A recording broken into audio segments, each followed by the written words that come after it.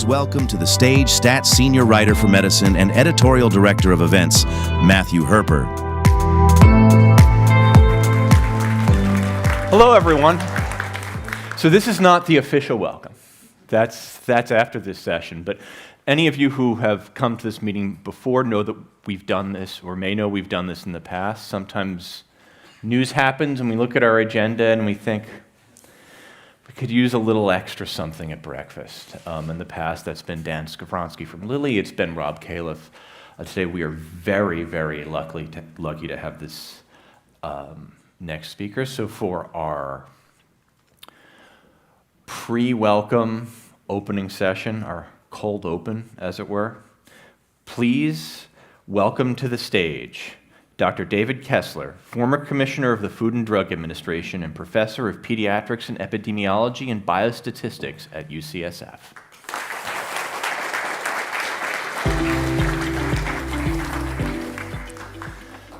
So just as a quick catch-up for all of you, Dr. Kessler was nominated as Commissioner of the Food and Drug Administration by George H.W. Bush and then again by Bill Clinton. He served from 1990 to 1997, the longest-serving commissioner in recent history. And he also more recently served as Chief Science Officer for COVID response for the administration of Joe Biden and co-led Operation Warp Speed. His time at the FDA has had ripple effects throughout the past several decades. The accelerated approval of HIV medicines, which we all think of as such a landmark, happened on his watch. His book, A Question of Intent, chronicled his time at the FDA and his fight against big tobacco. His more recent book, a New York Times bestseller, was about the science of overeating and GLP-1s. So thank you for being here, Dr. Kessler. Thanks for having me.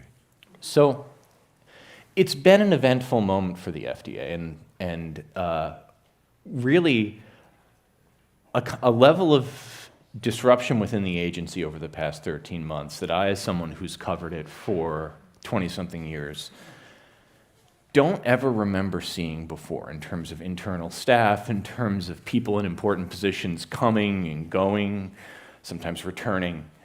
And that all culminated with the resignation of Commissioner Dr. Marty Makary. I'm wondering, as someone who sat in the seat for so long and who's been close to HHS in many ways throughout many administrations, what are you thinking as you watch this?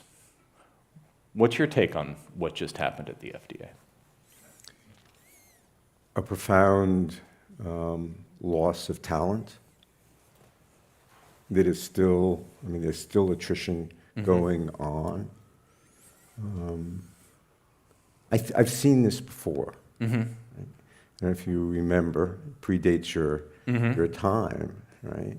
But if you go back in the 1980s, there was the generic drug scandal. Right? There was a commissioner that was fired. And the agency was being called up to the hill literally every day. And Dingell was, relentless, in the oversight process. Bush in the White House. And they actually had, they were at the point where they just said, fix it. They needed someone to fix it. And they actually set up a search committee. And that's how I actually got the job. Right. That's where I came in. So I can really, and there are these periods in the time, the agency, but if you look, we can, I don't know what your take, but when I came back and had the privilege of coming back the second time for the second round in HHS and sitting there sort of, in between FDA, NIH. This is during COVID. COVID. Yeah. Right? I think FDA was the mature organization.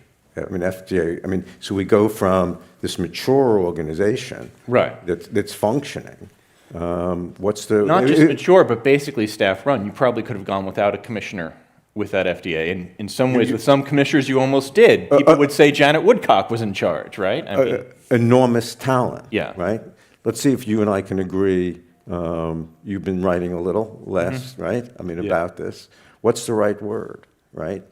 Agency fragile, would you agree?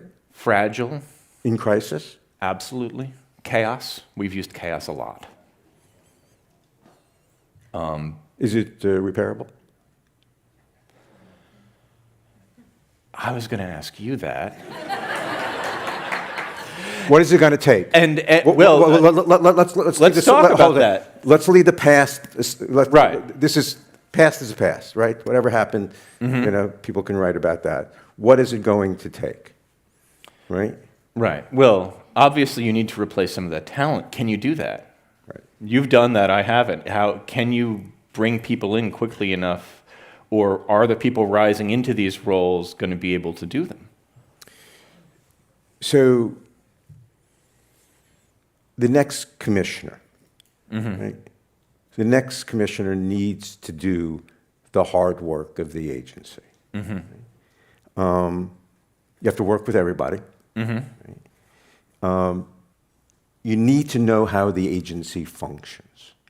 Right? You have to understand, what's the essence of that. I mean, you have to be able to work through regulatory processes. Right? You got to empower the staff. Right? You got to be able to recruit the best. I mean, I flew out. I remember to Kansas City. To recruit Jane Heaney. Right. Who became commissioner, my successor. To Mike Friedman, who became an acting commissioner. I appointed Janet Woodcock. Right. You got to be able to do the real policy work. You can't do it just by pronouncements in press releases and podcasts. Right. There's building that consensus. That policy work. What did we do? Right. It was PDUFA. We did. Right. Accelerated approval. The food label. Tobacco. Right. But would you look, FDA? Every issue that I dealt with at FDA, there was the word controversial attached to it. Right. Every time, it was always tobacco was controversial, but underneath all that, there's a consensus, and you got to find that consensus, and you got to bring everyone together. Do you think that's still true? Is there a consensus on some of these issues? Some of the issues the agency is facing, I'm not sure there is one. Yeah. Look, there may be one or two issues.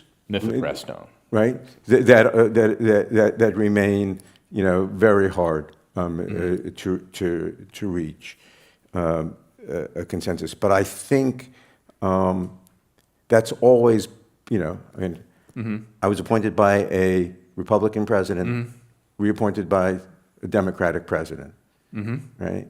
I think the way we tried to do when it came back was very important for me to always to strive to do things to find that consensus. What do you do? How do you have a difficult problem like this? You've got a polarized Congress. You've got an opinionated president with an opinionated administration.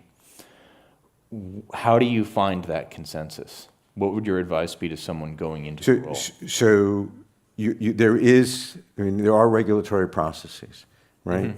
That was something that was striking, that this past FDA administration often didn't follow regulatory process. Right. So, if you look, when I came to the FDA, the average review time was 33 months. 33 months review time. And way too long. Fair? Right? Yes. Right? It was 33 months. Yes. And I went to Temple, I went to the other senior members, who had been at FDA 10, 20, 30 years. And I said, look, 33 months is too fast. They said, Kessler, you want it fast or you want it right? I said, I want it both. Right? And I said, let's go back and think through how we could do this better. If I can bring you additional resources, are you willing to agree on certain timelines for review? You're going to bring additional resources? Oh, okay, we do. That was the birth of PDUFA, right? Accelerated approval. If the food label, right? When we did the food label, back in the 1990s. Food industry was up in arms. You're not going to. They took it all the way up to the Oval Office to fight the food label. Today, Right. the food industry will do anything. You try to take that food label away, they'll oppose it. I mean, you find the consensus. You can work through those processes, right? I mean, On the approval times, is 2 months too short? What the agency has to do, I did the protease inhibitors in, 36 days, Yeah, that's true. right? The next commissioner has to assure the agency makes sound clinical decisions, and they can withstand scrutiny, right? I mean, you got to be able, the most important thing is the agency make good, sound clinical decisions, right? And the FDA commissioner has to be willing to put her or his body on the line to allow the agency to do that work. I mean, the agency, it's white heat, right? I mean, you can write, whatever you think of, past FDA commissioners, whoever was there, the intensity of those jobs, the real white heat, right? You have to put your body on the line so the agency can do their job. And you're usually getting it from both directions. Kyle Diamantis, the acting. Do you think he's up to this job? Everyone's wondering if he ends up just being commissioner, because from a process point of view, it's going to be hard to get somebody else in. So, I know him, I've worked with him. I think, and I'm very reassured, right? Why? I think he understands, he's not a doc, right? But he understands regulatory process. I think he respects the talent of the agency. He understands the agency's processes. Will he be able to recruit?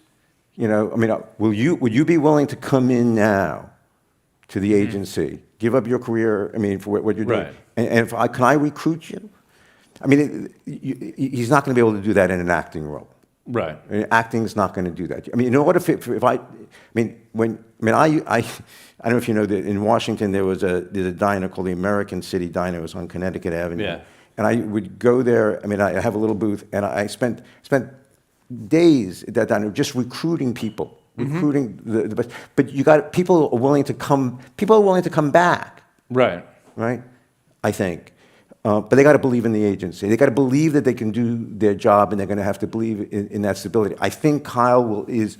I strongly believe he will provide the agency with the stability that it needs. I think. Look, actings are hard jobs. I think I've watched actings do it. Right. We've had a lot of them. we have a lot of them. It can be a year. You do the job, and at the end of the job, you think you can do it as well as anyone else, and then someone else comes in. It's very hard, and it's very hard on the agency. I have great confidence in Kyle Diamantis. I think he understands process. I don't have any special relation. That's my observation with him. And I think he's going to need, people are going to need to let him do his job. Right. Right. There has to be a coming together. In order to allow the agency to succeed. But an enormous amount is it's. How would let's say that the administration's main goal is to not have any FDA problems or controversies that will affect the midterms. Yeah. What would you advise them to do to let Kyle kind of stabilize? Look, he's going to let the agency, be the agency, right? Don't interfere in the agency's processes. Or if you're going to do that, do it publicly, do it transparently, do it in full view, right? I think that is key. But look, we can't just have the agency do nothing. I mean, Right. I mean, there's so much at stake. The agency is at the center of American medicine. Fair? Mm-hmm. Fair. It is. It took me a while to understand this. It's not just about approving foods and drugs and devices. And I mean, it's a public health agency. I mean, it's at the center of very important. I mean, we're at a stage of medicine, right? Mm-hmm. Right. I mean, the stage of where this country is. I mean, if you just look at the health of this country, right? 98 million Americans pre-diabetic, right? There's been a doubling of hyperinsulinemia. 20% of us are going to die of stroke, right? I mean, we have this epidemic of a cardiometabolic disease. This increase, we're going to see this increase in heart failure. I mean, we have the tools, and we have an industry who's able to contribute tools to take care of the American. We have to have an agency that thrives, because if the agency thrives, the industry will thrive, and we will thrive. I mean, through that. So just doing nothing, right? Sure.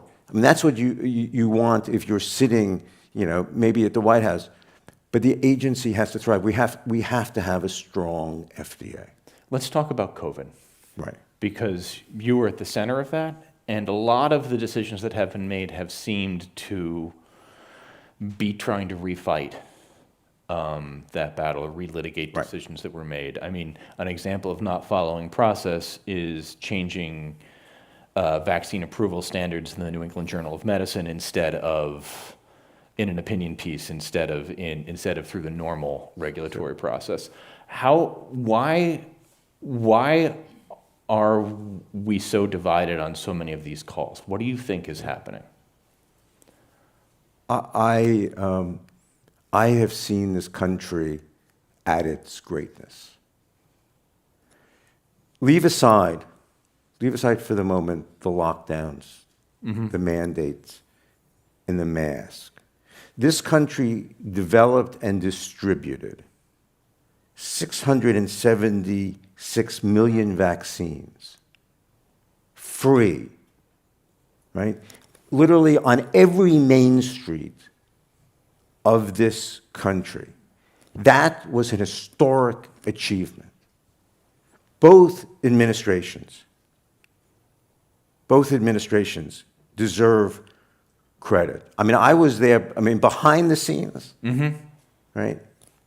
There was no Republican, there was no Democrat. I mean, everyone came together. I mean, we relied on names that you've never heard of. I mean, Jason Roos, Gus Perner. Those were real subject matter expertise. It was historic, and it will never happen again, right? And it was because people. In the end, people were willing to step up. Look, there's a lot of denial going on. It was a very intense period. You make a lot of mistakes, but we got to the other side, right? And we distributed free, right, to everybody who wanted it. A vaccine, that worked, right? Industry deserves credit. Fair? Yes. Right? Will you ever see that again in this country? That kind of effort? Well, I hope so, but probably not. The vaccine, safe and effective? Any doubts, risks? There are always risks, right? There's a risk of myocarditis that was there in the early boosters and is not now. But any doubt that the risk-benefit equation, right? That there was millions of lives saved? Right. Right. Look, it was a very intense period. Okay, and I understand it's very hard, right? But I really did see. On that vaccine effort, on warp speed, I give again, both administrations deserve enormous credit. We have a minute left. Is there anything you'd want to say to staffers at the FDA? No. I understand. I understand how fragile the agency is. I understand the jury is still out. I think there's an opportunity. I think there's an opportunity and a chance that we can get this right. Right. It's going to take a lot of effort, a lot of recruitment, and I really do hope that everybody allows the agency to thrive. Thank you very much. Thank you, sir.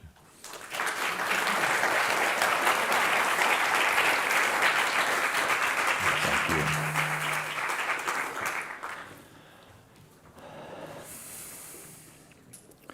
Well, now we start for real. Thank you, everyone, and welcome. Welcome to the annual STAT Breakthrough Summit West. It is great to see all of you here. I'm Matt Herper, the senior writer for medicine at STAT. I'm also the editorial director of events, which means my team and I have sweated over everything you're going to see here today. We're going to do something a little bit different this morning. I'd like to welcome STAT's co-founder and executive editor, Rick Burke, to join me up here on stage.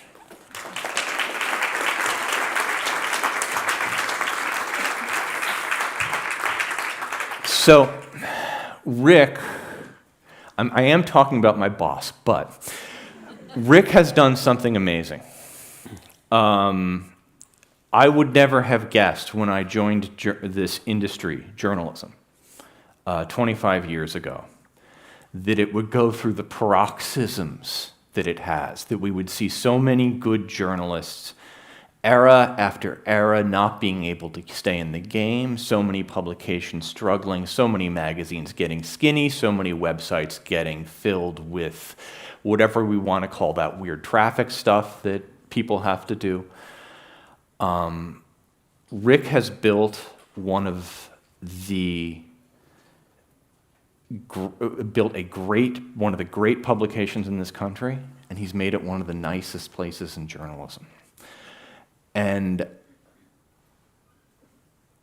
one thing that I've just been impressed with day in, day out is that, Rick, you always keep us focused on the mission. So I thought maybe you wanted to tell these folks what it is we do. Well, first of all, you're being too nice, but I want to just back it at Matt. I think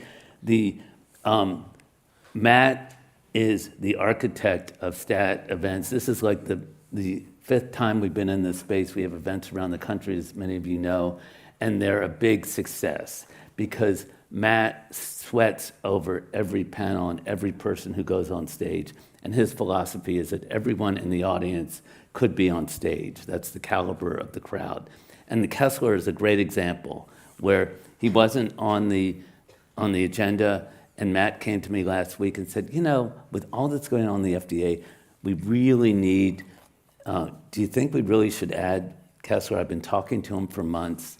I can get him here in person, and we don't really have room in the agenda, but let's add it in the morning. I said, go for it. But that's the kind of hustle and the care about hitting all the bases that Matt does. It will make this day really, really special, I think.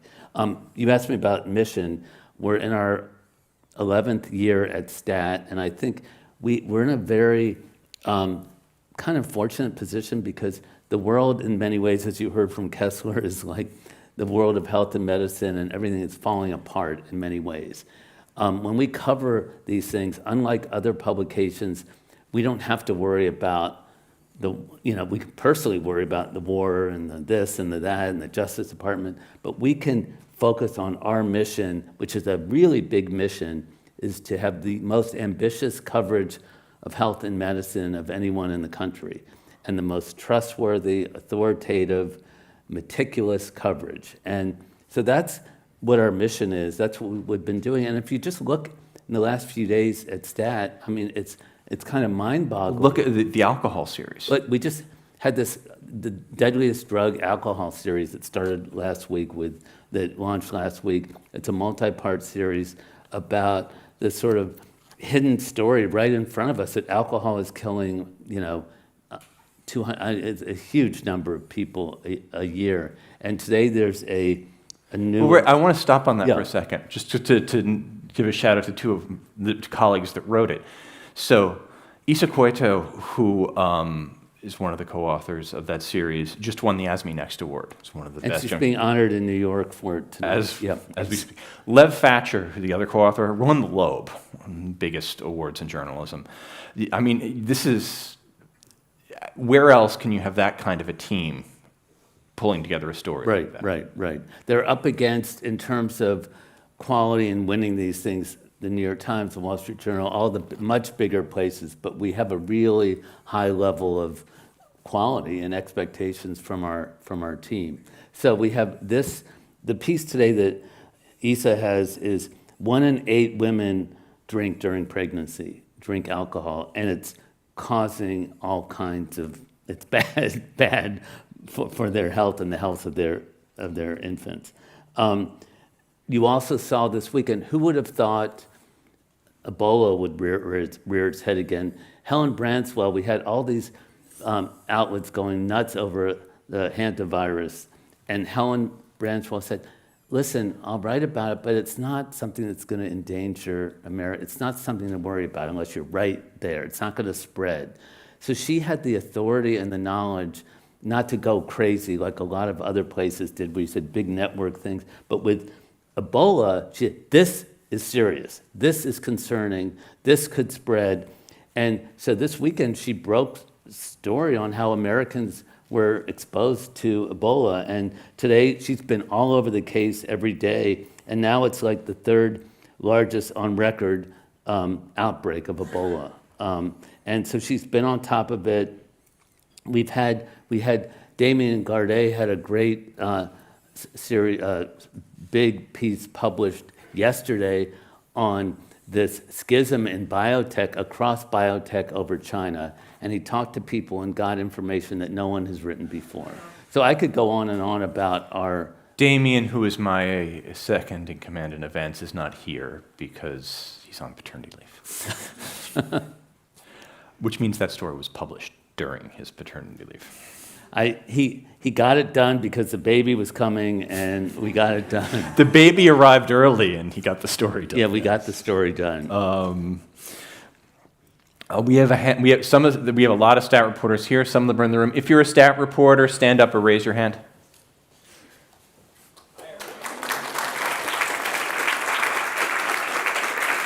And I hope you have time during the day to talk to our reporters. And some of them that are here, I just want to shout out their newsletters. We have is Brittany Trang here, who's the AI prognosis newsletter? Oh, there's Brittany, which is a great newsletter. Mario, are you here? Aguilar, the health tech newsletter twice a week. There's one today. There's, what else are we doing? Adam Feuerstein. Adam's biotech scorecard. Biotech scorecard. Watching the room from the corner with both sides covered of his back. Very popular. And we have many, but those are among I might be leaving people out. I also want to say, if you don't already listen, our weekly drops every Thursday, our Read Out Loud podcast with Allison DeAngelis, who's here, and Adam Feuerstein, and Elaine Chen, who's not here. We just had our 400th episode, and I am the only person that's listened to every one of the 400. That's one of the weird things about starting something you kind of can't let go, and but that's kind of nuts. But we've had 400, and I highly recommend that you sign up for all these if you don't get them already. You get a free ticket, a free year of Stat Plus if you're a new subscriber with your Summit ticket. Take advantage of it. It's worth it. You'll want it again next year. We have a jam-packed day of, I'm going to have to be the editorial director of events and call time now. We have a jam-packed day of fantastic sessions ahead of us. I want to jump right in, but before we do, I want to introduce you to Catherine McPhail. Catherine is a journalist on my team. She's indispensable. Catherine, in the red suit. Catherine and other staffers will have a mic to facilitate conversation throughout the day. If a session is going on, you want to ask a question, even if we haven't opened it up, grab them. They are welcome. We do have an event app. There's signage around the venue with a QR code to download it. It's there on screen. Download it. It has the most up-to-date agenda. I really hope it doesn't change anymore, but you'll need the app. It's also where you'll be able to see a listing of other attendees here today and to connect with them. A special thanks to the Stat Breakthrough Summit West sponsors who have helped to make this event possible. Our presenting sponsor, Genentech. Our premium sponsors, AstraZeneca, BioMarin, Evidation, Metadata, and Schrödinger. And our supporting sponsor, Doximity. We are really, really thrilled to have all of you join, including the people joining virtually. We encourage you to share your thoughts on social media, use the hashtag #StatBreakthrough on your favorite social media platform. I'm on all of them. Go ahead and at me and tell me what you don't like in public. It'd be great. Thank you so much, and we're off to the races.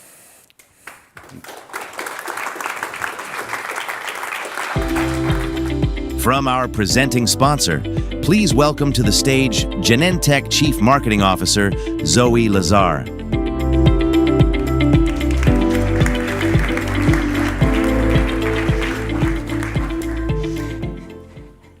Good morning. 50 years ago, our industry started with a bold idea that you could program biology to change the course of disease. Some of you have heard the story, and it goes like this. A young venture capitalist, Robert Swanson, met in a bar, no less, with the scientist at the University of California, San Francisco, Herb Boyer, who was working on a technology called recombinant DNA.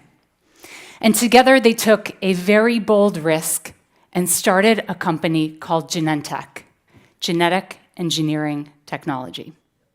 And 50 years later, this year, Genentech has benefited the lives of millions of patients with novel therapies. Many of you have been instrumental in shaping the progress of the last 50 years. Gathered here today are scientists, academics, policymakers, inventors, marketers, and I'm so grateful for organizations like STAT for the opportunity to come together today. My own journey in public health started with a similar ambition: to improve the lives of communities in equitable ways. Almost 3 decades ago, I was a public health graduate student, and I was working in West Philadelphia at a needle exchange van, Prevention Point, Philadelphia. And this, thank you. And for those of you who know, this van went around the city of Philadelphia and distributed harm reduction supplies to people that needed them most. Clean needles, HIV medicine, and awareness. But we were running out of resources, and my doctoral dissertation was on resource allocation. So what did I do? I walked down, crazy, but I walked down to the Department of Public Health in the city of Philadelphia, and I asked them where new cases of HIV incidence and prevalence were the highest in West Philadelphia, Kensington, you name it. And I took that data back to Prevention Point, Philadelphia, and I reallocated exactly where the van would be, the hours, the services, to that exact area where those cases were spiking the highest. And almost 3 decades later, as the Chief Marketing Officer of Genentech, I see so many parallels in what I was doing then and what we are doing now. Let me share with you this. Back then, we had the technology, that was the clean needle, right? We had the scientific evidence, that was the literature that clean needles prevented HIV transmission. But we didn't quite have that final piece, which is connecting the technology and the science to the individuals that need it most. I talk a lot about this in my role as what we call as closing the last mile gap. That period from when a prescription or novel medicine comes to market and the patient gets it. Let me share with you 2 facts. The FDA approved dozens of new medicines last year alone. And yet, if you look at the prescriptions, over half of the prescriptions of those novel medicines are never filled by patients. All of us in this room can enumerate the reasons why. It's not a mystery. A lot of it starts with access, affordability, and insurance. But it gets more complicated, right? It gets more complicated. It's systemic inequities in our healthcare system. It's the lack of ability for a patient to understand that medicine at their literacy level in their language. And these are challenges which all of us must address in the next 50 years. We've tried to do some of this at Genentech, and very much of it, you'll hear, is tied to public health. Last year's flu season, for anyone that was tracking, was a severe flu season, and you saw waves of the flu throughout the United States. What we were able to do is geo-target exactly, in almost real time, where those cases were spiking, and then, again, almost in real time, geo-target our radio ads, our individual reps in the field, and our media to create awareness of a flu medicine that we had, which needed to get to patients within 48 hours. And again, you see so many parallels in what I was doing back then and what we are trying to do and close that last mile gap. So I implore all of us today to think about the next 50 years. We have invented. We will invent more. We must connect. We must ask ourselves critical questions. The hardest one being, how do we create trust in the patients and the communities that we serve? How do we help patients and families and clinicians understand the complexity of the information that is out there? Information doubles every 72 days. AI has democratized almost everything at our fingertips. How do we help patients? And how do we help patients and solve that challenge from invention to connection to close that last mile gap? I would argue that's the conversation that we need to be having today and for the next 50 years. Thank you.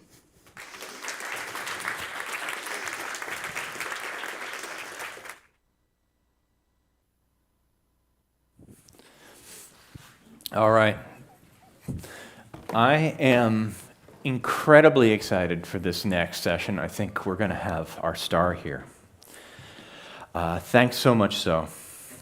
Here to kick off today's program with a really incredible story, please welcome to the stage Jory and her parents, Joni and Dave Krause, Dr. Whitney Thompson, physician at the Mayo Clinic, and to moderate, Katie Palmer, Stat Health Tech correspondent.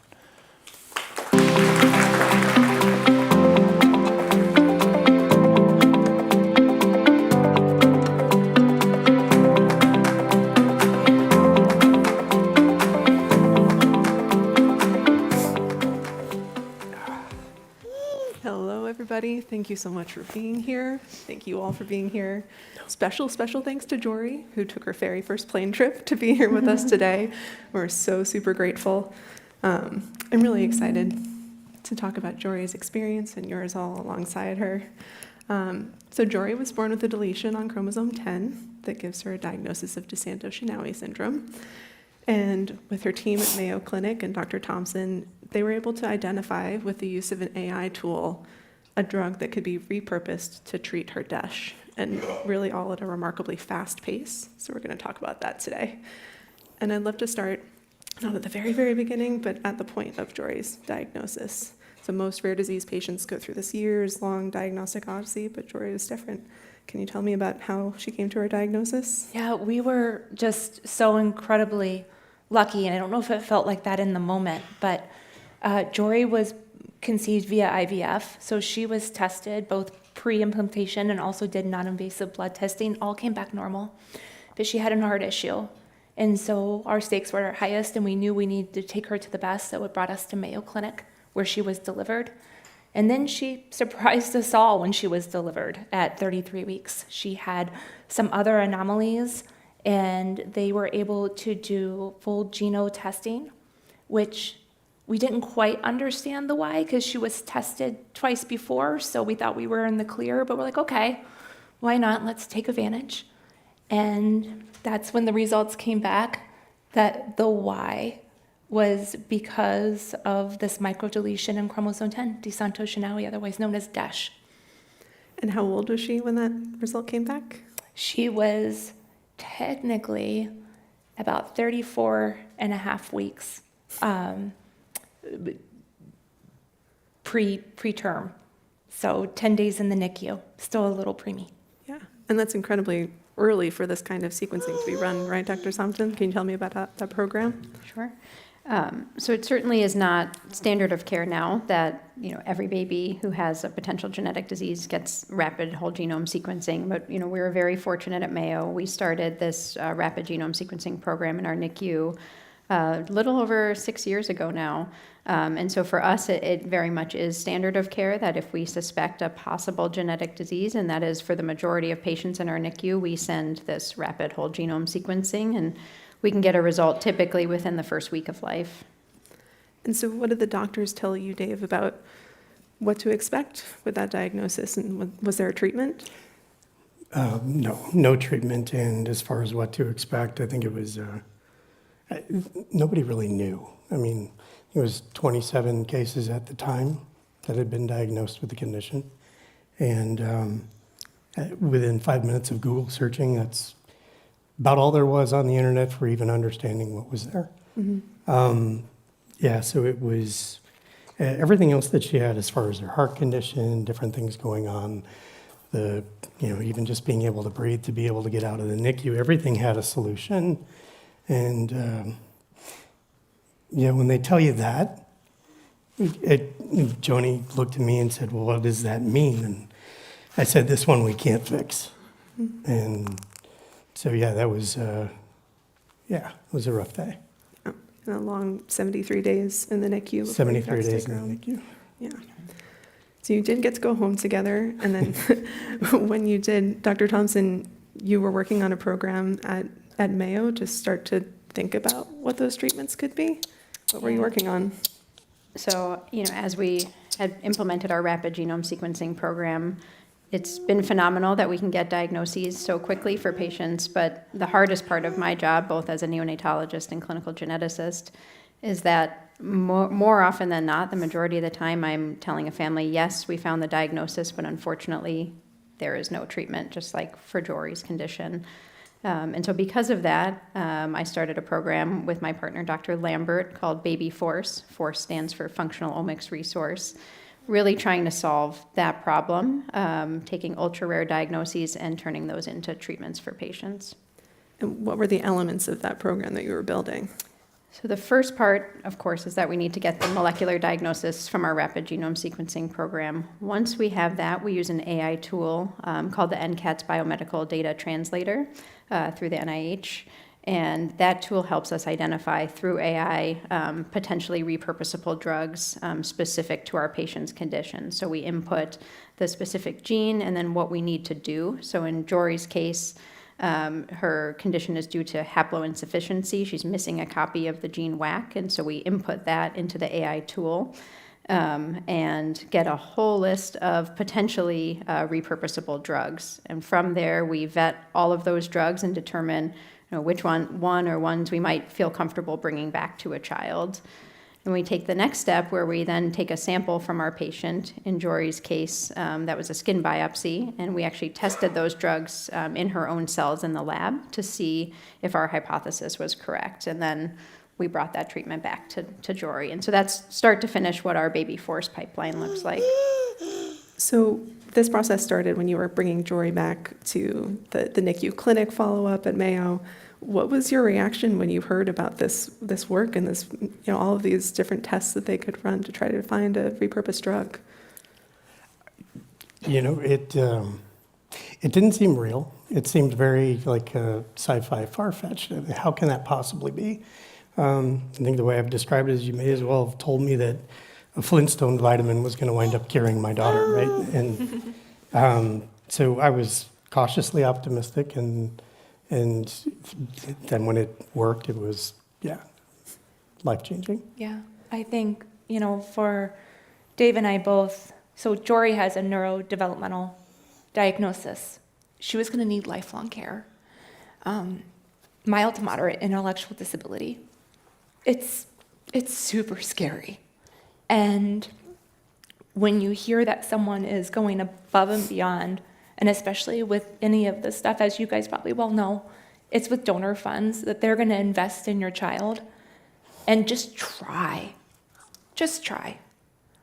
It moves you to the core. It changes who you are as a human. And I know that Dave and I were we would research CRISPR, and we're both from the business side of things, so like you try to learn as much as possible. But to hear that this was possible, we were just in awe and filled with hope.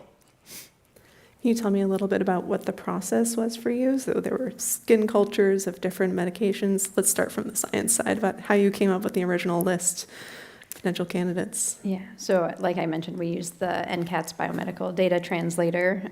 This is a federated reasoning-based AI agent. It outputs, a whole list. In Jory's case, we had many, many drugs to look at. And so with a multidisciplinary team, including a pharmacist, we went through each drug and kind of ranked them. And one was the clear front runner. That was clonazepam, a drug that we know has safety and efficacy data in children. There was a plausible mechanism for why this could work. And it was a very available and easy drug to give a child. And so for all those reasons, that became our front runner.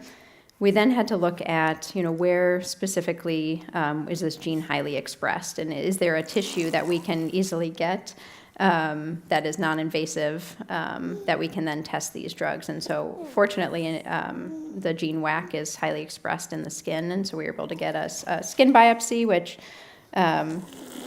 mildly invasive, but not, it didn't seem to bother Jory too much. And so we were able to get that sample, grew some fibroblasts up in the lab, and then tested our front runner drug, clonazepam. And we were just blown away by the results right away that we didn't even need to go to our second, third, fourth line drugs. So tell me about Jory getting her first dose of clonazepam. What did you see as parents change? Yeah, well, what was it? Second day, she was kind of cruising across the couch, and Joni had her feet up, and she kind of came to Joni's legs and just kind of stopped for a second, hesitated, went underneath her legs, and then kept on going. And it just, that multi-step function type of thing we didn't really see before. And I looked at Joni and like, that was different, right? There was something about that was different. And then within a week, she was walking around with a walker. She was doing that. She's always been able to do that. Sorry, Whitney, that was on her own. She had that one. But no, then she was climbing upstairs, climbing down. Oh, it's okay. Shh. It's all right. We laughed too hard. Yeah, they're just laughing. Yeah. They think Yeah. you're silly Yeah. and wonderful. She's a sensitive too. So she just started doing those things in one of her speech therapy sessions. No, it was OT. She grabbed a shape, and it was a square, and she just sort of looked at the therapist and said, "A square." And so we started. Obviously that wasn't there before, and so we've had all of these. We just started seeing multiple things, one right after another, and it's continued. It's like the way I described it is like she had a lot of roadblocks and barriers to development. And what the treatment has been able to do is remove those barriers and allow her to start developing. And so it's a continual thing. It wasn't like a light switch where all of a sudden, boom, she's age appropriate. But what it did is even though she started her race behind, it allowed her to just start running, where before she wasn't. So that's what Yeah, this is before it was like one big processing disorder, and what we didn't understand is that Jory was obtaining all of this knowledge, she just couldn't get it out. And the results were so fast, and Thank goodness the Mayo team gave us a whole bunch of grace because we got told a whole bunch of protocols to follow, because this is all new. And we were so excited when we saw, like, 3-4 days later, all of a sudden your kid is holding up a Fisher-Price toy and saying, "A queer, a queer," and just moved to tears and was emailing and emailing, and it's like, this can't be. This can't be, and it can't be so fast. It was almost like a light switch for those early skills that were, coming over, and even, again, we're a year in, and it's just huge. Yeah, just a year. Just a year. So incredibly fast. Yeah. And on the biological side, when were you sure that you were seeing an effect? I was skeptical for a while. I was always kind of on that side of the fence. I was excited. I was cautiously optimistic as I heard, Jory was gaining skills very rapidly. When we put that together with some additional data, so we were also taking blood samples and monitoring WAC expression in her blood, and we saw that go from about 50% wild type or normal levels to 100%. That, in conjunction with her rapid skill development, took about a month, and then I was convinced. So we've seen a few cases over the last 5 years or so of this kind of drug repurposing for rare disease. When did you, do you think you would have stumbled on clonazepam without the use of this particular AI tool, drug repurposing concept? I don't think we would have gotten there without the AI tool. It's able to make inferences across all of biomedical literature, things that we wouldn't have been able to connect otherwise, and so the AI portion of this is absolutely critical. So now the next step for Jory is? She's still gaining skills. The results have been huge. It started with how her receptive language is now age appropriate. It's just crazy. And her cognition it's in the average, it's in the lower average range, but it's still gaining. So again, just what she can put together, what she can do.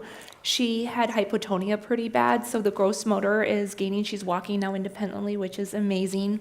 But that just took a little bit longer just because she had hypotonia in the legs. Hypotonia being? Low tone. Yeah, and that's common with kids with genetic syndromes is they have lower tone in areas.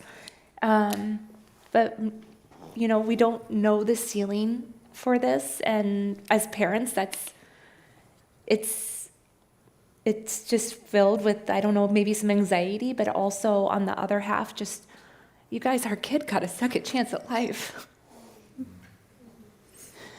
I remember telling at Mayo, Jory had one of her mini surgeries, and I was telling our pulmonologist about what was being accomplished because she was about ready to start. And the Mayo team has definitely become our village. And he just looked at us, he goes, "That's like a lotto ticket." Just completely life-changing. And yeah, and we're starting to hear success stories from other DESH kids as well, which just moves you to tears. Also using clonazepam? Also the clonazepam. Wow. And just got to reach out just yesterday, because it's hard, right, to share this story, and we're very passionate about it, but also to be accessible to other DESH parents.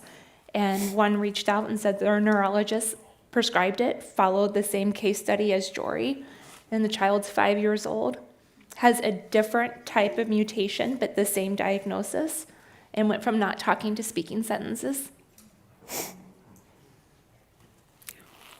Yeah, it's huge.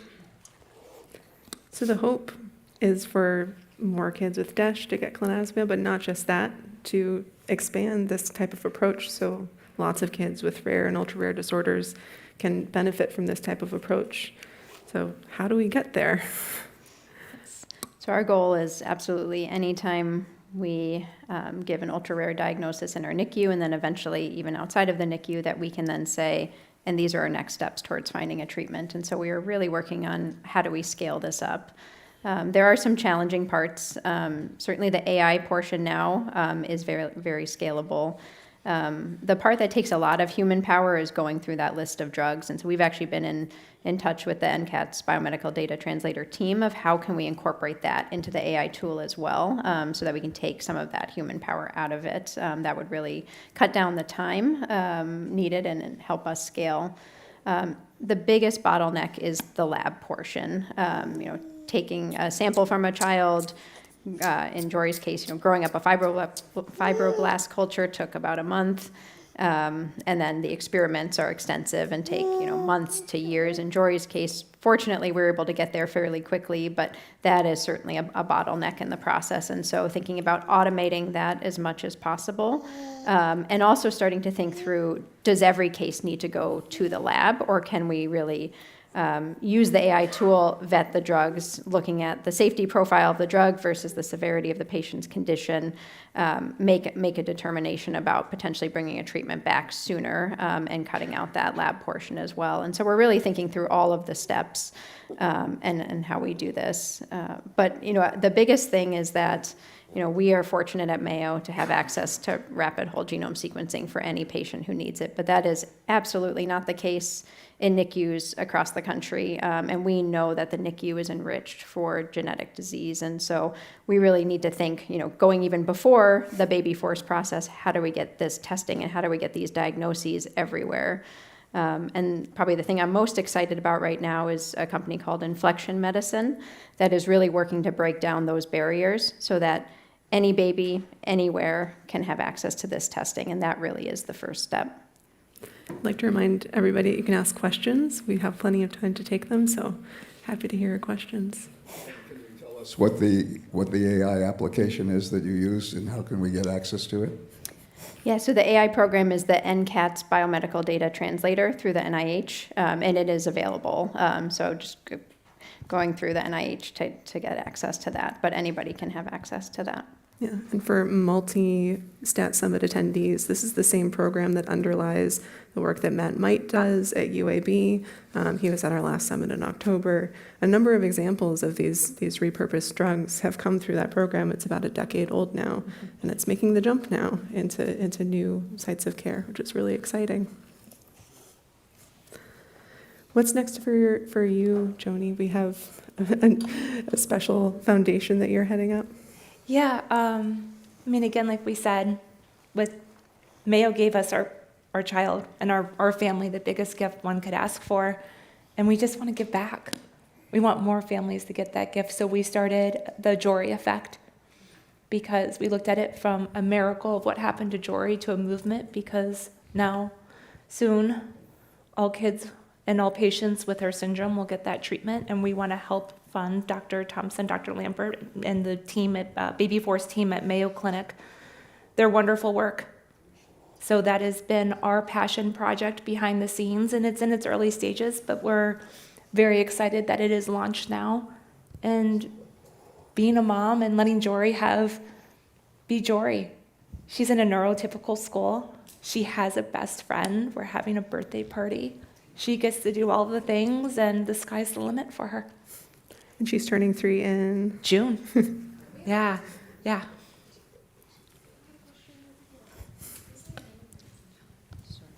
Christina Manvelian of Vividian Therapeutics. Thank you so much for sharing this incredible case. The NCATS, I'm assuming that's only for products that have been approved and commercialized. Correct me if I'm wrong on that one. I'm wondering if there should also be an application or another layer of so many drugs may be safe, but don't make it through, efficacy bars, and those are very commonly, not arbitrary certainly, but not meeting those statistical significance endpoints does put some drugs in a valley where they never reach patients they could potentially help. Do you know of any platforms that are mining oftentimes not public data, and if there's any efforts to build platforms like that? So yes, this platform, we're looking at FDA-approved drugs specifically. I agree. I think that we need to open this up to other drugs as well that might not meet that specific safety efficacy threshold. especially when we think about pediatrics, because we use drugs off-label all the time in pediatrics due to lack of data. I don't know of any tools at the moment, but that is certainly something that I think needs to happen. I am familiar, as a federally developed platform, I know that there are, pharmaceutical companies that are tapping themselves into biomedical data translator so they can take their proprietary data, match it with all of the publicly available data that was used to train these models, and build what they want with it. Hi, Rob Lustig, UCSF. Just a quick question, Dr. Thompson. Since Klonopin is available and on formulary, did you have to go to your IRB for compassionate use, or were you just able to use it? So we went through quite a few different processes, committees, and groups, including the IRB, just because this was so new. And we got some conflicting information on how best to go forward with this. We did not need a compassionate use. We did have a portion of Jory's treatment under the IRB, so the part where we were taking samples and monitoring WAC expression levels, that was all research-based under an IRB protocol. But as far as treating her with clonazepam, we were able to just do that essentially off-label. That was the advice we got from kind of across the board, legal, ethics, IRB, is that this is off-label drug use and we can just go ahead and treat if the treating clinician feels that it is the best thing for the patient. Hi, I'm Paul Billings. It's an amazing story, and it's also amazing because when I trained as a medical geneticist, cytogenetics was the sort of way that we would diagnose these kids, and you've just made an argument that whole genome sequencing makes a substantial difference in the management of these kids. I'm curious about how many genes do you think were involved in the mutation that affects this child, and how you think the drug is actually working? Do you have some sense of it? Great question. I'm trying to remember off the top of my head how big Jory's deletion was. 27? 27 genes, only a few of which are known to have gene disease association. Sorry, remind me the second part of your question. Well, just you sort of did a functional test on a big number of genes.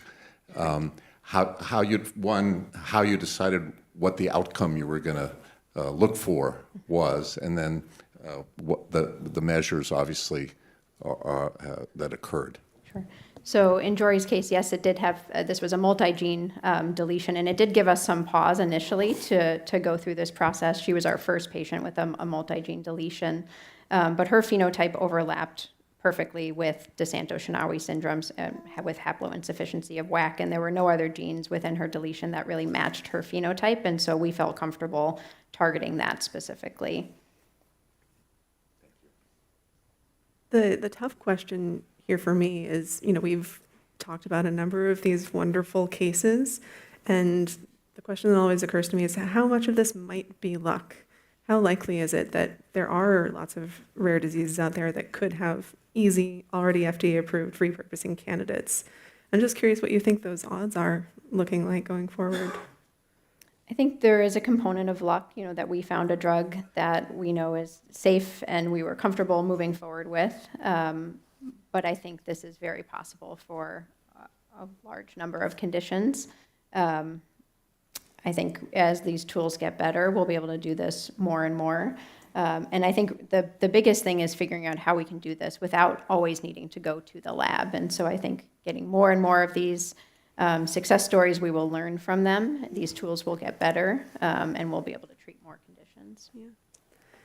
Dave, I'd like to ask, what do you hope people will take away the most from Jory's experience so far? Well, Dr. Thompson was starting to hit on something when she was speaking earlier, where she said, now when we can talk to parents, we can say the next steps are. And we didn't have that conversation.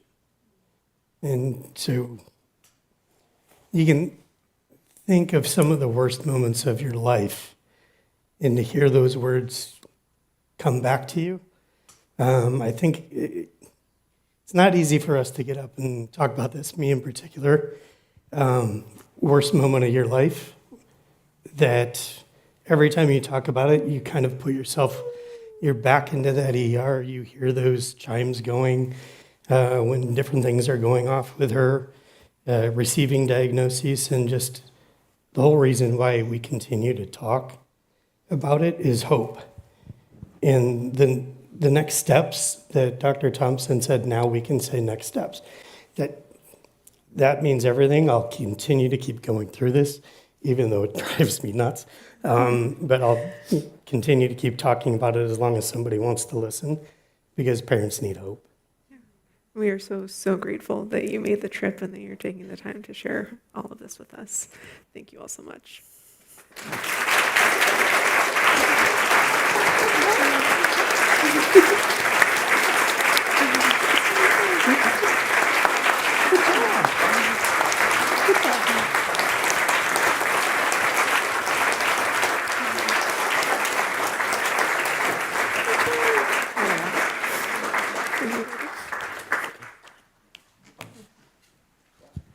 Thank you for the hope, guys.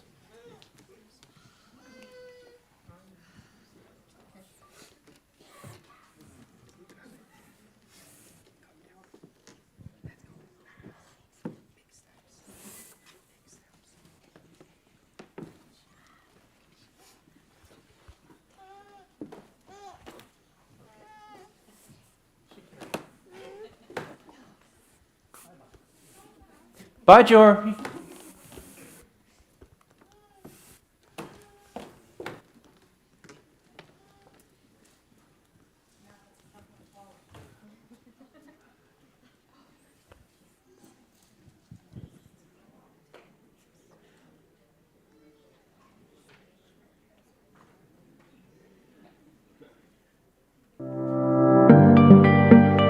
For this sponsored session, please welcome to the stage Senior Vice President of U.S. Oncology at AstraZeneca and President of the AstraZeneca Foundation, Mohit Manrao, and to moderate, STAT co-founder and executive editor, Rick Burke.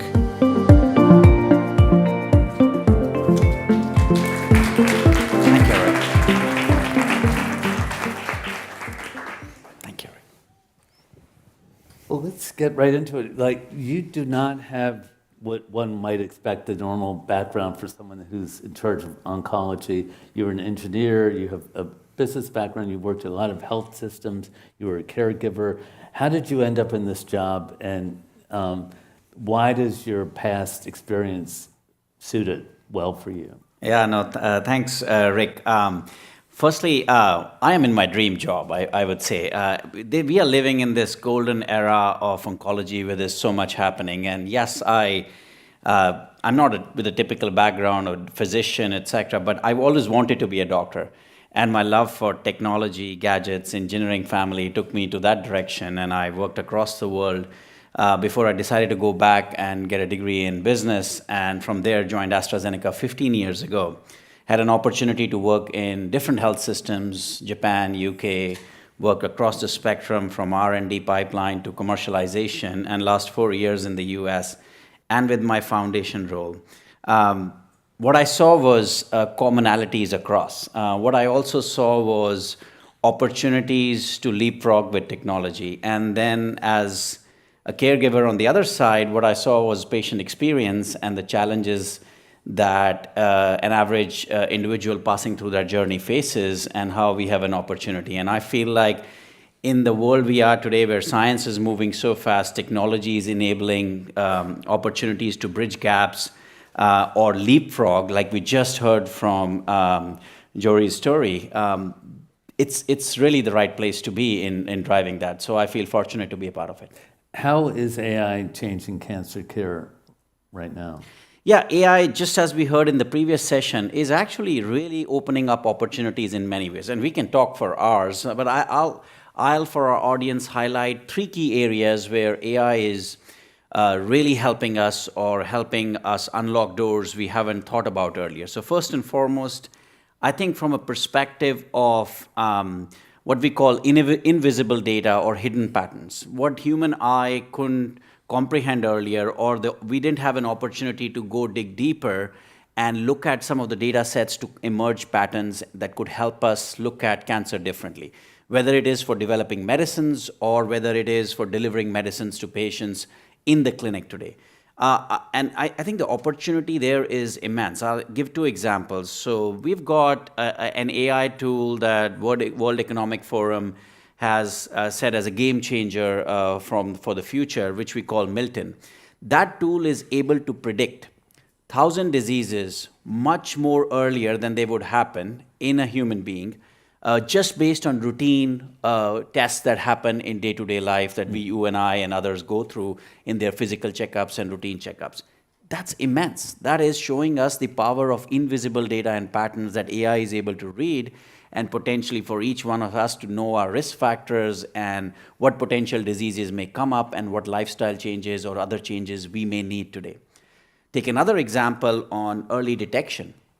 We talk about, and yesterday we were in Sacramento talking about lung cancer. So let me pick an example. Lung cancer, low-dose CT has been approved for a long time, but uptake remains a challenge. But in many countries, there is lack of low-dose CT infrastructure available. And that's where you combine X-rays, which a human eye could not read nodules on or risk of cancer on. You overlay AI on it, and suddenly you have leapfrog for those low-income, middle-income countries where infrastructure is a gap that you don't need to establish low-dose CT. You can actually risk stratify from that. So opportunities are immense. So the first and foremost was this concept of hidden patterns and invisible data that we unlock. I think the second big area for us that in cancer it's helping is accelerating precision medicine. And we heard from American Cancer Society that 18 million people are living with cancer and are actually surviving it. 7 out of 10 people are surviving cancers after 2015 onwards, where 5 years or more. That's great. And why is that happening? That's happening on back of precision medicine, better treatments, early diagnosis, and all of that. AI has an opportunity to accelerate that. And I say how, because let's take an example of precision medicine where we are able to identify a biomarker. Today, the biomarker is driven by a IHC test where we stain the tumor and understand that, or a gene mutation, etc. But we are actually leapfrogging that from looking at just the microscope, but using an AI to, again, uncover hidden patterns, invisible trend to say actually which medicines could respond faster. And at AstraZeneca, we have got what we call QCS technology, which is looking at an AI-based algorithm on a digitally scanned slides to predict which patients will respond faster. The benefit, you have patients who would get the more targeted treatment they need, less toxicity, less financial toxicity for the system, and overall better outcomes. So again, accelerating that. And I think these two are on the clinical side. People talk about, AI, and then what happens to the human touch and element. I think that's where my third theme is. It is helping us, bring that human touch back or actually enhance it. So if we can do better things in clinic that take away the administrative burden, better things in clinic that help physicians be more empathetic because they have more time. Like we all hear physician stories where they complete their 8-hour shift and then they have hours and hours of documentation to finish, not just because they have to maintain the records for patients for the future, but also because of billings, etc. We're seeing AI being used there. There are cases where people are using, Deep Scribe and other technologies available out there to actually spend more time conversing with the patients, understanding their goals, empathetically treating them, versus actually behind the computer doing that. So human touch. Is there anything, when you started in this role, is there anything that, like, if you had only known 8 years or whatever, that we are now doing X, is there something, are you surprised by how far the technology's moved or accelerated? Yeah, I think in the last 2 years, technology has really enhanced a lot. I would say if we look back, and there's still more work to be done, we need to really ensure we are doing a great job in bringing data together. And when I say data together, it's not just data, it is inclusive data. Because if we are going to start using AI on many of these things, it's critical that the biases are not in there. So that's one element. And I don't think our And there's a lot of work happening, but I don't think our systems talk to each other in the health system where the data portability is not there, data is not complete. Many of the physicians and patients don't have access to their data at fingertips. So enabling that would be critical, because I think the world is not that far away where Mohit can enter Dr. Rick's clinic and Dr. Rick's computer could show him patients like Mohit in your clinic and across the US database do better with these kind of tests, treatments, etc., for you to have a guide on your site. For that, data needs to be. And things you never would have imagined. No, yeah. What can you talk for a second about your experience as a caregiver and how that affects your role now? So my wife has multiple myeloma. She's now in remission for many years. She got it diagnosed early, again, incidentally, and that comes to the point of early detection, finding technology. But one thing, when we went through the process, two things which were clear were, one, I was fortunate to be a part of a company and part of this system where I knew a lot of things. I knew which literature to read, which guidelines to follow, which insurers to call, what to do. And the hurdles in getting the right standard of care and the best care were immense. And that too for someone who understood, right? And then I think of someone average who's never been in this field and is diagnosed and going through this, it is complex. And my conclusion from that was that it's not actually cancer that gets people, into a state which is leads to dismal outcomes. It is the systematic barriers, and those barriers now every time we get a drug approved and we have an ASCO presentation and people say, wow, this data is great and will transform lives. No. Like, we got a lot of work to do at the grassroots level to bridge those gaps and close those care gaps and systematic barriers to be removed. So I have a deep appreciation for those challenges, having been on the other side. That's one. Second, a very important emerging theme. As we see in the United States, cancer, of course, I talked about survivorship and outcomes are improving, but we also see a shift of cancers happening in younger people, right? And that opens up a very different question, because the care and the ecosystem set up today, one, it wasn't set up for survivorship. People talked about, let's get the outcomes. And two, it's not set up for what these younger populations will need for their next 30 years, 40 years as they live and survive longer. So there's an overhaul of the system needed. So those are two things that I have personally taken away, and then me and my teams and with the ecosystem we start to work on. We are out of time, but I have one final question I want to squeeze in. If there's one takeaway about AstraZeneca and what you're doing in AI and cancer, what do you want that to be? Very quickly, I would say at AstraZeneca, we have an ambition and a vision and a mission, which is we want to one day eliminate cancer as a cause of death. And everything we see from science, technology that's coming through, it is possible. What we need to ensure is we are able to implement that science in practice. And for that, which is my message here, is for that to be possible, it cannot be one company alone. We all need to partner in the health system. So partnership is key, and really uncovering those systemic barriers that come in and collaborating for right solutions, which are science-focused and patient-oriented, would be the key. Mohit, thank you so much. Thank you, Rick. Thank you for having me. Thanks.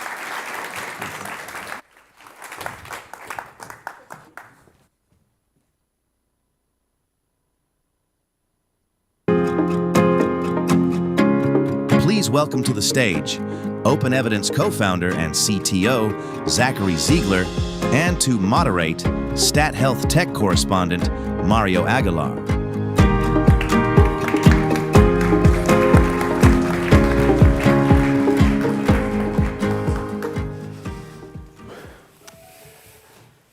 I've been covering tech for more than 15 years, and every now and then a company like Open Evidence comes along that everybody's talking about. They've raised $800 million or so, and most of it in the last year. About over 600,000 American physicians are using the platform to search clinical guidelines and search medical evidence in journals. You've got, I think, over 1 million queries a day at this point. And we were talking in the back, and this is an idea that people have had for a very long time. Like people have tried to build this company, and you did it, and you got all these users, but there were no CIOs involved in the conversation, no CMIOs, no procurement, none of that. So like, what's for the founders and the aspiring founders here, what's the lesson about the gatekeepers that stand between startups and physicians? Yeah, I think that piece is very central to the story of open evidence. We're at this very interesting kind of inflection point now where we have, as you alluded to, about 65% of US doctors on the platform asking just under 30 million questions per month. And like you said, we did this, we kind of accomplished this in a way that is like totally opposite how many companies build in this space. And it's, I think, very hard in many industries to figure out how to go directly to the consumer, directly to the person that you want, the end user. And what we've done as a company is just be really hyper-focused on building exactly the tools that are, the perfect thing that is just helpful for clinicians. And one of the really helpful pieces, if you are like dedicated to going D2C and direct to your consumers, is you don't have to be distracted by sales. You don't have to be distracted by peculiarities of any one company or need. You don't have to go through pilots. You can be very, very focused in a very specific way on what is the specific thing that my end users are gonna need. And so for a long time, we've been doing this for 3 or 4 years. We had no salespeople. We were almost all engineers, just really hyper focused on building the tools that clinicians need. And I think that the lesson for founders from this is, in a world that is often seen as having red tape and being challenging to get into, even in that type of world, if you're really focused on the product, there's kind of always a way to go directly to the end consumer and to build this kind of ground-up grassroots support for technology, if it's going to help. This is a very common thing to do in the tech industry. Like everybody was using Slack before Salesforce bought it and before everybody's employer started paying for it. People just had their Slack instances. But you don't see it very much in healthcare. And you guys aren't healthcare people, by background. You think that has anything to do with it? Yeah, I think there's this traditional path that always happens, right? Is you start at the top, you start talking to CMIOs, you start with a pilot, you go through health systems. We had no experience doing this, so I'm a builder. I love building stuff, and so the way that I think about just engaging in the world is just build really great tools and give them to clinicians. And the really interesting thing that was, I think, very helpful as we got into this that I really learned was just how ubiquitous evidence is. And I think that's a big part of the success of open evidence is that evidence is not just this one-off piece for a question every now and then. Evidence is something that matters, right? Like science matters for the entirety of the healthcare system. And so in some ways, it's you might expect it to be harder in something like healthcare to rather than kind of traditional tech to get into this. But when it comes down to it, what we've really done is tackled and built a foundation for this absolutely core component of it, which is evidence. And that is something that, like I said, is not just these kind of one-off questions, it's everything. From the moment a patient starts engaging with the healthcare system, from scheduling to diagnosis to treatment options to billing to prior authorization, right, discharge, literally end-to-end every step, evidence is kind of the really core foundation. And so one of the really exciting things that we're starting to get into now is, yes, we've done this unusual kind of backwards approach where we start at the bottom, build up in this grassroots thing. But there's really an enormous amount of opportunity to leverage these systems, to leverage open evidence kind of really much more deeply in enterprises, in healthcare systems, in life science companies. And so now we're at this moment where we kind of get to go backwards through it, which I think is actually a motion that makes a lot of sense and is very effective. Yeah, now you've started announcing these enterprise relationships with hospitals locally here with Sutter, for example. Give me an example of the kinds of things you can do, when you don't, with Sutter, for example, when you're not just working directly with the doctor, but you have the health system on board as well. Yeah. So, I mean, one of the things I'm the most excited about when we work with these health systems is that we have these deep integrations into the EHR. And that's a piece that is missing for kind of general use of open evidence, right? Open evidence is very helpful. And what we see is that it's some of the ways that that doctors use open evidence kind of to its fullest is by entering a lot of patient information, right? So we're HIPAA compliant. Doctors can figure out, think ahead of time, what are the relevant factors that are going to impact the treatment? What are the comorbidities the patient has? What's the history of the patient's illness? And if you enter these like really specific points of context, you can get really personalized medicine. In some ways, this is kind of the promise of personalized care and personalized medicine. But when you have access to the longitudinal patient record, right, like that's the equivalent of a 1,000-page PDF, right? That might be 80 years of someone's medical history, including every lab they've ever done, all of their radiology scans, all of the lab values, all the patient notes. And when you get into that world, right, there's an enormous amount of complexity in medicine when it comes to interactions, second-order effects, third-order effects, and these are things that no matter how good a doctor is, they're never going to be able to enter every tiny little piece. And so when we start working with health systems and we have all of that deep context, we're able to leverage that in ways that computers are very good at, and human brains are just really not meant to do in terms of doing parallel deep dives across every piece of that information. And so when we work with health systems and we do these kind of much deeper integrations, there's a lot of really interesting stuff we can do where we can do a lot of pre-screening, we can do a lot of contextualization that adds a really enormous amount of value to open evidence, even from how valuable it is from a base case. What kind of adjustments do you need to make so that you fulfill the needs of there obviously is a procurement process then when you're going through the front door. You can't just be the open evidence that went out and got 500,000 doctors to use the platform without asking. I mean, what kind of changes what's the hard part of those conversations? What are the difficult pieces of the negotiations? Yeah, so in some ways the negotiations are very easy because health systems know that many of their doctors, majority of their doctors are using open evidence. And I think when they come to us, they don't quite know what to expect because we are this unusual entity that has kind of gone to market in this very unusual way.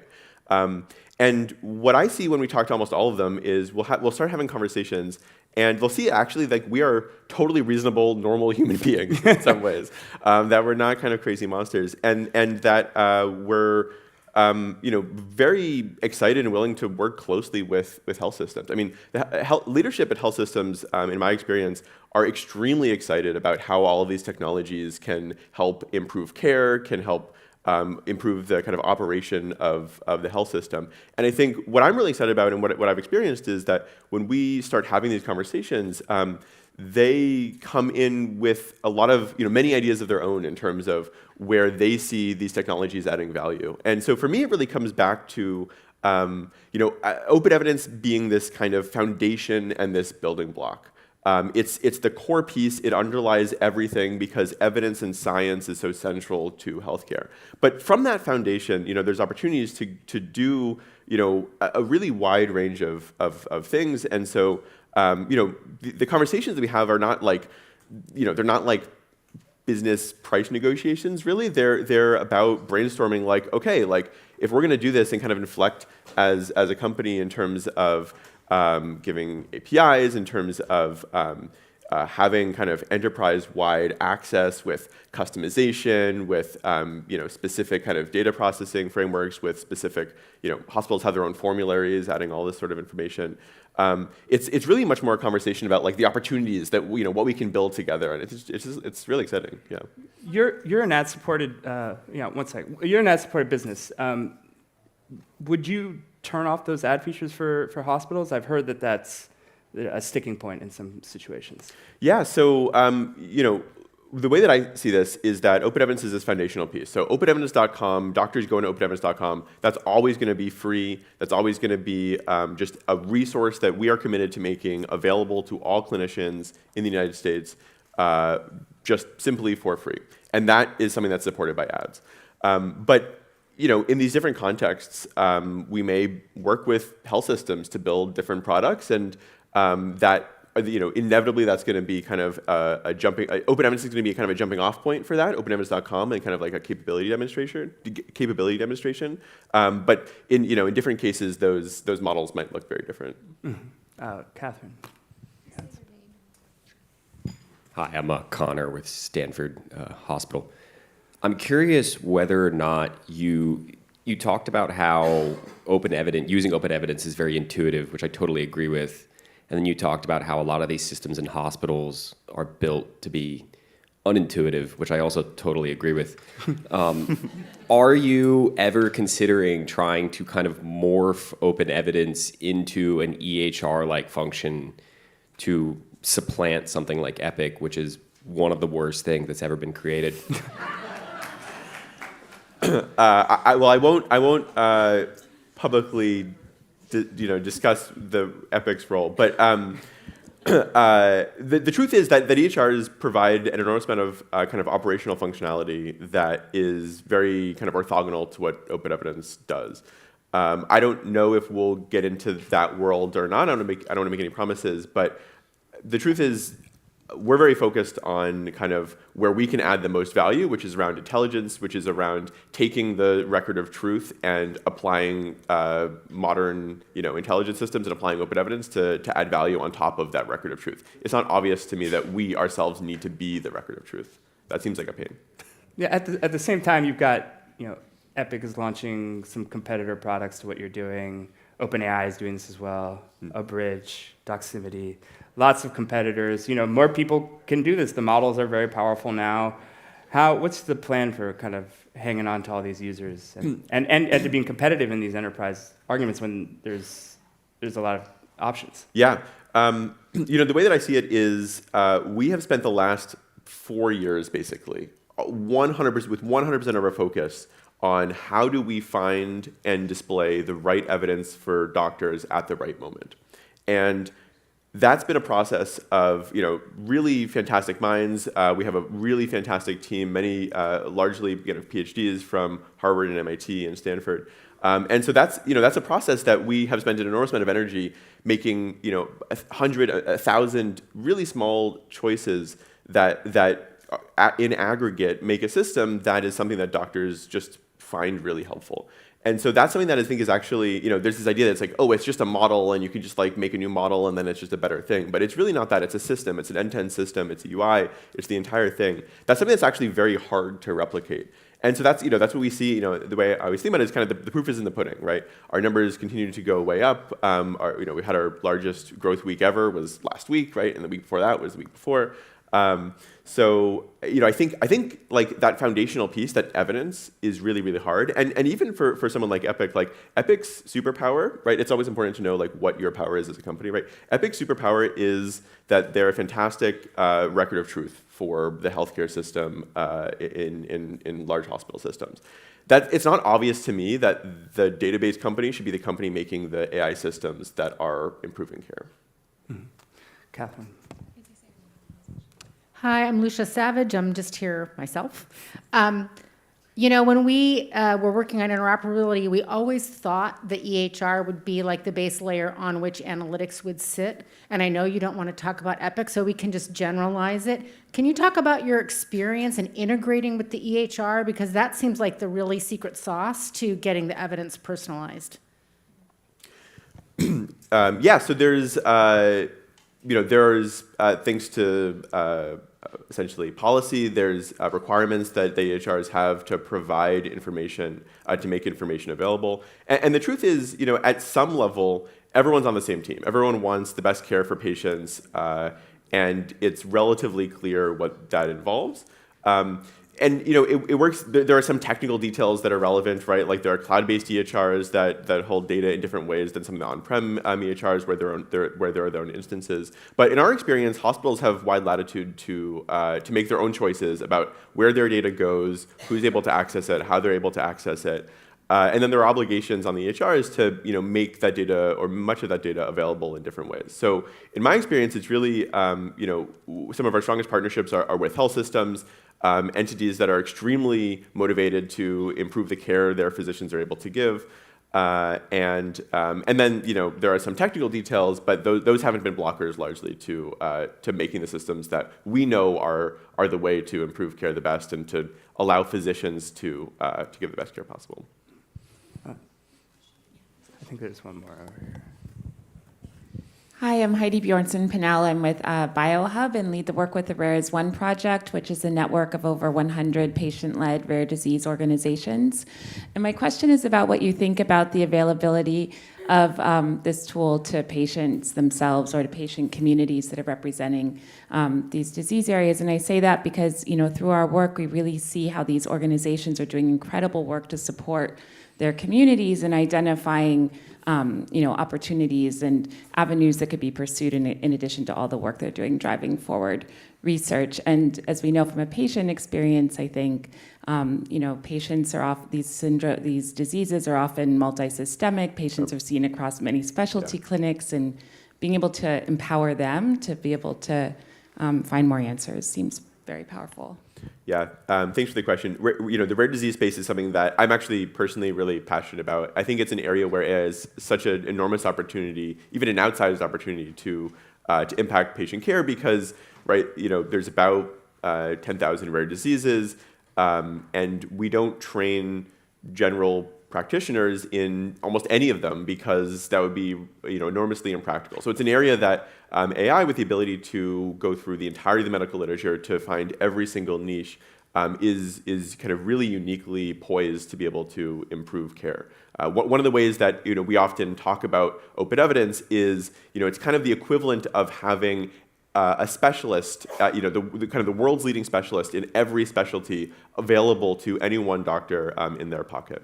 From the kind of patient angle, open evidence right now is really hyper-focused on the clinician experience. And so very baseline, the starting point for how we want to impact this space and how I think we already have is by giving PCPs, family doctors, the tools to be able to understand these rare diseases, to be able to start to at least get to a point where we can diagnose some of these rare diseases without having to be bounced around to 18 different specialists. The other thing I'll say is we work very closely with NORD, which is a fantastic organization in this space. And there's a kind of few different ways that we're working with them. But I think we'll probably announce something in a few weeks around this. But figuring out a way to get these tools, or at least this kind of intelligence, available to patients is certainly something that we're very interested in. And we just want to be very thoughtful about kind of the right way to do that as a system that is really hyper-focused traditionally on clinicians. Yeah. Just as one question that with all language model-based products is always accuracy, and we've seen lots of improvement in the general purpose models, and your own product, you've obviously invested a lot in making it as accurate as possible. I guess, but there will be situations, I'm sure, where people follow the guidance from open evidence and there's some patient harm or there is some inaccuracy or whatever. And how does that, what is your, how are you insulating against that, and how does that potentially sit with you? What's your sense of responsibility for that? Yeah, so ultimately we're a tool for doctors, and the way we architect the system is a system that kind of foundationally is doing search. So just structurally, the way that it's built built from finding what the humans have said, showing what that evidence is, and then showing all the references for that. So it's we're not interested in making an AI doctor. We're not interested in replacing doctors. The way we think about this is kind of the same as Google or PubMed in the sense that it's a resource. It's a very helpful resource. But it's not like it's not this like blind cover my eyes, put all the patient stuff in and just hope, right? It's a place you can have a conversation, you can follow up, you can push back, and so that kind of it's really just not even about the kind of one-shot accuracy even. It's about being a resource that's helpful for clinicians. Well, unfortunately, we're going to have to leave it there, but thank you very much for joining us. Thank you.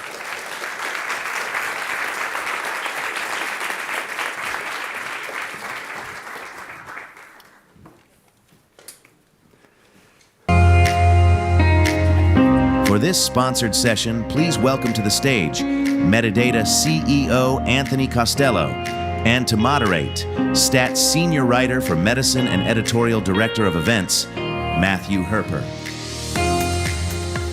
Well, welcome to the Staff Breakthrough Summit West, Anthony. Your career story is really great. You started at Genentech 30 years ago, and you're an entrepreneur. You founded your first company, which was acquired by PRA Life Sciences, and then started a company called Mitris. Tell us a little bit about what Mitris did. Yeah, well, first of all, it's great to see Zoe here. Thanks so much for your talk. I started at Genentech and, with a sociology degree and an emphasis in criminology, I went to Genentech. And knowing nothing about clinical trials at all, and fell in love with clinical trials in the process, and ended up starting a couple of companies. The last one, Mitris, that you talked about, was acquired by Medidata 9 years ago. And Mitris was founded to try to bring clinical trials more directly to patients outside of traditional site settings. So we built one of the first technologies with help from Pfizer and a bunch of investors. We built the first, what we now call decentralized trials technologies. Back then we called them virtual trials.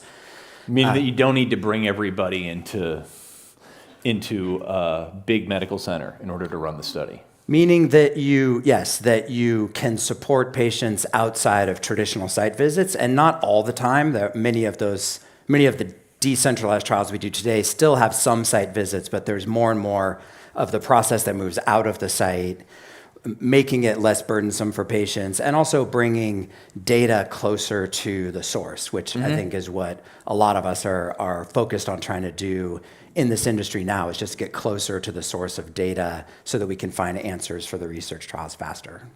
And what drew you to clinical trials? What was it that made this light bulb go on for the sociologist, criminologist? My roommate got a job at Genentech and said, "You should come work here," and so I did. I honestly had no clue. But it sounds like then you met and fell in love. Yeah, fell in love. I loved the technology, which at that point, we talk. I think some of the sessions here today are really about this moment where we're taking technology that's already really great and we're sort of putting it on steroids.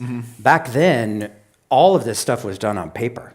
My job at Genentech was receiving paper data forms in FedEx packages from Genentech clinical research sites all over the world, and then running a team of people that would hand enter all of those pages of paper into a clinical database and then send all the queries or questions back to the sites in FedEx. And we had this like FedEx back and forth for months just to find out what the data were telling us on the trial.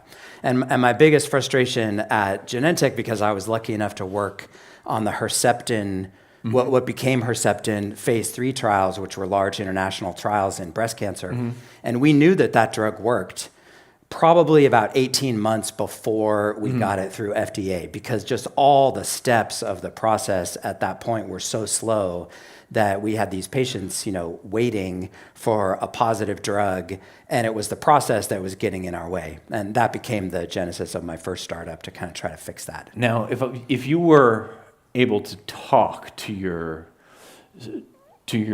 younger entrepreneur self, what would most surprise them about where we are today with all this technology? I think one of the biggest surprises to me today, and I'll call it a disappointment because I'm disappointed, is actually how little has changed over the last 30 years. We've successfully gotten off paper in most cases, although you still see it in some embarrassing trial designs. But we have done amazing things with technology, but we haven't done enough yet, in my view, to move the needle on how quickly we accelerate through these trials to get to a safety signal and an efficacy signal that can be delivered to a regulator. And I think a lot of that hesitancy is about willingness. I think that's the way we describe it when we talk about it at Medidata and we talk to our customers.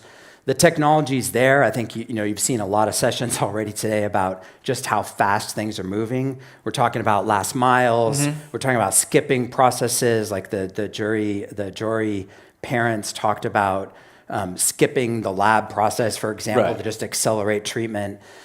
These things are taking big pieces out of the puzzle, but in clinical operations and just the block and tackle ways that we go from a protocol design to a final data set for a regulator, a lot of that stuff still remains much slower than it really should be or could be.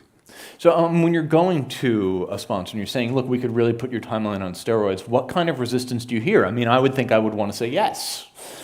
I would think you would want to say yes too, yeah. But it's an industry that is challenged to adopt new things. Mm-hmm. And I'm talking about clinical operations. So it's fun to follow someone from OpenAI because they're just sort of blowing the doors off what's possible. And I couldn't hear that talk too well from backstage, but one of the things he talked about is access to longitudinal data. Mm-hmm. And one of the things that we're very, very focused on in Medidata is similar.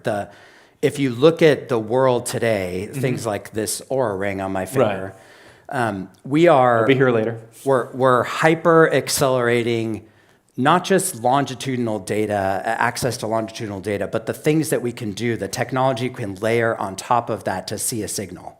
So we have these 24/7 continuous data collecting mm-hmm. devices on us. Most of us have electronic medical records sitting in sites that tell our entire history, even if you have to put them together from a few different institutions.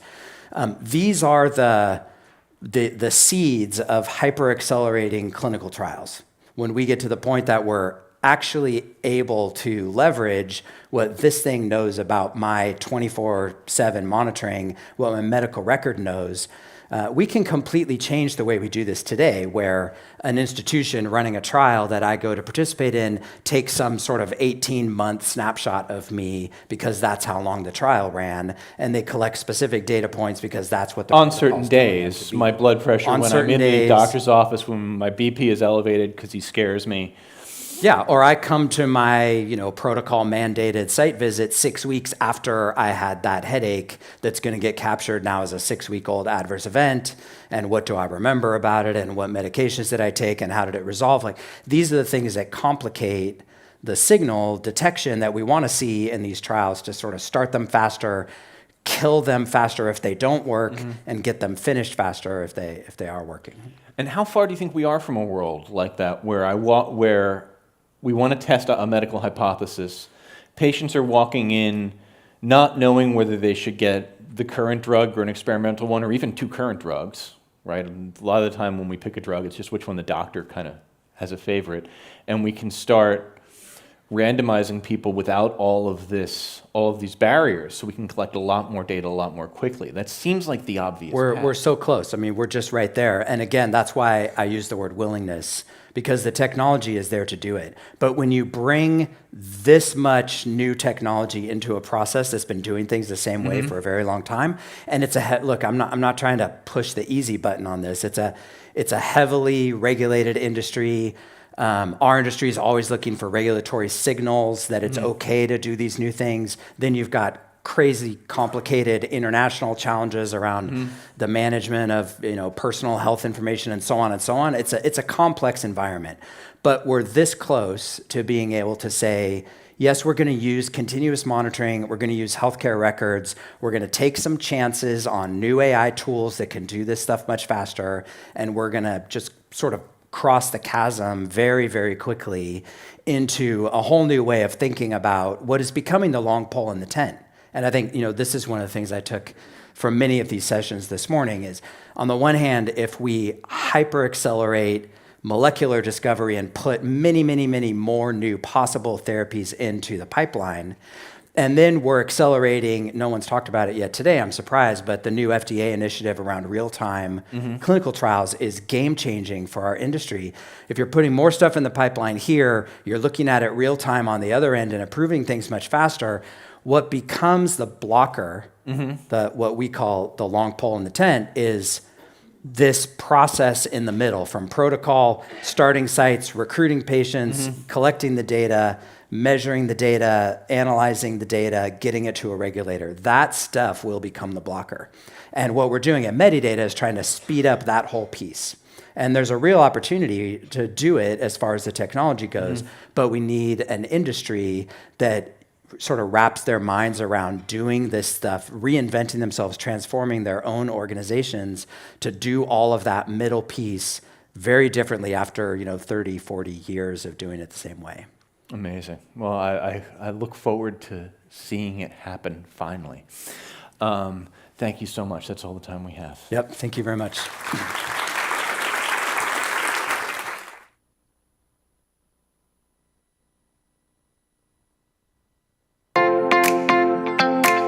Please welcome to the stage BridgeBio Pharma Chief Executive Officer and Founder Neil Kumar, Insmed Chair and Chief Executive Officer William H. Lewis, and to moderate, Stat Senior Writer for Biotech Adam Feuerstein. Neil's coming behind us. Which one you want? This one? Okay. Neil is, he's coming. He's coming. Will, how are you? Good, how are you? Hey, everybody. Good to see you guys. We're going to get Neil in 1 second. Here he is. Yay. So we are here in this session. In 30 minutes, we're going to solve the whole biotech sustainability question. And we're here to talk about how to build a biotech company that lasts. And let me define that term, how at least I see it. I'm talking about sustainable, independent, profitable biotech companies that obviously serve the needs of patients, which is the most important thing, but also make investors and shareholders happy. If we can kind of serve those two masters, and that's probably the challenging part, and we'll get into that. And I wanted Neil and Will on stage with me today because both of them have successfully developed medicines that are serving patients right now. Both drugs, both medicines that we'll talk a little bit about, are on their way to being commercial blockbusters. But at the same time, there's probably people in the biotech world who will look at these two great guys through maybe a disappointing lens because they are actually trying to build companies instead of selling them. And there are a lot of people who just want Will and Neil to just sell the companies to pharma. And we're going to talk about why maybe that's not the best idea long-term for biotech. So maybe just let's start with that, Neil, and thanks for being here. Let's talk a little bit about that, about why you feel like BridgeBio, like you want to build this into maybe into the next Amgen or Gilead. Yeah. Well, first, thanks for having me on stage, and it's a privilege to be here with what I think is the best CEO of my generation in Will. So I'm excited to learn from both of you guys. I think from the get-go for Bridge, the idea was to build a generational company that stands on its own, mostly because we operate in markets that pharma doesn't care about. So yes, ATTR cardiomyopathy, they do care about. Maybe they care about achondroplasia.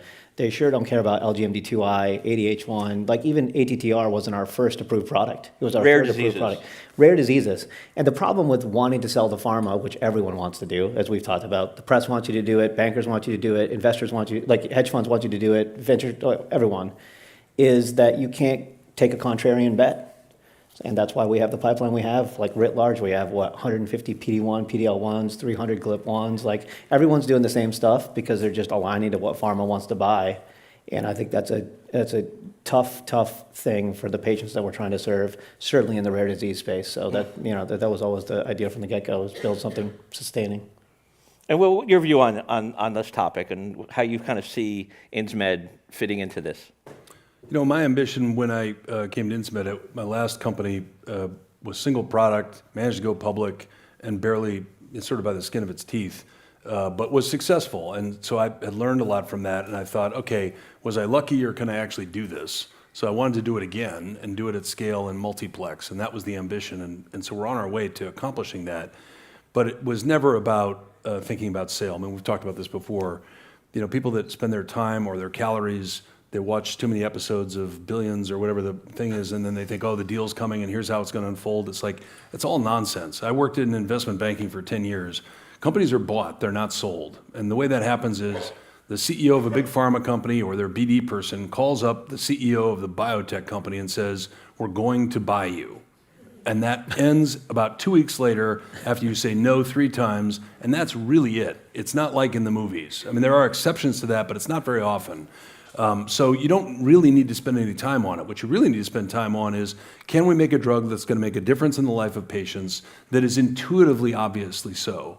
And that, to me, is the threshold for impact. It's not it's once a day instead of 4 times a day. It's not that it's more efficacious. It's not that it's safer. It's that it's all of those things. And if you can do all of those things, then you have something that is worthy of bringing forward to the market. I call it the holiday test. God forbid someone in your family has a condition, it gets announced, you say, hey, I happen to work at a company that has made a medicine for that, and here it is, and you slide it across the table, metaphorically, in front of your family, knowing that it's going to make a difference. And if the drug you're working on doesn't meet that standard, then go back and keep working. That's just the way I think our industry should be approaching things. And if we do that, then absolutely there'll be people who want to buy us. But so what? I mean, if we're able to do that and we're able to do it again and again and efficiently, then you should continue down that path. Look, there's going to come a day when someone puts an offer on the table that your board won't let you say no to. It's a different world. There's nothing you can do about that. But you also don't have to worry about it. You really just need to worry about how do you ladder into this opportunity. And so what we've done at Insmed, we started with the first drug, and then we started doing business development before we needed to. So we bought a second drug, which has ended up being our mega blockbuster, the DPP-1 inhibitor, Brinsupri. And that, by the way, is on track to be one of the top 25 drug launches in the history of our industry. We bought it from a company I won't name for $30 million up front. So the opportunities are there because the medicine has impact on the disease state, in this case, one that was identified in 1819 that had never had anything invented for it. So you add these in layer after layer. Some are going to work, some aren't.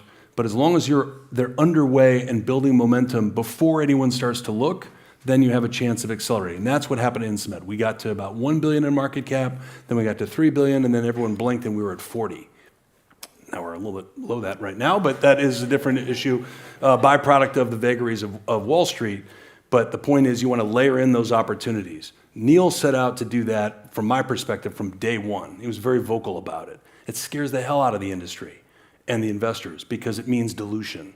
Oh, you may have to raise more money. Oh, you may not make enough money off of this one to pay for the next one. It's like, we're going to create a basket of medicines that are going to make a huge difference in the lives of patients. That has intrinsic value. It happens to meet the marriage between what investors need, what people who want to work in this industry need, and most importantly, what the patients need. Neil, let's talk about Attruby and talk about how it's, which is the drug for ATTR-CM, launching really well, and how it sort of fits into the model, because you have somewhat of a unique model, the decentralized model, hub and spoke model, and kind of what Attruby has allowed you to do to sort of build into the pipeline that you've talked about.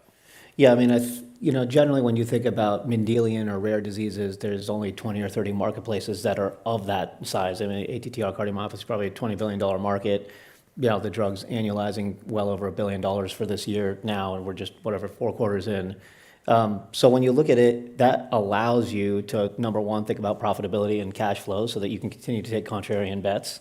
It allows you to obviously finance some of your own R&D operations appropriately. But it is also a little bit, to be honest, a little bit of an albatross around your neck too, because that's all anyone cares about, right? So, we deconglomerated 3 years. I basically run 3 companies, right? We have Gondola Bio, we have Bridge Bio, and then I'm in the executive. And those two, the Gondola and Bridge Bio are the oncology are the 2 spin-out companies. Yeah, Gondola and BBOT are the 2 spin-outs, because I think everyone really wanted us to focus on these 4 late-stage commercial assets and primarily ATTR cardiomyopathy. So those are other companies. You're doing R&D through those companies, but it's off the books of Bridge Bio. Yeah, that's right. So we're doing R&D at Bridge as well, but right now, no one's doing genetic disease research. Yeah. It's an amazing time. For those of you that read journals, it's the most profound time I've maybe seen since we sequenced the genome. And who's doing anything? I don't see Alexion around. I don't see BioMarin around. I don't see, Sanofi Genzyme. You can actually call an academic after they publish in Cell these days, and you could be the first company actually calling them. That's mind-blowing. That would not have happened 4 or 5 years ago, but it's because no one's interested in genetic disease right now, because pharma's not buying it. And with Attruby, it's a stabilizer for ATTR-CM. You compete against Vyndamax, which is the blockbuster drug from Pfizer. Alnylam has a silencer that they sell for ATTR-CM. Talk to me a little bit about that dynamic of kind of competing against these companies and kind of how you have to sort of, you talked about like that's all investors really want to talk about. First and foremost, I don't like to be in a category where I don't believe I'm first or best in class. Here, I strongly believe we're a best in class product. I mean, ATTR cardiomyopathy is effectively like Alzheimer's of the heart. You have this tetramer falling apart. It's depositing in the heart or the peripheral nervous system. And the more you stabilize, the better off you are. We're 95% stabilizer. And it's better to stabilize and keep the tetramer around than knock it out. So full stop, period. I believe we're the best drug. I believe communicating that, we have to do it scientifically. And I think we've done a reasonable job of it, although, I think we're now second by volume in the space. We're the lowest cost product. I was proud of that. We came on, we tried to drive competition into the space. We gave drug for free to patients who are on our trial. And we were penalized mightily for all that stuff in the US market because turns out that the economics of the institutional specialty pharmacy dictate that the doctors want to prescribe more expensive drugs. You got buy and bill coming from Alnylam. So we're the leading brand in Europe. And, we were third, now second in the United States. That competitive dynamic is very, very both intense and complex. It has to do with economics. It has to do with who owns the channels. It's a very promotion-sensitive market, which is insane to me. Like I could run a commercial, and all of a sudden my MBRX share goes up 3%. I mean, why? But yeah, those are the dynamics right now. So let's talk about something a little bit painful for you. Which I there's a long asked list. I asked you on our prep call. What was more painful? What would be more painful, a colonoscopy without anesthesia, or your most recent earnings call? I think you told me that maybe you were thinking about it. Yeah, well, I'm happy to be able to report that I don't have the information to make the full comparison, but I will just share that the earnings call was challenging, and that's because we put up this incredible quarter in terms of all the metrics that are barometers of how we're doing as a company. The $208 million in the quarter in the sales for Brinsupri, 44% sequential growth. Yep. By all sort of objective measures, are pretty damn good. I think that was your second quarter. Well on your way to $1 billion in sales. Yep. And then your stock basically collapsed. Yeah, well, we put a bunch of metrics out that people weren't ready to hear, and it's a lesson about IR more than it is about the substance of what we're doing. You have to let the street know where things are going to go before you go there. What do I mean by that? We told them that the persistence rate was north of 70%, which for a small molecule at 6 months is extraordinary. It's fantastic. The street had, some people in their models had 2%. I'm like, how long have you been doing this, right? Like they have no frame of reference that's not a reasonable number. And so when you plug in one new model change, you go from 2% to 30% in terms of discontinuation, the model falls apart. And so everyone panic sold, and then we had a big shareholder who I think is sort of exiting their position, which is fine, but that'll take a little time, and then we'll repair after that. I'm not worried about it fundamentally, but it is a real teachable moment about how important it is to handhold the street in their perception of what it is you're doing, quite independent of whether or not you're being operationally successful. And Neil, you've talked about how you feel like the net present value of the company, how you view the value of BridgeBio today is less than how the street values you, and you just because of that, you instituted a $500 million share buyback this quarter, and you talked about that on the call. Walk me through that and kind of like how, again, like it's kind of the same thing, right? You're managing investor expectations. You need investors to finance what you're doing, but sometimes you guys are not seeing eye to eye. It's a bit of a long discussion, so you can cut me off. But I mean, I do think NPV is something that people don't talk about in the industry. Why is it? It's because we have a high capital intensity, long duration, high risk business, and we have people who are mostly compensated by passing the bag.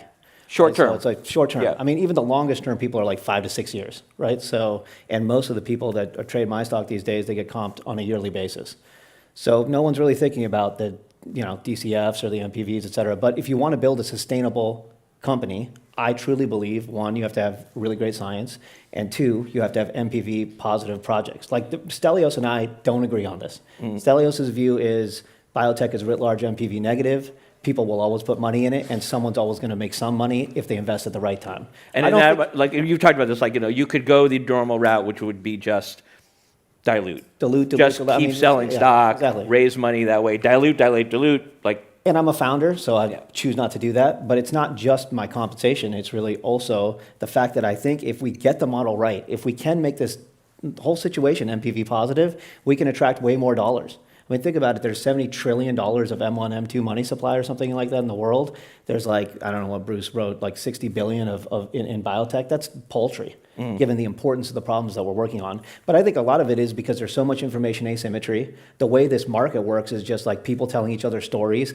Tell some story about compliance this time, my short wins, I make some money. That's not the real way to run a sustainable business. So ultimately, I view capital, corporate structure, and NPV as things levers that I must pull to ensure that I can reliably do what I'm trying to do 20 years from now. So that's why we deconglomerate. That's why we do share buybacks when we think we're undervalued. We've done 6 share buybacks in the history of Bridge, and now we're self-financed. So now we can do more of that. I think what's interesting is, we've had, I think I lost my mic.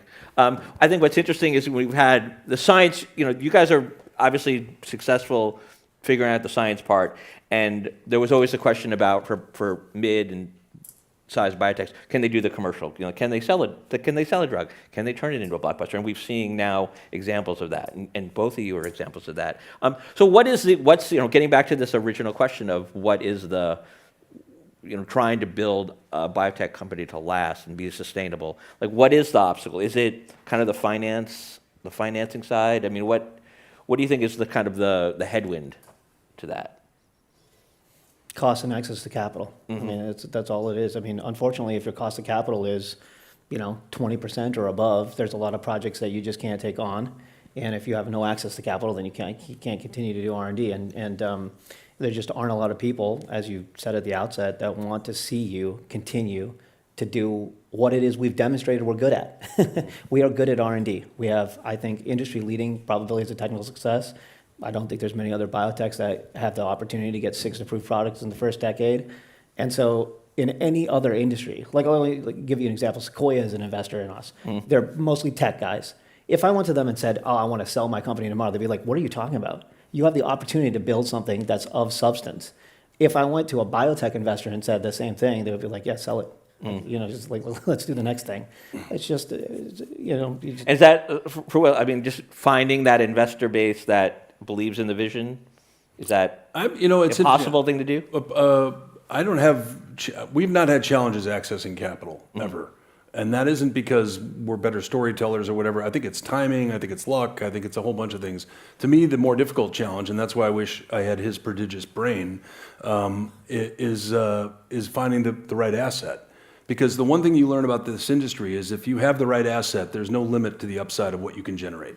Vertex is a $150 billion company today because they got CFTR modulation, by the way, accidentally through a BD deal at the time they were focused on being in Hep C. So it literally was not the original intention to go create the cystic fibrosis company we know it to be today. And that idiosyncrasy is a huge part of how drug development happens. Sleepy old Eli Lilly is a $1 trillion company because of GLP-1. And if you think about Merck and their Keytruda drug, like a couple of these hit and there is no limit to the upside. And that's why there is this myopic focus when a drug starts to take off, everyone wants to be hovering around it. And to talk a little bit about the pipeline, because you have 3 drugs either at the FDA or headed to the FDA, right? Yeah. Rare disease. Yeah, so 3 products. The first that we just submitted the NDA about a month and a half ago is in a muscular dystrophy called limb-girdle muscular dystrophy type 2I. And I think one of the more profound data sets in muscular dystrophy, in as much as it was an accelerated approval at first because we were looking at the biomarker, but we hit stat sig on all functional outcomes. So people are ambulating more effectively and breathing more effectively, and the placebo declined. So that's really a beautiful result. The second is for a disease called ADH1, which is effectively hypocalcemia, where you have a low serum calcium, high urine calcium, because the thermostat associated with calcium in your body, which is the calcium sensing receptor, is mutated. And we have a direct negative allosteric modulator of those hyperactivating mutations. Again, another really robust result. 76% of patients are effectively cured from the disease, and that's in with the FDA. And then the third product is for achondroplasia, which is the most common form of dwarfism that is genetic. And all 3 of those results should be published, I think, in great journals in the next couple months. I'm proud of those products. I think ACON and TTR are the ones that people focus on. But honestly, when you serve these communities, as Will was saying, there's no community too small. And I think all of these products could be really substantial, both for investors and, more importantly, for patients. So another attribute that we talk about large, successful biotech companies or any drug maker is to be able to sell globally. Will, you've had some comments lately about most favored nation status and your ability. Your drug, Brinsupri, is approved in Europe, but you've chosen not to commercialize it in Europe because of MFN. Can you talk a little bit about that decision? Well, the implication for a mid-cap company of MFN operating where the price that is charged perhaps in France or authorized in France gets imported in the U.S. would bankrupt us overnight. So it's an existential question for us. It's not something we can horse trade with other products. Pfizer has 700 products. We have 2 that are approved. So we don't have a lot of room to run, and we certainly can't force the German government to pay us more by saying, if you don't, we're not going to give you our drug. Okay, goodbye. Like, they don't care. And so that's the problem. So the pressure needs to be brought to bear by the nation state. I always use the example to the contribution to NATO on the defense side. Yes, Europe needs to pay more for defense, so pressure is brought to bear. But they're not going to Northrop Grumman and saying, you need to put pressure on Europe to pay more for defense, give them a discount on your planes, right? So coming to us and saying you need to make the pricing different in Europe, we don't have that ability. So we're going to have to wait until this gets resolved. In the meantime, we can advance in Japan, and we intend to, because MFN triggers if you have at least 2 foreign countries where you sell your drug. So we can sell it in Japan and be fine. If we sell it in a second country, not so fine. And I think the other issue is that Europe is paying less for drugs. The stat I saw recently was it used to be 8 out of 10 medicines approved by the FDA were subsequently approved in Europe. Right now, that number is about 3.5. So it has dropped precipitously, and that's going to be a story for the future. Any questions? I should have solicited questions. If anyone has any, there's a question over there. No. Wait, we'll get the mic over to you. My name's Judy Auerbach from UCSF, and also somebody who works more as a science activist. You want to grab the mic? Sure, if you want me to. Yep, thank you. Yeah, I'm going to ask about the elephant in the room, and I use that word elephant advisedly and deliberately. Although the work that you and the other speakers we've heard from today in the biotechnology sphere do, to a great extent, is based on federally funded basic biomedical and preclinical research, correct? That being the case, given the absolute decimation of the U.S. scientific enterprise right now, which STAT has been great in reporting about, as if I may say so, what's your position on the future of the work and the companies that the work you do, the companies you're running, if the scientists aren't there? They're not in the government agencies, they're not receiving funding for their grants in extramural research, the grants that are approved aren't getting funded, many grants aren't even getting approved. So I think it's remiss if none of us raises this question about what is the current state of the foundational science on which all of your efforts and your success are based. And what do you think about that, and what are you all doing about that? So for sure, for sure, funding needs to return. It's not a debatable point. We are going to watch this industry collapse on its own weight, or really in the vacuum, if it is not the case. In the meantime, what we've talked about internally and what I talk about with my peers is how can we bridge that moment while all this talent is there, and at the same time, when we go back to refund, let's think about improving the grant system, because the time and effort it takes for people to submit for capital to do important research, there is another alternative out there. It's called China, and they have just come in and they've funded everything. And so that is not a barrier to doing research. I'd love to see us in more of a frictionless environment in the US, paralleling that kind of output. I'd do it a different way, but without question, that needs to be returned, and that's a political issue. For us, in the meantime, it's continuing to bankroll our own internal basic research. Neil, you're a science nerd. What do you? Well, I would sort of echo some of what Will said. I think that obviously the bridge and BridgeBio is meant to take early stage research that's coming out of academia and push it forward. And in part, we're partnering a lot more broadly. We have 26 different university partnerships because of the lack of funding right now. And there's several other efforts.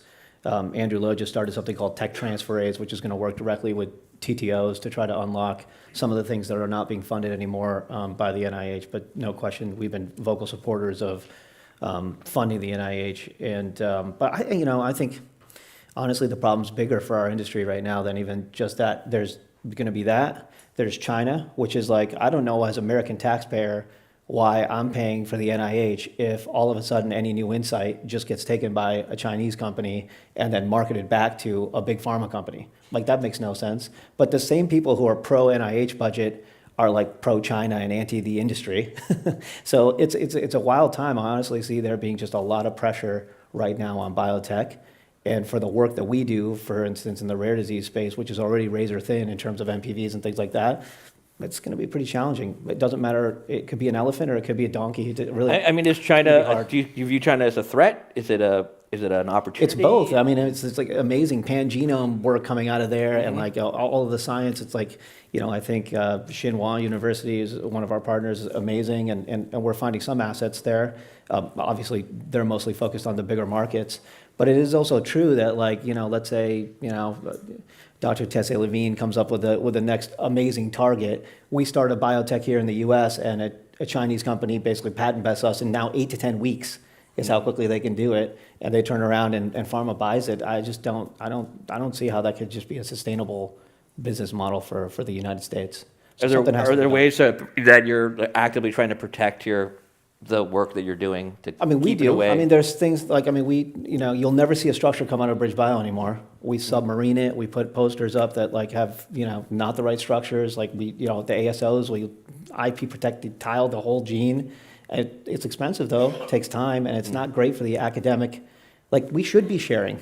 We should be in an environment where we're talking to each other. We're trying to go after these devastating conditions, and we've just made it so that it's messy and there are easy fixes, honestly. Protect the IP a little longer, but that's not a popular position. I'm sure 80% of the people in this room don't want that. So we're gonna, we got just like 20 seconds. I'm gonna end with Will. Will, you went into space in the fall. Yeah, I did. You went on Blue Origin. You went up there. Tell me, like, did you got to get permission from your board to do that? And like, what was that like? No, I actually didn't. I believe in ask for forgiveness, not permission, and I put that into practice. And so I told nobody. And so when the news came out after I got back to planet Earth, it was something of a shock, to say the least. But the experience was second to none. Being up there and seeing the planet remotely is it is a beautiful thing to behold. And I will just tell you that I am a sort of a skeptical, cynical guy, whatever. But that moment I will never forget. And as I go to bed, I still see it seared in my eyes. That image is something else. This is the only place where there is life, as far as the eye can see in every direction you look. So it is, it's something extraordinary to behold. And when you see it, all of the things, all the nation state lines, they're not visible from space. So all right. It's a beautiful thing. Well, and on that note, Neil, Will, thanks so much for joining us. Thank you guys. Awesome, Dave. I didn't know you were. All right, coming up next, we've got a bit of STAT Breakthrough Summit West tradition. Before we break for coffee, Jackie Poot will be out to share Idea Pharma's 15th annual ranking of the companies that do the best job of creating innovative medicines and of developing them. We've had this list each of the past 3 years, and this will be a new and somewhat longer presentation. So please welcome Jackie Poot, Chief Operating Officer, Idea Pharma, a division of SAI Med Partners, and STAT Biotech Startups and Venture Capital reporter Allison DeAngelis.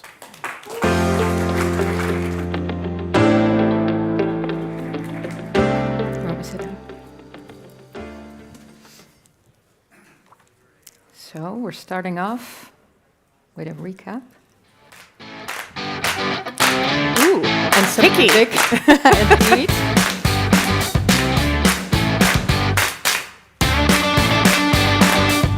Oh my gosh, look at the changes year to year.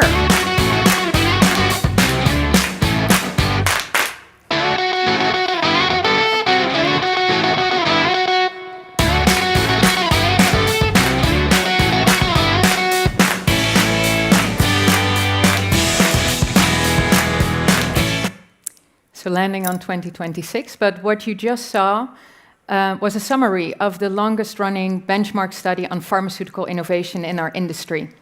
Now, in its 15th year, we have the unique ability to distinguish structural top performance from short-term trends.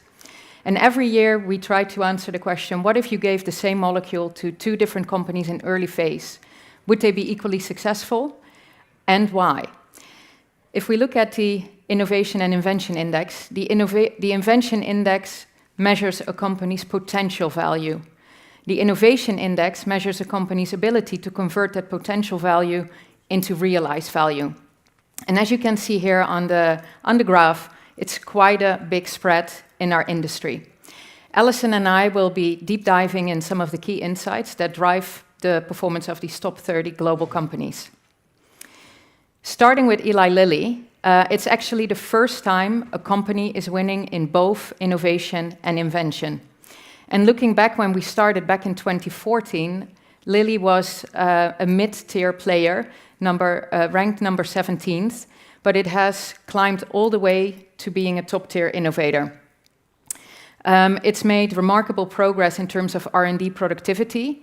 They reinvest 21% of their revenue back into their pipeline, which signals a strong belief. And particularly last year, they had strong phase 2 and 3 readouts. And what we see in terms of their R&D spend per approval, it's in line with the industry average, around 4.6 billion. And that's combined with strong commercial impact. So if we look at their revenue, it had 45% growth last year, with more than half coming from Mounjaro and Zepbound.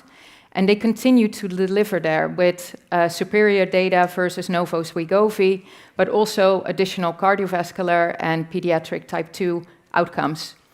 And then they also continue to expand their pipeline through acquisitions with Verve Therapeutics, Side1, moving into novel therapeutic modalities.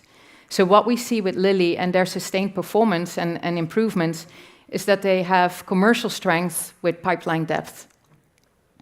Then I'm also excited to kind of deep dive in some of the top 10 results on innovation and invention. And notable is Sanofi's climb, 19 places. That's a big change. Yes, hitting the 3rd spot in the index. And initially, Sanofi saw a decline in the years before due to loss of exclusivity of some of the legacy products like Lantus, as well as lower pipeline activity. But Sanofi transformed itself into a launch and readout R&D powerhouse. They also saw 25% growth in sales last year, and also have first-in-class and best-in-class assets in development in oncology, rare disease, and immunology. It's not a story without any setbacks, considering the tolebrutinib developments, but they continue to progress as well as do acquisitions to strengthen their pipeline. And what is notable with Sanofi is that their R&D spend per approval is actually on the lower end, trending around 3 billion. So it demonstrates good R&D productivity. And remind me, what is the average that we're seeing for R&D spend? So we measure it over a 5-year time horizon, and then it's 4.6 billion per approval. And then there's big outliers within the top-performing companies. Okay, so next time I need to know how much it takes, what's the average spend to get a new drug to market? It's around 4 billion. Yes, 4.6, yes. Then another company actually demonstrating some of their strongest performance in recent years is GSK. Their strategic pivot is really delivering. They've had also double-digit financial growth, as well as sustained regulatory success, with a first-in-class approval of an antibiotic in an area of high medical need. And also oncology has re-emerged as a key engine for GSK as well. Their R&D spend per approval is similar to that of Sanofi, and that also signals strong R&D productivity. If we then move to the invention side, I would like to highlight Novartis. What we've seen is the strongest improvement amongst large pharma in terms of improvement on R&D. And they deliver that across cardiovascular, renal, metabolic diseases, immunology. neuroscience, and oncology, and have more than 60 active clinical trials, which is really impressive. And besides that, they also deliver regulatory momentum across these therapy areas. So very strong performance for Novartis. Then on the other side, Pfizer actually dropped off the innovation top 10 ranking and is stalling on the invention side. So this reflects a company that is struggling or having a difficult time post-COVID in terms of the reset. Mm-hmm. And the extraordinary boost they've had from their vaccine and antiviral is fading, alongside with other patent expiries and increased competition. We do see they continue to have a large R&D engine, but have had setbacks, discontinuations of late-stage programs. But they continue to invest, and hopefully also deals, acquisitions, for instance, with Sagan, will help for them to rebuild momentum. But although they are still in the top 10, their pipeline potential needs to convert in approvals as well as market-leading assets. Yeah. And then on the other side, as some companies are losing ground, it's also very exciting to actually have a new entrant in the index this year with Genmab. And Genmab reflects a new type of pharma company with deep scientific specialization and commercial impact. They've built on their antibody platform and their proprietary platforms are really delivering clinical products with a strong profile. And what we particularly see is also they have a strong late-stage program in high-value indications. So we do expect them to also continue further in the index. Okay. What are some of the factors that are changing in drug development right now? I know that the report and the white paper, which folks will get the QR code to download, touches on the influence of like Chinese licensing and AI in particular. Are we seeing that actually make any sort of impact in pharmaceutical pipelines or in their innovation and invention in scores at this time? Absolutely, great question, and that's one of the elements we've looked into as well. What we see is that top-performing companies apply AI strategically. It's not about pilots and one-offs. Obviously, it often starts with experiments. Yeah, most companies do. Yes, but now what you see is that they apply it end-to-end, from discovery into clinical trials and operations, all the way to commercial. And here you see just some use cases being illustrated. And I think particularly on the clinical development side is where value is delivered in terms of greater efficiency, higher probability of success, as well as speed, which how the global landscape is evolving is becoming more and more important, obviously. Yeah, let's talk about global, because China, I think, has been mentioned already a half dozen times today, if I heard correctly. And this is also the first time in the report that you've had some Chinese companies actually kind of jump into the top 30. Yes, exactly. And also here is, when you look at the overview here, it's a summary of China activity also of the top performing companies. Mm-hmm. And the takeaway is actually that China plays a dual role. On one side, being a strategic base for R&D, manufacturing, and commercialization, and on the other side, as a source for external innovation and licensing. We've seen a lot of pharmaceutical companies, even in recent weeks, make multi-hundreds of millions of dollars or billion-dollar deals licensing assets from China. So you're saying that basically Chinese companies are doing it both. They're not just relying on licensing out to pharmaceutical companies anymore, but they're actually kind of rising in their own rights. Rising in their own rights and also building global capabilities and infrastructures to launch globally. Yeah. Interesting. Okay, so that kind of ups the ante for the years to come, it sounds like. Yes. Okay. Absolutely. What's next? So what's next is, besides, you could say, the external innovation coming from China, mm-hmm. There's also obviously global biotechs advancing science. And in follow-up from our China-specific Pharmaceutical Innovation and Invention Index, mm-hmm. where we covered Chinese biotech, we're also adding global disruptive pioneers. So the 10 companies represented here have breakthrough science, but are too early stage to be included in the top 30. But we do believe they have the potential to really bring meaningful and innovative products to market.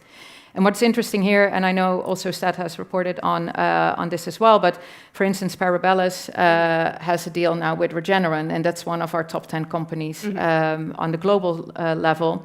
Then also Lilly has a collaboration with Haya Therapeutics, a company focused on RNA technology in cardiovascular disease.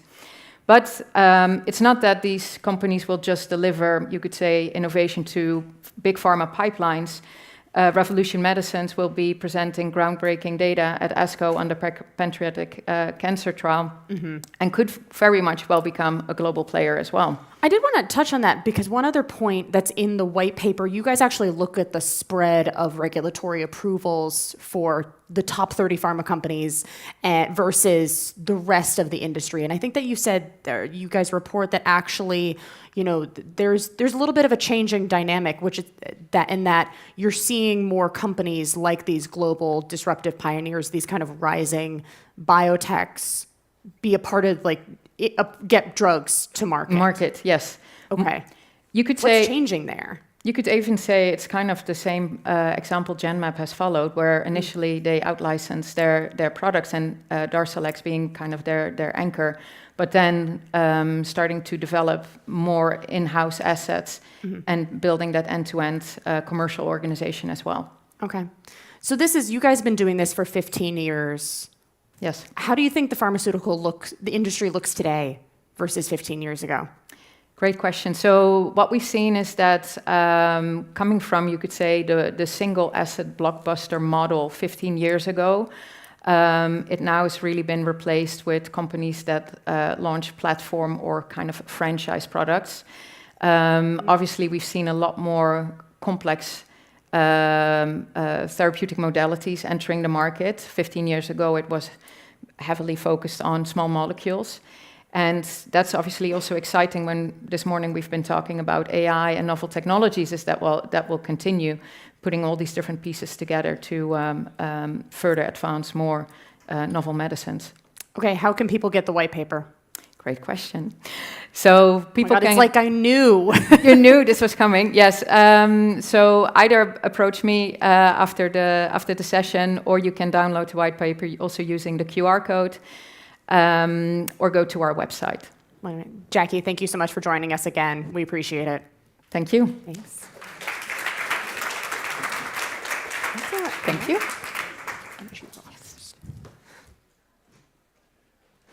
Thank you, Jackie and Allison, for that great discussion and presentation. And with that, we are at our first coffee break. So right back outside of this room, you will find snacks, coffee, and tea. Also, please be sure to check out our sponsor booths from Genentech and Doximity.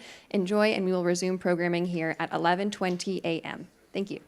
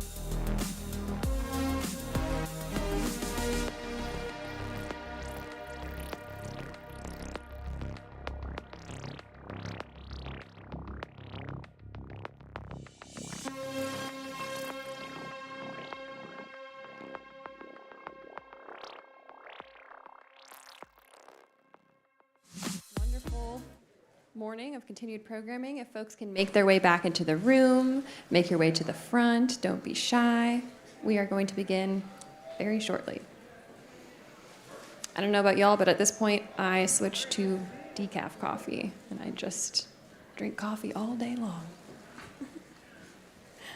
All right, well, I think we are just about ready to get started. Up next, we are going to hear from a professor turned philanthropist who has a very bold vision for science in the age of AI.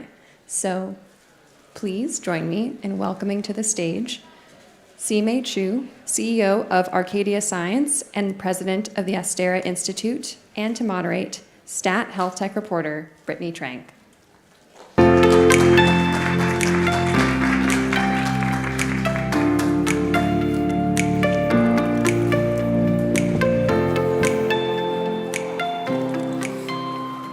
Hello, hello.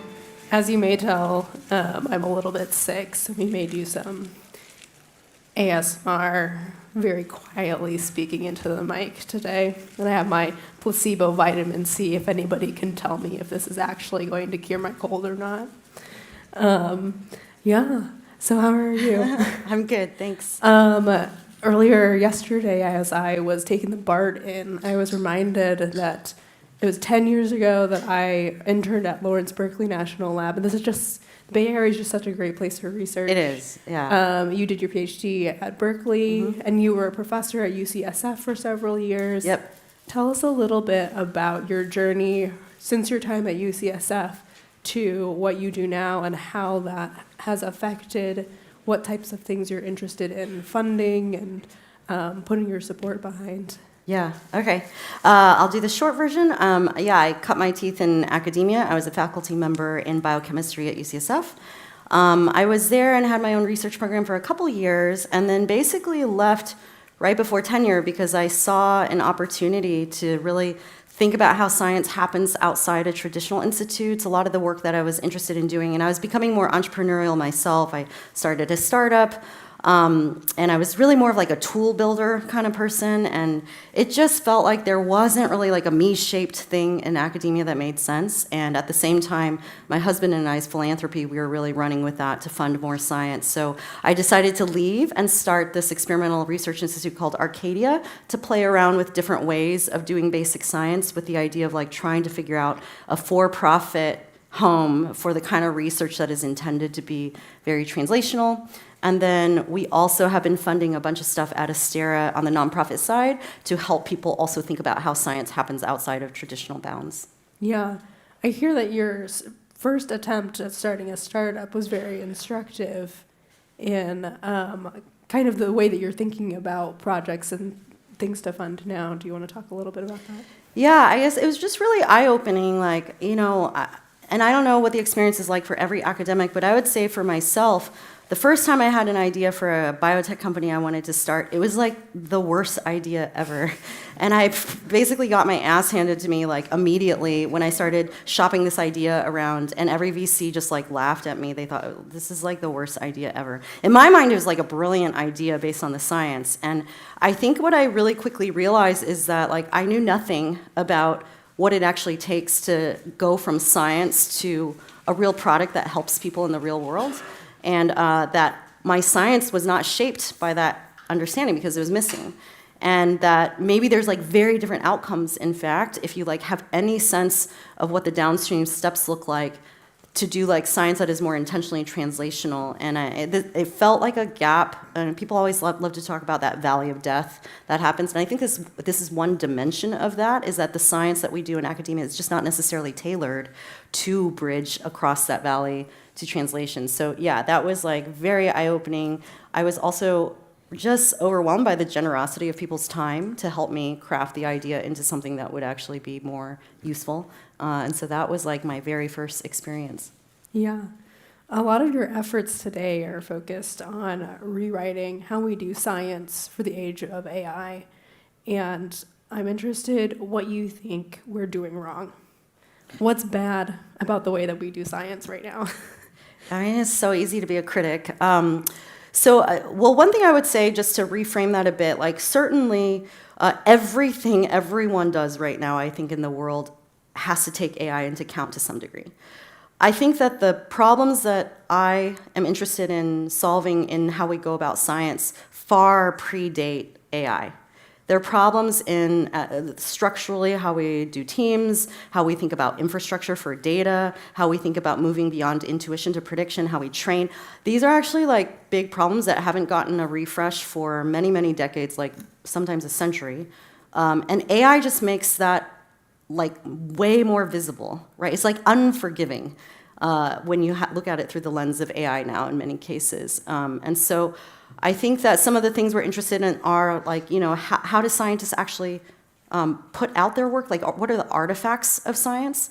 And the old way of talking about it is like, how do we move outside the journal publishing paradigm and all this stuff? But actually the new way is just like, even if we perfected journals, it's still just human written opinions interpreting data, and it's not the right structure or format of data that you can actually compound and use AI to like make the most out of. It's not interoperable between different groups. There's just not the right infrastructure for it. So it's a different language, but it's the same problem, right? Which is like we're not fully capturing the right artifacts and the full process of science in such a way that it's actually useful. Yeah.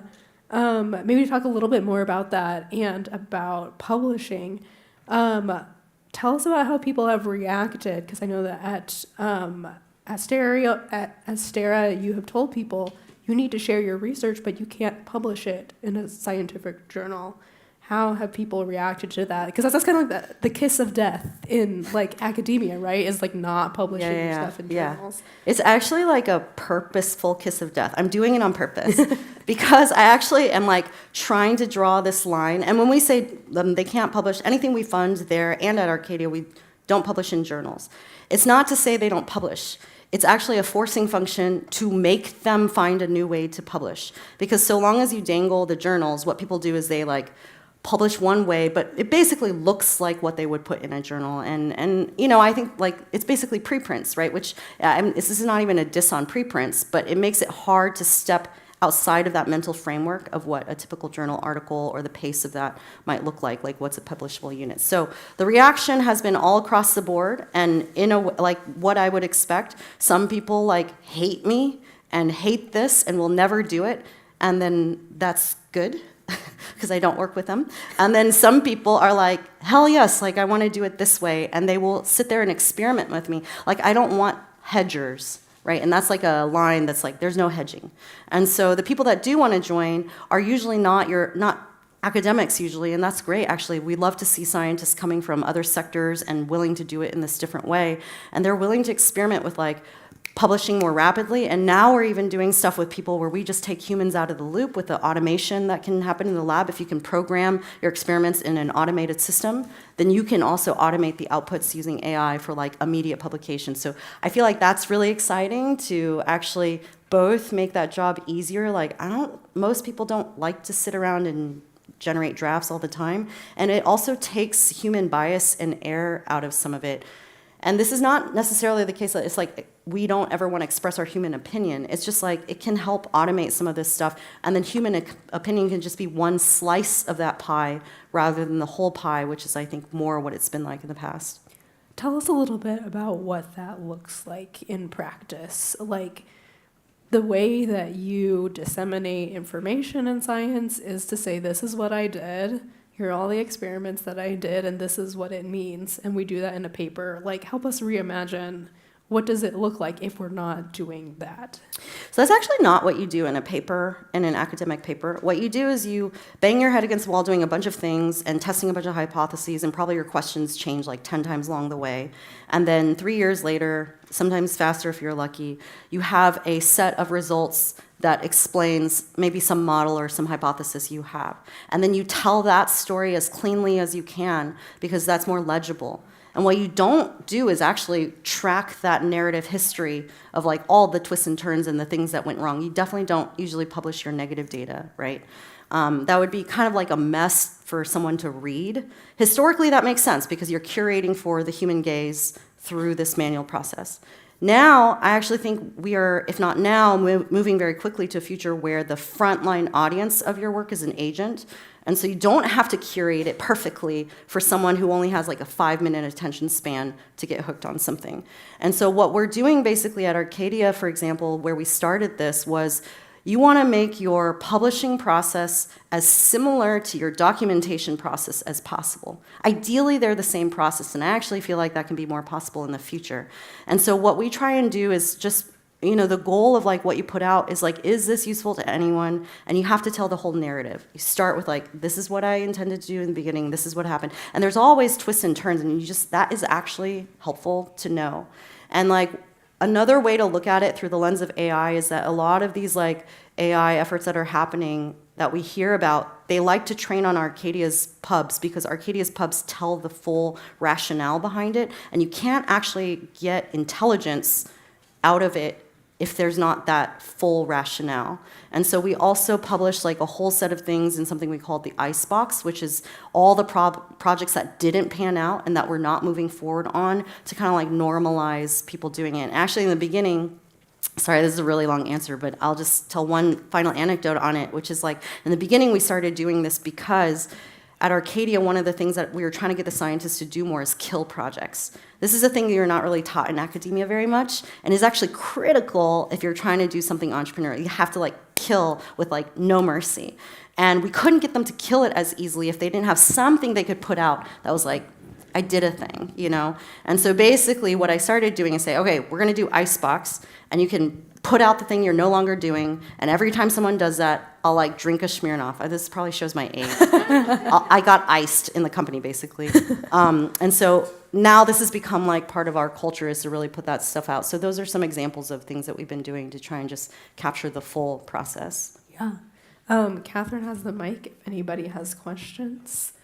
While you all are thinking of questions, what does it look like in this future where we're talking to AI scientist bots about what we did? What does it look like to get credit for what you've done, or to have something to show, especially when people are trying to get tenure, especially when the currency that we have now is citations.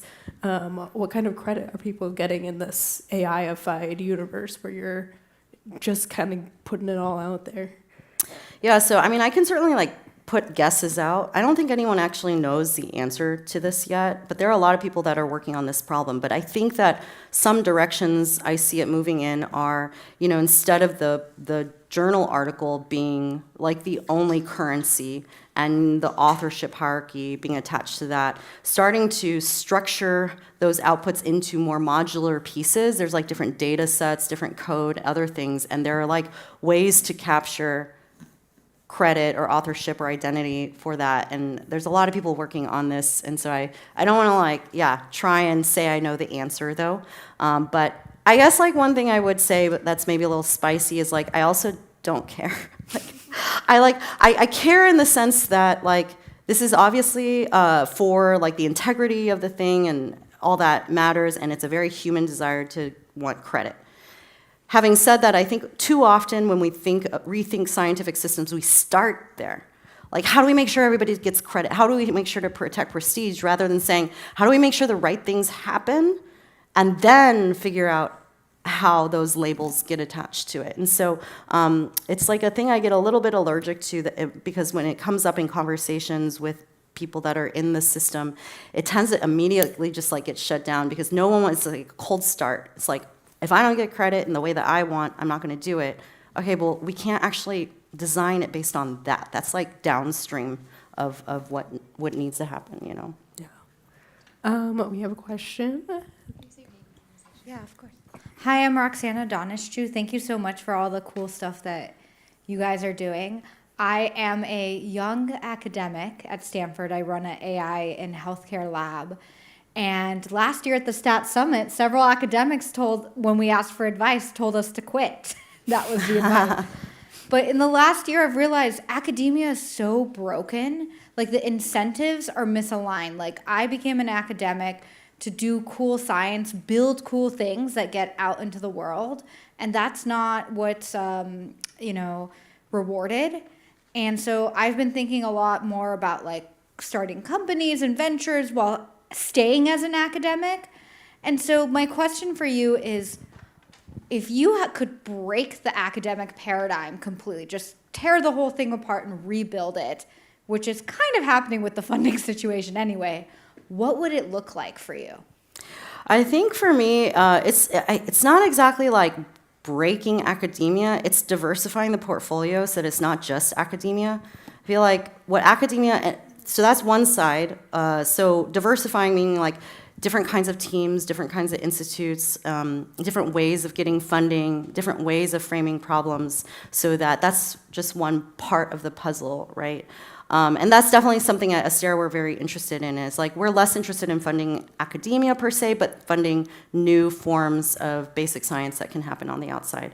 But the other dimension is like, I do really wish, and I felt this when I was there, that academia would, if we are going to diversify the portfolio, focus on the piece that it is uniquely set up to do, which is training. Like that is actually the core goal of academia. That's why I was in it, because I cared a lot about training and education, and it was to my surprise that became like kind of like a background thing. And I think we really need it. There's actually nowhere else for students to like fuck around and find out for several years, and they need to like go through that jungle to like understand how hard it is to tackle unknown unknowns. And so that is a thing that I actually think should be protected and not dismantled. But the question is like, what are all the other things we squeeze into that framework, because there's nowhere else to put it? And I think there's a whole lot of research, and I don't know your work at all, but maybe even some aspects of your research that just don't make sense to try and force into that framework, right? Yes, and we have another question.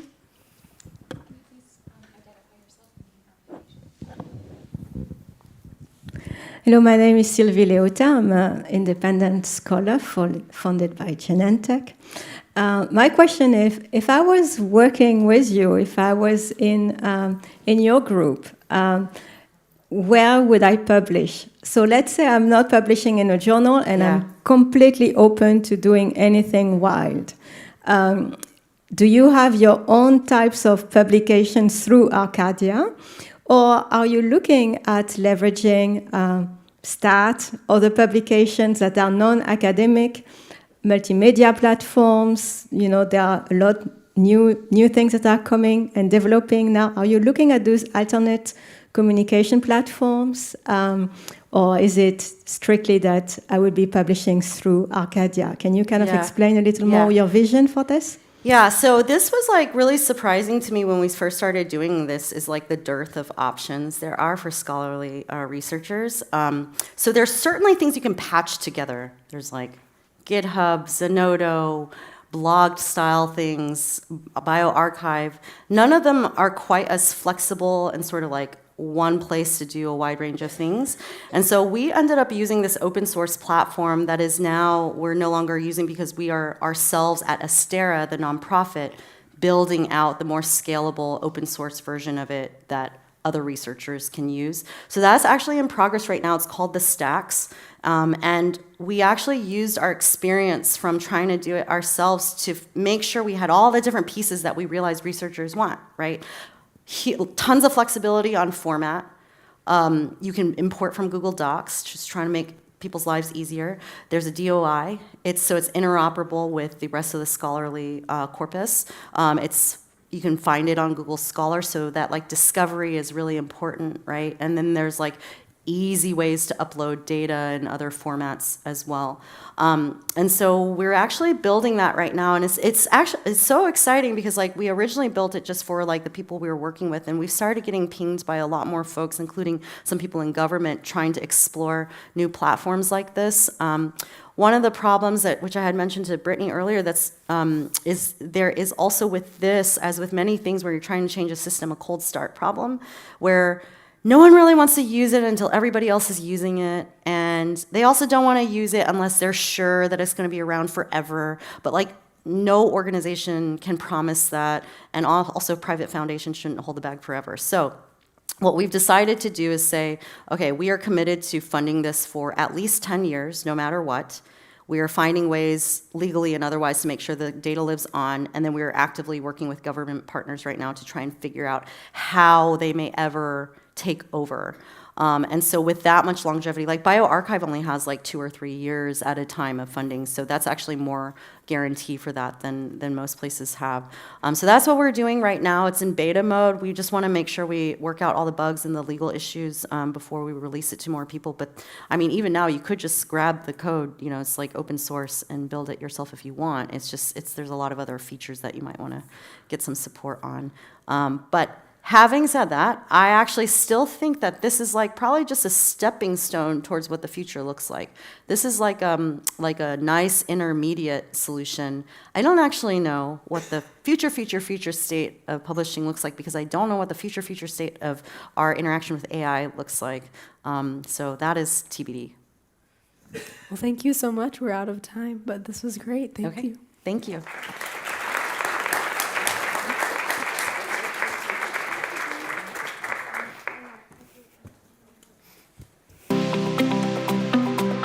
For this sponsored session, please welcome to the stage Genentech Senior Vice President and Head of U.S. Medical, Dr. Charlotte Owens, and Stat Senior Writer for Medicine and Editorial Director of Events, Matthew Herper.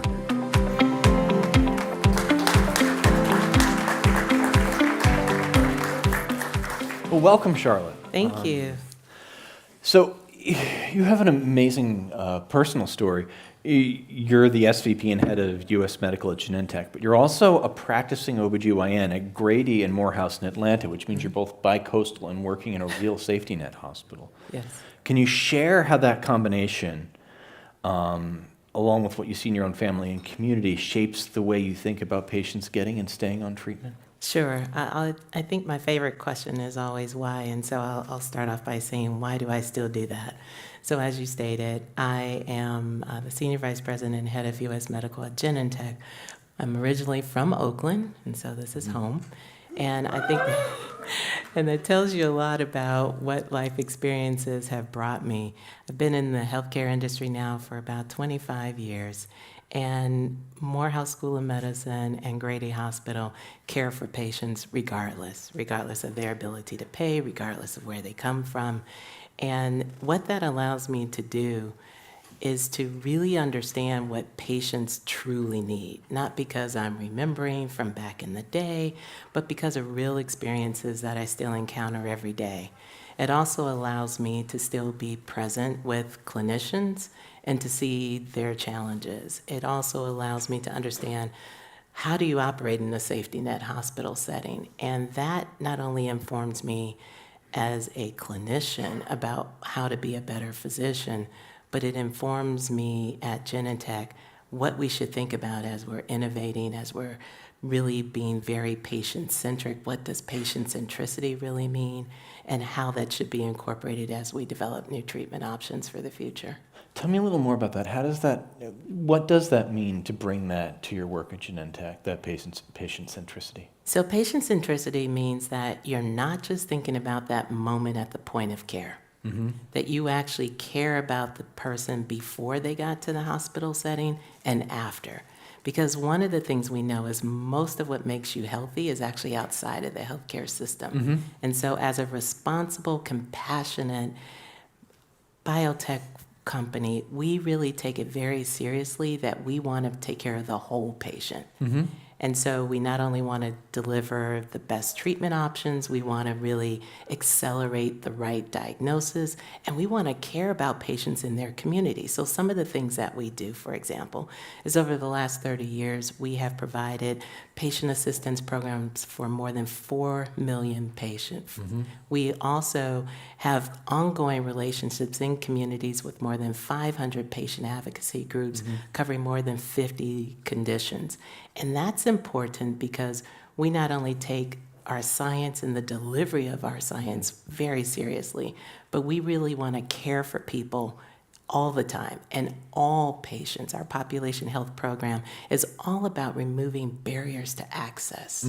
And that's not just for one group or another, it's for everyone across the board. So that's what I mean when I say that I'm bringing that back into the work that we do at Genentech. And so we were talking a lot today about technology, about AI. How do you see new technologies making a difference here for patients, for removing those barriers, for diagnosing disease, for reaching people where they are? Like, what can we do now that we couldn't do a year or two ago, or 5 years ago, or 10 years ago? There's so much, because when you think about patients, providers, payers, everyone's using AI. And so the real question is not just what can you use AI for the sake of using it, but how can you actually use it to help all of these groups navigate this complex healthcare system. So for example, for patients, when you're not in front of the physician and you have a question, where do you go? Can you call the office? Sometimes. But also AI can help in a really important way responsibly provide answers that patient will have not only in the physician's office, but afterwards, at the bus stop, maybe in a rural area where you don't have access to specialists. That's what AI can do. For providers, we have so many more treatment options for most conditions these days. And for myself, it gets really hard and complex to stay on top of what's happening. AI can actually help you not understand the broad literature, but it can help you provide simplicity and directness for the person sitting right in front of you, which may or may not be what you remember or what you could easily access. And I think one of the main parts about this is it really allows us to diagnose better, because we can use AI to really get much more specific in how we diagnose, but it can also help us move those diagnoses to the patient instead of the patient going to where the diagnosis may be.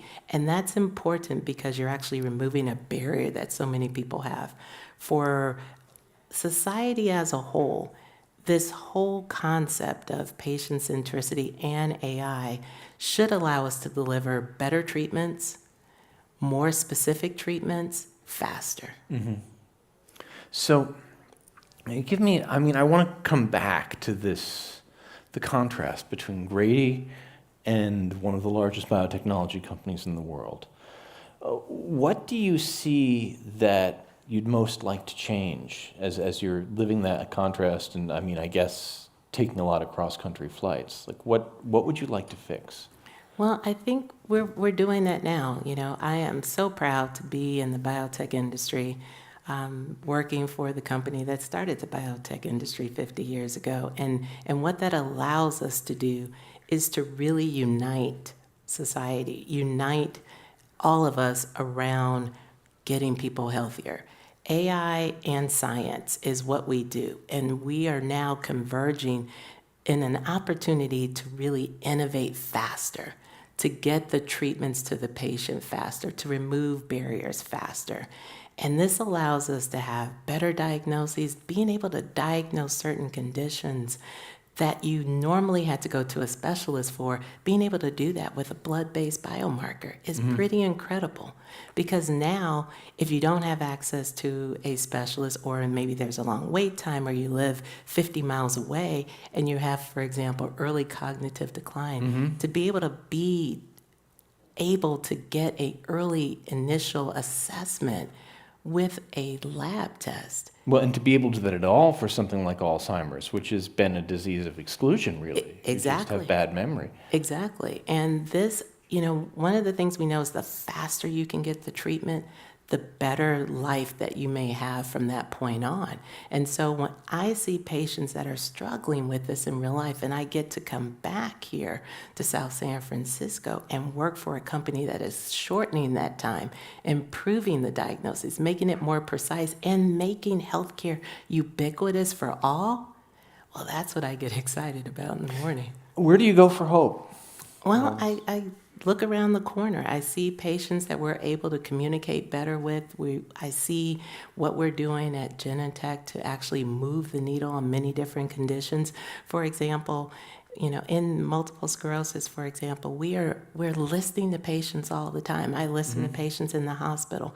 And for the last decade, we asked them, what could we do to remove the patient burden? What can we do to improve your quality of life? And their answer was simple. They said, less time in the chair. We have very effective treatments now, but they require 4 to 6 hours in an infusion chair for some. And we took that to heart and said, time is the one thing that you cannot get back. So what if we gave patients more time with their family and still have amazing efficacy? And so that's what we've done. We've been able to move to a subcutaneous injection, and now we're working on being able to provide it in a pill form so you can administer your treatment at home. That's pretty incredible. So you can do your binge watching at home instead of in an infusion chair. And that's kind of nice sometimes. Yeah, You know, it yeah. is. It is. So if you had one thing that would surprise you at the beginning of your biotech career that you could tell now, what would it be?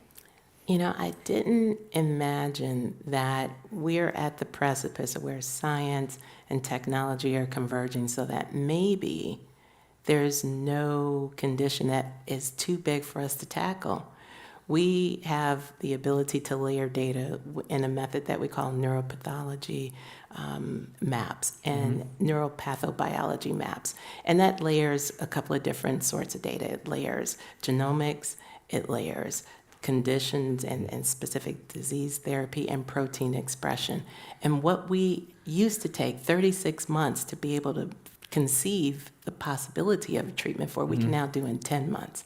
I never thought that Star Trek could be today, and maybe the whole idea of that Spock said, live long and prosper, maybe that's not too far away. All right, well, peace and long life, and thank you very much. Thank you. It's the traditional response to live long and prosper. Thank you very much.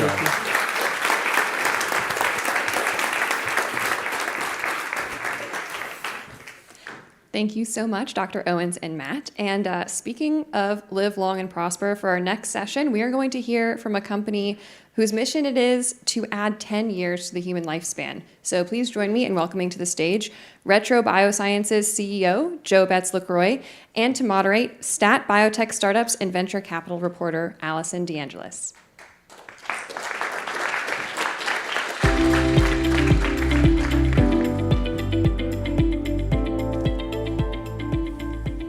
You said backstage that I might have to kind of watch for you. You really just took a shortcut up onto stage. Whatever gets the job done the quickest way. Okay, I'm going to do just like a brief, bear with me, tell people a little bit about you, Joe. You've been working in the science and tech industries for the last couple of decades. You've founded, Retro is your third venture-backed company. You've also created the world's smallest computer and worked to automate animal research. Retro got founded in 2021 with the goal of extending human lifespan by 10 years. You just started your first phase 1 trial, but it sounds like you believe the company could be worth about $5 billion. Laying this all out seems a bit like Don Quixote. What makes you think that you could do this? Mostly academic aging biology research at this point has continued to evolve to the point where it feels like we're understanding aging well enough that we can actually start to make some headway.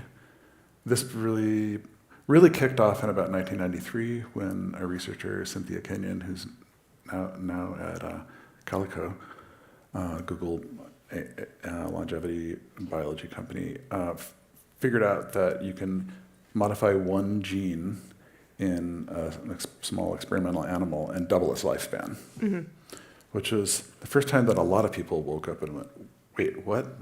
And it's not only that they just like the last part of their lifespan that was kind of like they just stayed like that for another period of their lifespan. Like it was like the whole arc was extended, including the healthy period, which is the part that I'm obsessed with. Wait, you can modify this. That is something we can come in and research academically. We can measure it. We can try interventions and see what effects they have on that. And it created a flood of people coming in, and it's become a more and more mature academic area. There's hundreds and hundreds of researchers in it. And I didn't really think it was something to build a company around in 2013 when I started my second venture-funded company. It's like, not ripe yet. But I did start a nonprofit to help kind of start elevating the conversation, especially in Silicon Valley, where it was kind of like people selling like vitamin creams that obviously do nothing. For me, I'm trained as a scientist at like Harvard and MIT and Caltech, and like there's ways that you decide whether you're fooling yourself by wishful thinking or you actually measure it and do statistics and be like, not a thing. Obviously, they were not a thing, but they stand to make money off of them, so they will push them anyway. And that morally offends me, I guess. So I started this nonprofit to start bringing in legitimate principal investigators from academia from around the region and give talks to the general public. What was the turning point then that made you go, there is enough here in the academics to make this something that could be like a venture-backed company, like Calico, like Altos, like BioAge, like the other companies that we've started to see? And BioAge started at one of my forums, one of my nonprofit things. Can you tell I'm proud of it? I think it was there was just enough progress from 2013 to 2020.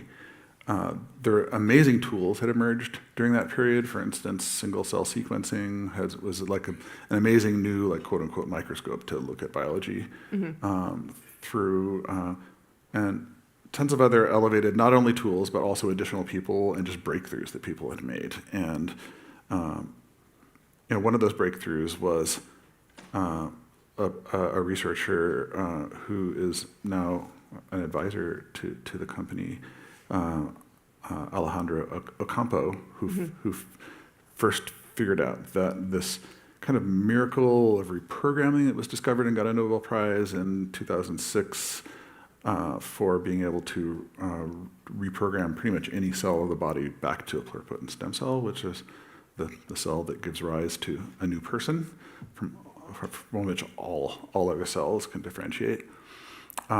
He figured out that obviously you don't want to do that to all of your cells because then you just become this undifferentiated blob of protoplasm and die. I don't think people want that. No, and like dying is like not part of the corporate mission for my current company. In fact, some people would say it's the exact opposite. Yeah, it's a little more nuanced than that because it's like not dying and being healthy while you're not dying. Okay. So it's 10 years of healthy lifespan. When it comes to like the actual drug programs that you guys are doing, I've mentioned you just started your first clinical trial right at the end of last year. You've disclosed 3 drug programs before. You've got something replacing microglia, rejuvenating hematopoietic stem cells, mouthful every time, enhancing autophagy to better clear out kind of protein aggregates in the patients with Alzheimer's.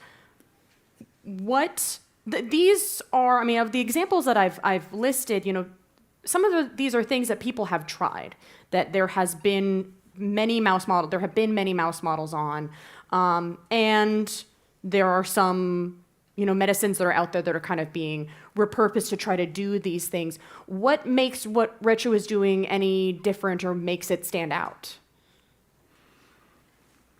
It's hard to answer in aggregate, so I can talk about them one at a time. Let's talk about like the autophagy program. That's the lead program. What makes it different than what anybody else is doing out there? Well, presently there is no approved drug that's an autophagy modulator that specifically restores autophagy in cells where it's stalled. So it is a first in class. It's just been a hard target for people to figure out how to modulate. What's been the difficulty in figuring out how to modulate that target? In general, it's a small molecule, oral, bioavailable drug that crosses the blood-brain barrier, has a lot of the check boxes that are hard won in small molecule drug development space. Small molecules are hard.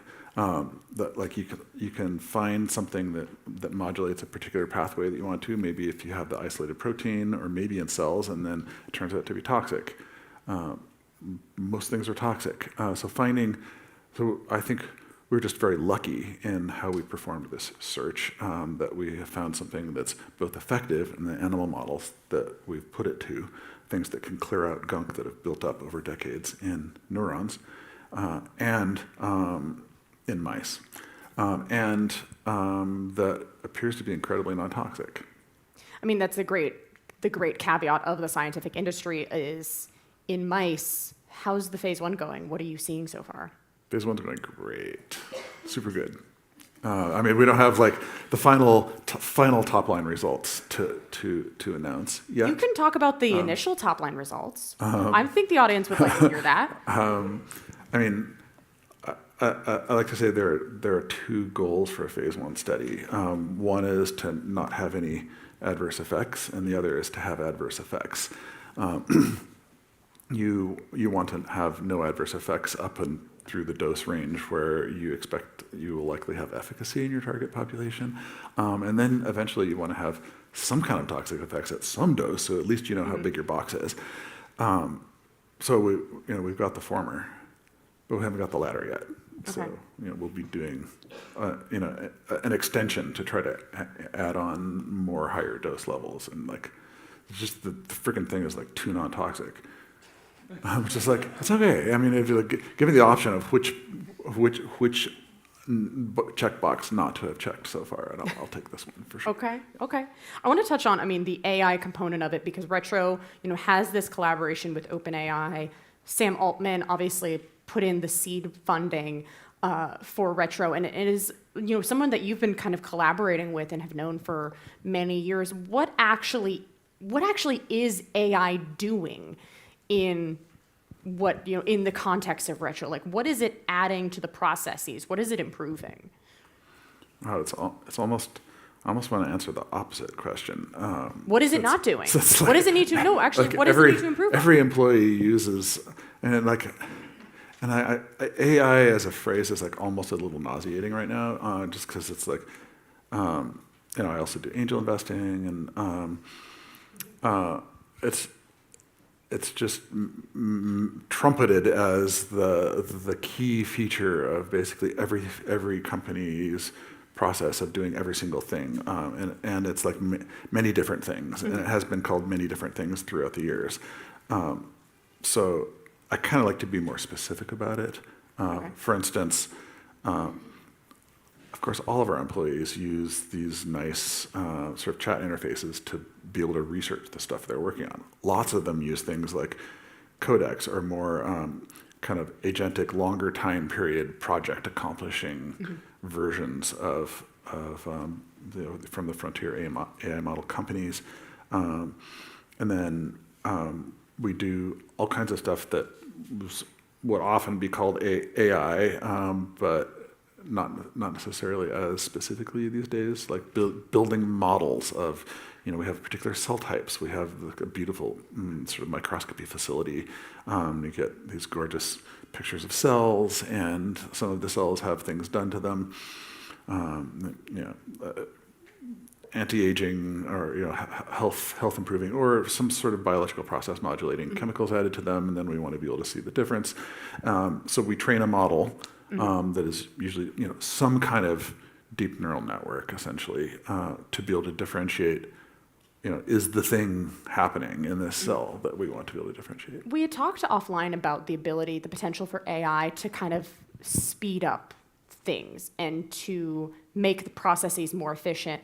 I mean, if we just look so far at what Retro has done, founded in 2021, first product in the clinic, end of 2025, I mean, that's on par, I would say, with a lot of what we've kind of historically seen of the biotech industry in recent years. I know that you've talked about like the frustrations you have with the inefficiencies of biotechnology. I know that that's something that Sam has talked about. So why did it still take 4 years to get into the clinic? Well, part of it, I'd say, is that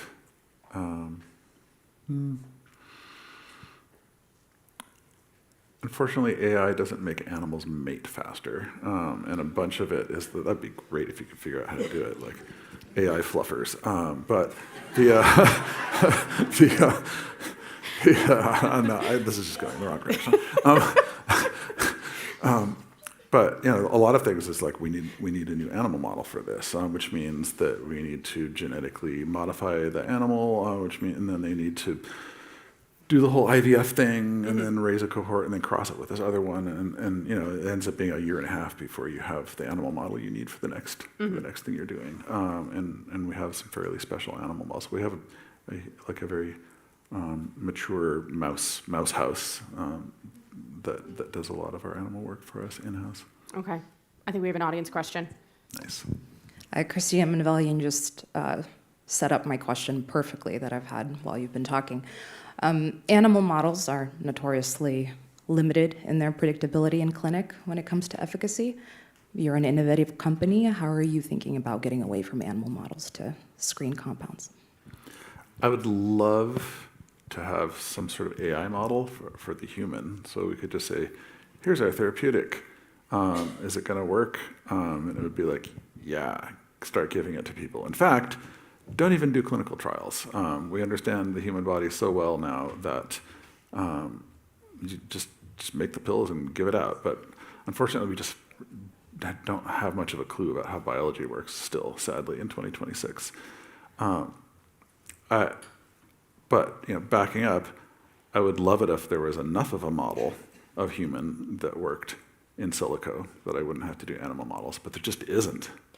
That is something, though, that the FDA has been trying to push the industry to do, to move completely away from animal models, and has posited that AI can help do that. It sounds like you don't believe that's feasible right now.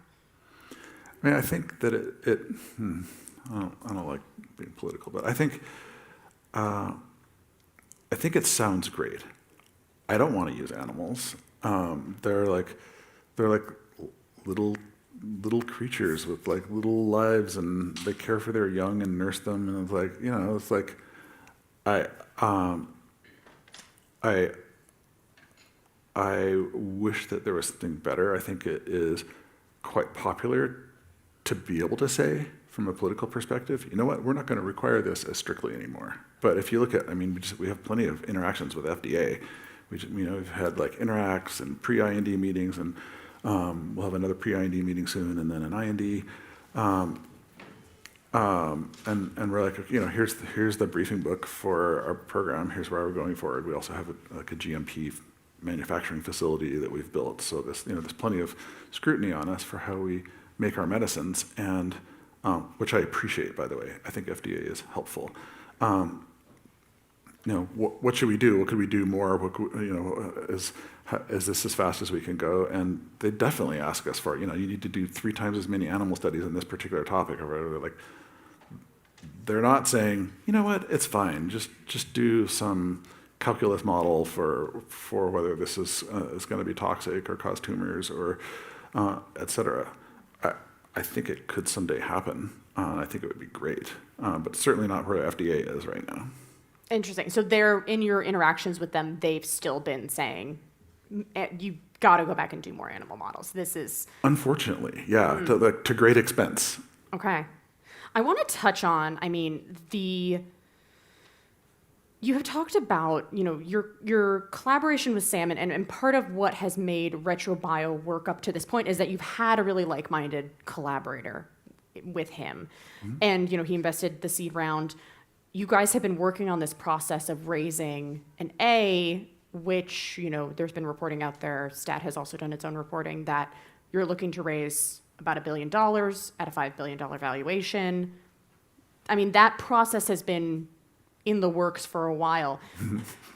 What's going on? Are you finding that you don't, have there aren't those like-minded collaborators out there? Fortunately, there are like-minded collaborators out there. And it's been a weird time to raise in biotech. I don't know if any of you have noticed that. But fortunately, it looks like in the very not too distant future, we'll be at least doing the first close on that fundraise. So I don't have much to say about it until then, but stay tuned for the next few days. How have people reacted to the valuation of the company? A biotech company that is just moving into its first clinical trials, most others would not position themselves at being worth $5 billion. Well, to be fair, I'm not out raising at $5 billion. Has that plan changed? Don't believe all the press you read out there, some of it is a little extreme. What about the documents, though, Joe?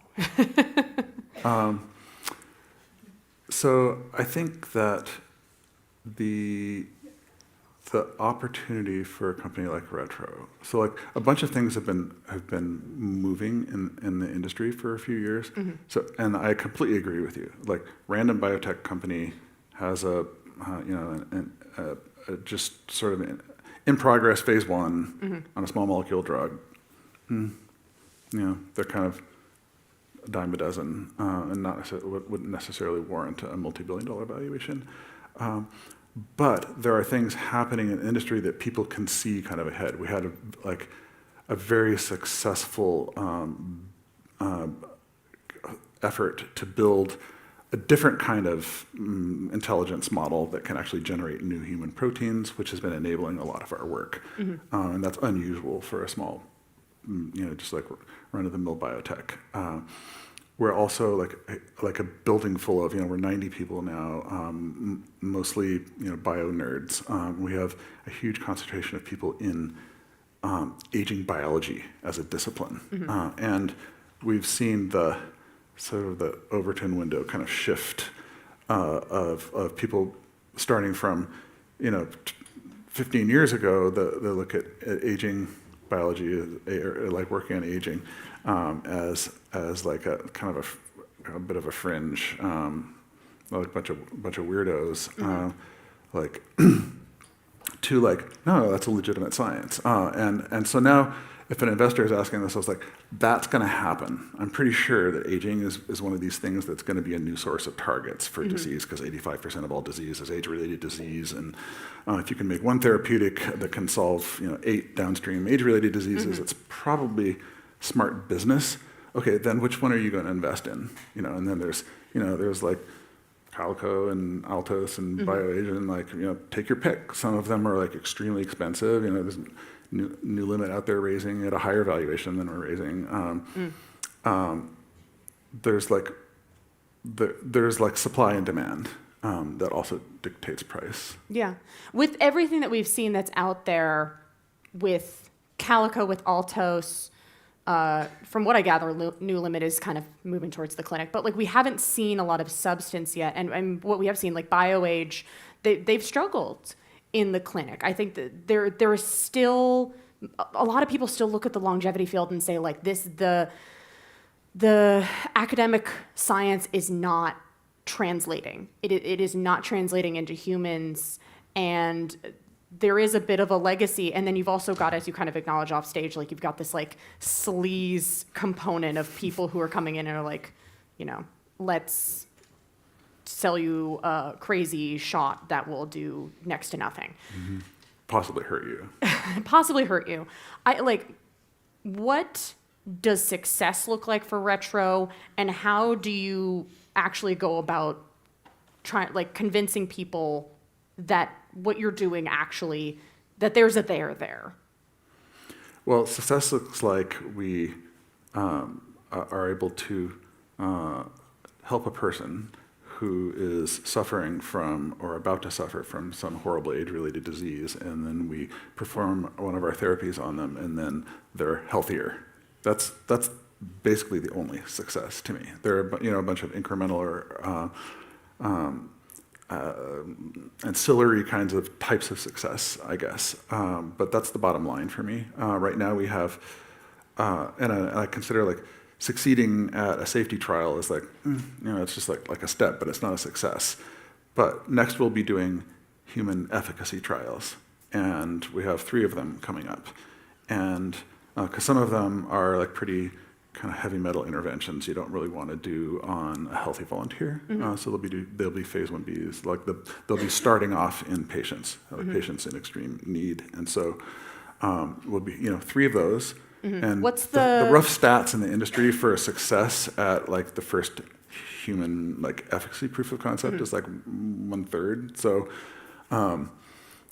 fingers crossed, probably at least one of those will actually do something useful for a patient. So that's one that's actually feels like success to me, and then I hope that translates into the other people saying, oh, that's cool. They actually did something that worked. I would like to continue to partner with them and get behind them. So wait, sorry, is that a fourth program? Is that you've talked about 3 publicly, and then you said you're going to have 3 that are going to be in humans? Well, we have. What's the pipeline, Joe? Tell me the whole pipeline. We have 3 that are absolutely heading toward human proof of concept, human clinical efficacy proof of concept. The safety trial that's going on right now, I don't count, but after this, it'll do a phase 2. Okay. And then we have a microglia replacement program. Basically, the other 2 are cell therapies, which we're making in-house in Redwood City, and our replacement programs. Okay. So one replaces microglia in the brain. So they make young cells using this reprogramming I was talking about, and then we put them back into the body and replace the old cells in the person's body. And the other one, microglia are one of the 4 sort of fundamental brain-specific cell types. And the other is what you were saying, a mouthful, hematopoietic stem cells, which is much easier to say HSC. And we make HSCs. We're the only company in the world who can make functional long-term engrafting HSCs from pluripotent stem cells. And the idea there is to be able to replace your, say, 95-year-old blood system with essentially 3-year-old blood, and give you a boost for the next, many years. When are we going to see that golden phase 1 data? The golden phase 1 data, not too much longer. I would say supposedly the first batch of it can be released in like August-ish. Okay. When are we going to see that Series A first close? We shall see. Hopefully very soon. Hopefully in the next few days. Yeah. What's that valuation? We'll be talking much more about it in the not distant future. This seems like a nice opportunity. It's a very nice opportunity to spend time with you. I much appreciate it. All right, we'll let Joe go. Thank you, folks. Thank you. Wait, do you have? Sorry. Oh, no. Sorry. Rick has a question. Oh. Sorry. Is that Rick? No, it's not. Sorry. It's not Rick, and it's not a question. Oh, okay. Okay. So, Joe, before you leave, yeah. You said you're the only company that makes LTHSCs from iPSCs. I'm Fyodor Ernov. I work for Jennifer Doudna across the street at UC Berkeley, treating kids with blood conditions. Do you have any clinical data to support that claim, that you can make LTHSCs out of iPSCs and that you're the only company in the world? Define clinical. Treating a human being within the context of an FDA-approved clinical trial? We have not done this clinical trial yet. Right, so what we've made are long-term multi-lineage engrafting HSCs that so far perform in the gold standard proxy for long-term human engraftment, which is NGSDW mice, through multiple sequential engraftments, which is the best that from any of the global level experts in blood, human blood, tell us is the best and most definitive way that we could possibly measure this. And by that metric, as far as we know, we're the only company who can make that. Okay. Thanks. We've taken up too much time already. Thank you, Joe. Thanks so much.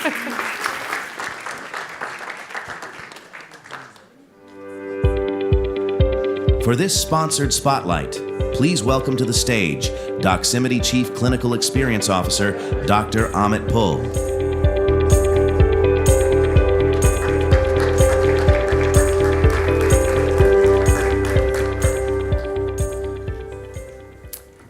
Good afternoon, everybody. Not every day you get introduced by the voice of God. That was pretty cool.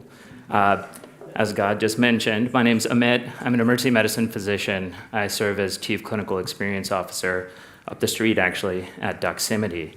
Very honored, actually, to speak with this group today about separating some of the hype from the reality that we're seeing when it comes to frontline kind of clinical applications of artificial intelligence technology.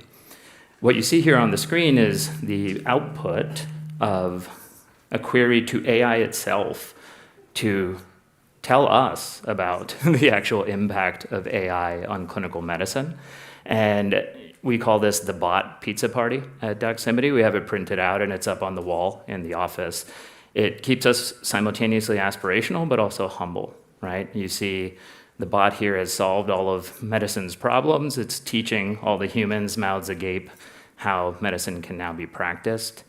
If anyone has seen the inside of a hospital or a medical facility anytime recently as a provider or a patient or a loved one or friend of a patient, you know we're actually pretty far from this. There's a lot of promise. To be clear, we started today with the amazing story of that beautiful young girl that has a renewed lease on life due to this technology. But as we'll see in a moment, it's quite important that we remain diligent and cautious as we lean into the potential upside. When you listen for a signal amongst all of the noise that's out there, again, what you hear, particularly from practicing clinicians, is that there's a delta between certainly the perception and the claims that are being made and what they live in, which is the actual reality of clinical medicine on the front lines.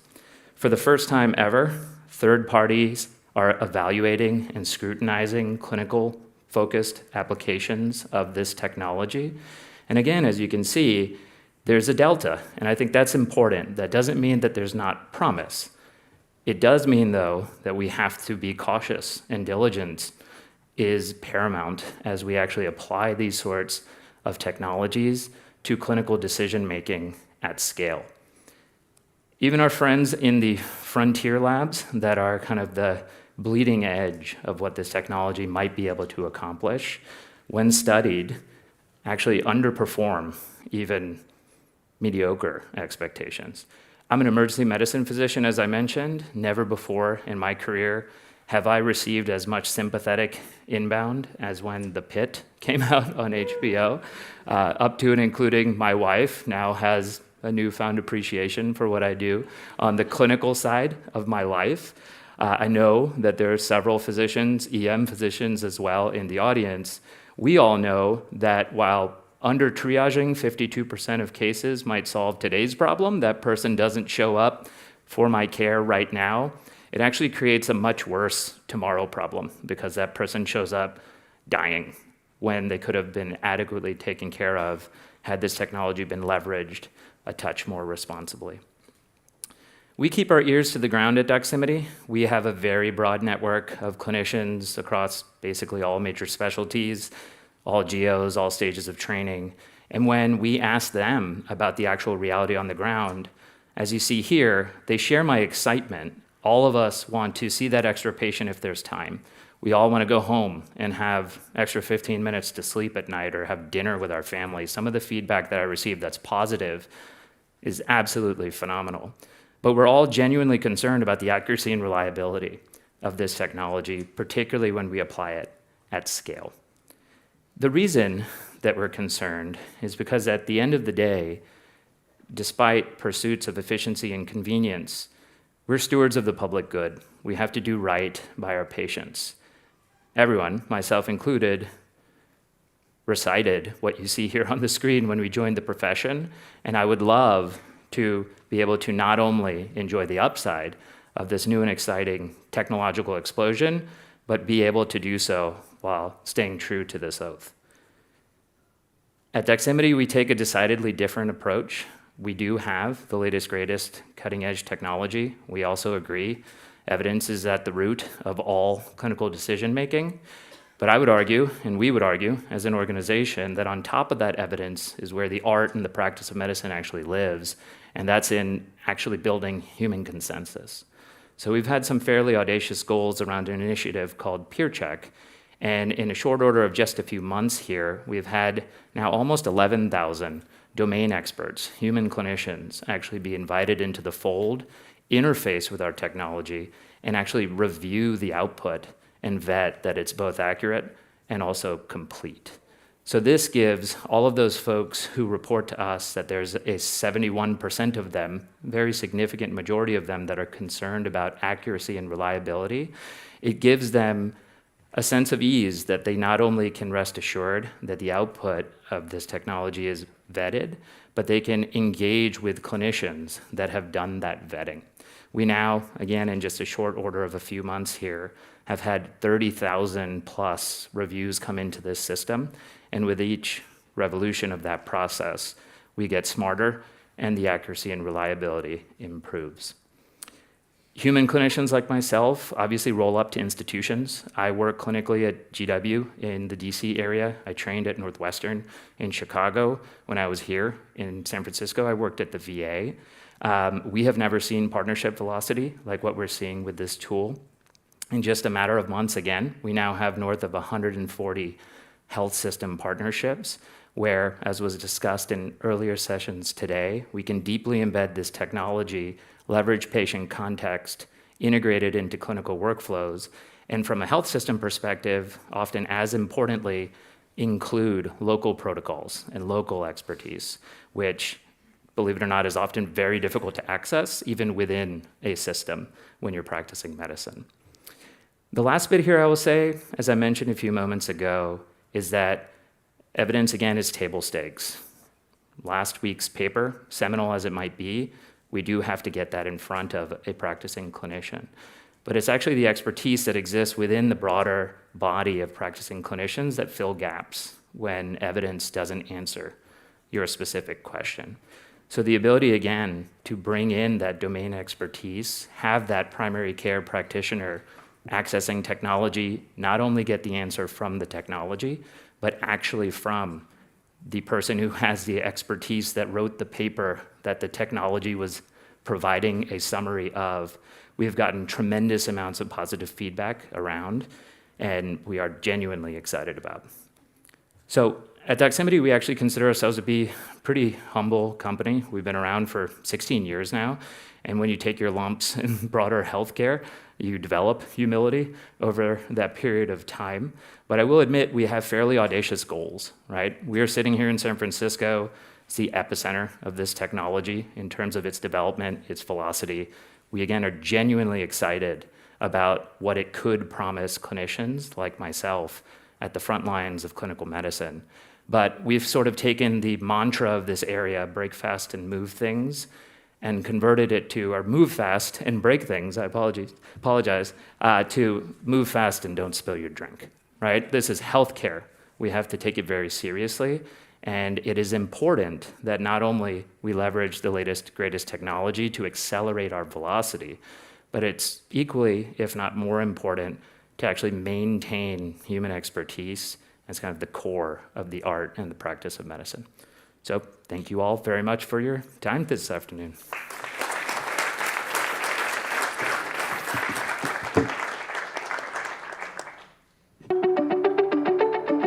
Please welcome to the stage Zera Therapeutics Chairman and CEO, Dr. Mark Tessier-Levine, and to moderate, STAT Senior Writer for Medicine and Editorial Director of Events, Matthew Herper.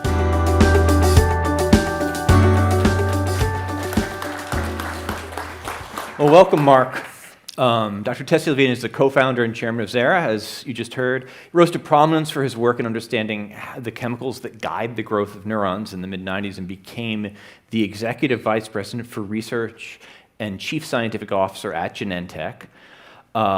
Then the president of the Rockefeller University and of Stanford University, where he remains a professor of biology. As Stanford's 11th president, Dr. Tessier-Levine led the university in the creation of its first new school in 35 years, focused on sustainability, as well as an institute on AI and data sciences.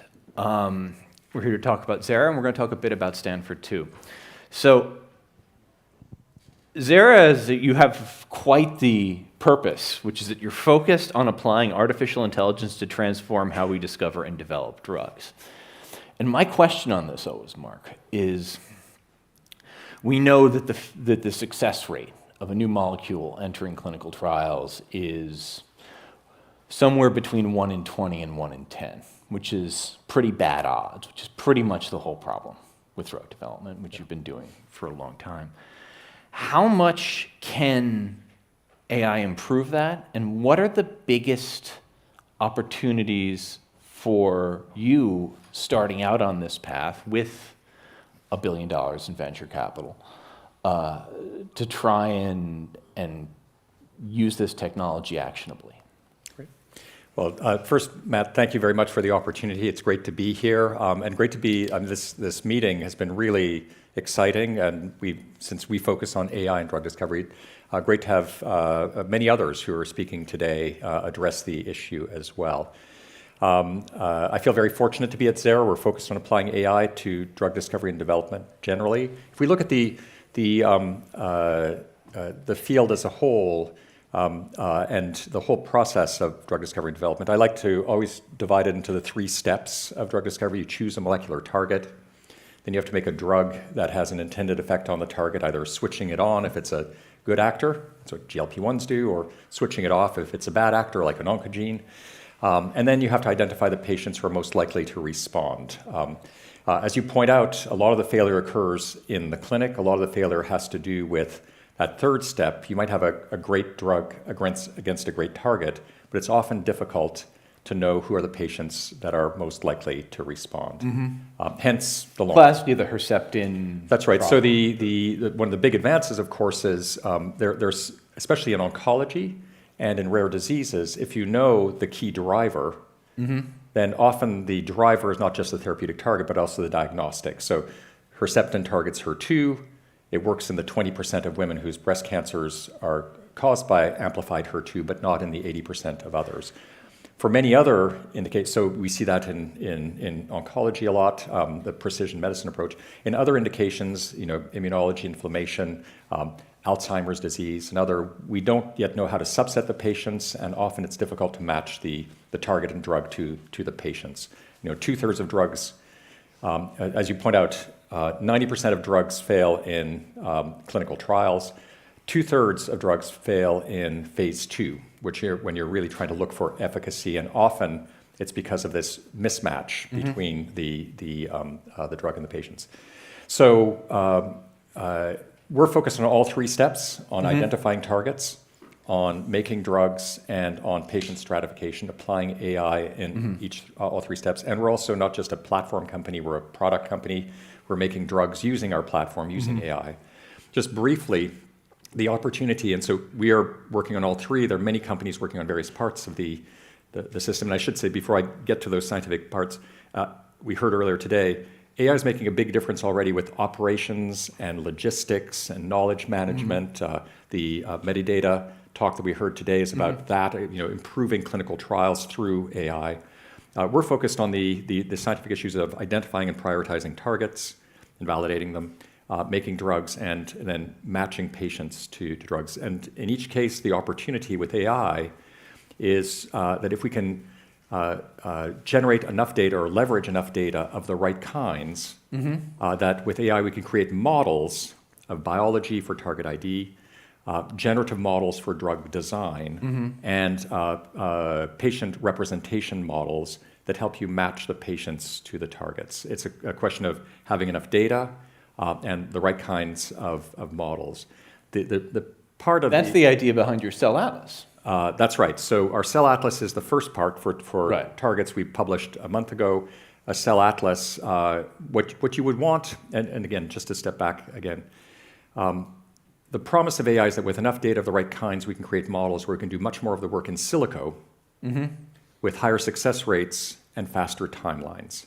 Very much like an analogy I like is from aeronautics.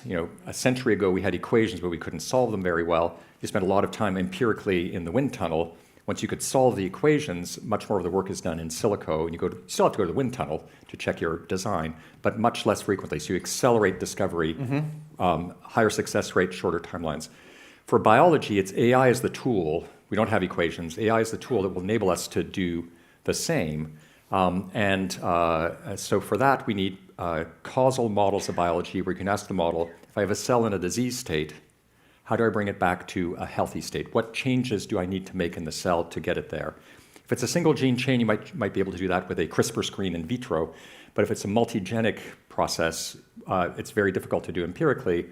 A model that has learned causality in biology and the genetic networks should assist in that process. So we generated very large amounts of causal biological data, perturbation data, that we put forward in March. as well as an AI model that can make predictions about unseen states. And so we can begin to address this question of what genetic changes, what changes do you need to make in the cell to make it healthy again. For molecular design, that's the part of the field that's moving most rapidly. There, we're fortunate that there are data out there already. The protein data bank, 200,000 structures of proteins and protein complexes accumulated over 70 years, 95% of it from academia. That was used to train AlphaFold. Everybody here is familiar with AlphaFold. Without those data, AlphaFold would not have been possible, but AlphaFold can predict with very high accuracy the structure of a protein based on its amino acid sequence, and it was used by our co-founder David Baker to create the first generative models where the prompt is, I have this protein, I'd like to make another protein that entirely de novo, that binds a particular epitope, a particular site, and 3 years ago, RF diffusion, he showed that's possible. Nobel Prize a year and a half later. And these are molecules that wouldn't exist in nature but Correct. work. That's right. That's the crazy thing, is that this is not the way that your normal antibody works because it's totally new. That's right. Prior to 2023, to RF diffusion, all AI applied to molecular design was redesigning molecules you already had, make them better, multi-parameter optimization. Since 2023, so for 3 years now, we've been able to make molecules entirely from scratch using AI. And of course, what we and others have applied that to immediately is to making antibodies from scratch. And just in the last year, there's been huge progress from us at Zera, from others as well, in getting much better, higher hit rates. You make 100 designs, 20 of them have the right properties, in improving the affinities of those molecules and improving their developability properties. It's moving very fast and will provide the opportunity to do drug design in silico, which we're applying to the problem of drugging undruggable targets, things that are hard to make antibodies against, multipass membrane proteins, for example, agonist antibodies. So AI is providing the opportunity to open new doors and also the promise over time of being able to make antibodies faster than we can with conventional means. So that's one of the big areas of focus with the Cell Atlas. We're creating a predictive model of biology, which now we're starting to train on therapeutically relevant cell types. And then patient stratification is the final frontier, this problem that you started Right. with, being able to address that. And it's obvious why having those new capabilities would make you want to found a new company after you left Stanford, and also would be something you could raise $1 billion over, which is certainly amazing. I do want to ask a little bit about how you got here, which is a little particularly newsworthy today. You resigned from Stanford as president. There were accusations that figures in some of your scientific papers were manipulated, and that some papers should have been retracted. Stanford did an investigation. In that investigation, a scientific panel concluded that Dr. Tessé-Levine did not have actual knowledge of the manipulation of research data that occurred in his lab, and was not reckless in failing to identify such manipulation prior to publication. They also stated, with regard to those papers, that Dr. Tessé-Levine failed to decisively and forthrightly correct mistakes in the scientific record. So before we get into it further, I want to ask, do you think you adequately corrected the record? And if not, why not? I mean, there are accounts of you having emails that you thought about sending. There are accounts of you of not following up on corrections you'd requested. Why weren't those made? Why wasn't the record corrected? Right. So, you're going back, 3 years ago. There was this inquiry. This was at a time when some issues surfaced in some of my a small fraction of my papers, some serious. As you point out, the investigation from Stanford and also a narrower investigation at Genentech cleared me of misconduct and stated, as you say, that I was not reckless in not seeing this. I mean, what I learned from this is my lab's always been run on trust, and that trust was warranted. I always trusted my students and postdocs to bring me data that was accurate and correct. And real, and that trust was warranted the vast majority of the time. I've had amazing colleagues. But I learned you need to balance that trust with a keen awareness of the possibility, of course, for errors, but also for data manipulation. And so that's a lesson I've taken to heart, and I took responsibility for that. In terms of the corrections that you describe, there are two sets of issues. One was a paper about 15 years old, where after publication we discovered some scientific errors and we corrected them in two follow-on papers a few years later. And we thought we'd done what needed to be done. The panel assessed that the approach of correcting with follow-on papers was within the bounds of scientific practice, but they also added that it would have been more optimal to append a correction to the original paper or to retract it. And I agree it would have been helpful to the readers to do that. There were 3 other papers, all one individual, where at the time, this is now papers that are 25 years old, 10 years ago, I corresponded with the journals about what appeared to be issues with figure assembly and presentation, not data manipulation. So, one of the journals, Cell, declined to publish a correction. They said the impact was limited. The other journal, Science, agreed to publish corrections that I submitted, but then they failed to do so, even though I pressed them several times. The editor-in-chief of Science took accountability for this, stating that they dropped the ball, in his words. But I should have pressed them further to do it, as well as corrected another image, what seemed to be a simple image duplication that had come to my attention. So those are the circumstances that are being described there. And so those circumstances are also described. There's a book that came out today. A lot of the controversy was spurred by a student journalist at Stanford with some very aggressive reporting, who won a Polk Award for his coverage, and has a book out today, Theo Baker. I read the book. I wanted to read you a passage from the book and give you a chance to respond, because Baker really goes beyond questioning your trust in others and questioning your conduct directly, and I would like to hear what you have to say. So I'm just going to read a couple paragraphs. This is about that report and about Dr. Tessier-Levine's decision to resign. The trustees were presented with slides predicting the reaction, including one that listed the likely headlines about the report in different publications: the New York Times, the Washington Post, the Wall Street Journal, Science, and the Stanford Daily. People got the picture really quickly, said one participant, and honestly, his comportment had a lot to do with it. The board discussed Steve Neal's aggressive letters to Theo Baker, in concluding that Tessier-Levine's admit nothing, deny everything approach did not reflect well on him and, by extension, the institution, as the participant put it. And there was another incident, too, that influenced the trustee, one omitted from the public report. There was an instance of a younger female colleague who had work that challenged some of the conclusions of Mark Tessier-Levine's work, and he sidelined her, said a source familiar with the investigation. Again, all the quotes are blind. Calling it a misuse of power. Another person recounting the June meeting said the episode was a confirming factor, revealing to the trustees what Tessier-Levine had been like behind closed doors. At the end of the day, according to 4 participants in the process, the vote by the Board of Trustees was unanimous. Tessier-Levine had to go. In fact, there was no pro-Mark Tessier-Levine camp by the end, one of the participants told Baker. And so the conversation moved on to who would be interim. That's not just that's not just about your science, it's about your conduct.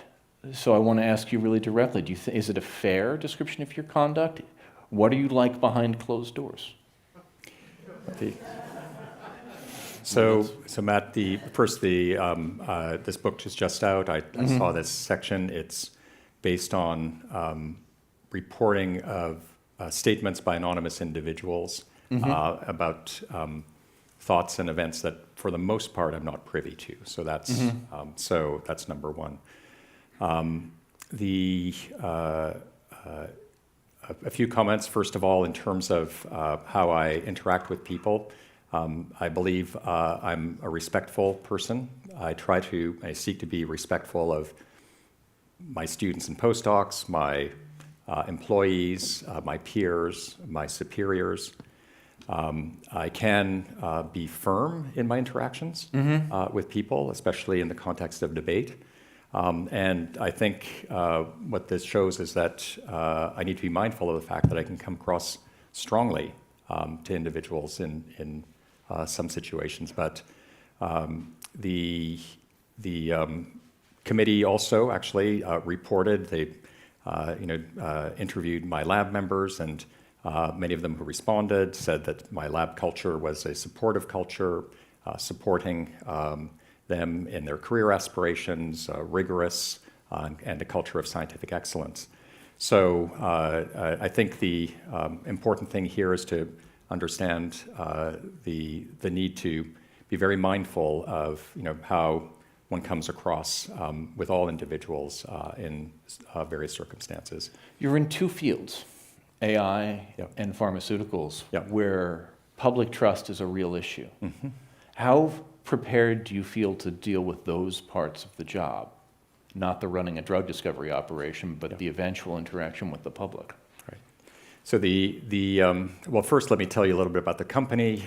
We have a board of directors, board of scientific advisors that include some Nobel laureates, a former FDA commissioner, former CEO of a pharma company, heads of R&D. They did extensive diligence on me and on this report before I was provided with the opportunity to run this company. So I'd say their actions speak louder than any words that I could have. And certainly I think trust is something that you have to earn with the public. And I certainly believe that that's something that I'm going to be working hard to earn. I wanted to ask you about something completely different to close, which is we heard some discussion about China and its effect on disclosure this morning from Neil from BridgeBio. We know very little about your pipeline, which is too bad because it would be really fun to talk about here. Is the speed of molecule creation and clinical development in China having an effect on how much disclosure you and other companies are making? I think the short answer is yes. I mean, you heard it from Neil on stage earlier today.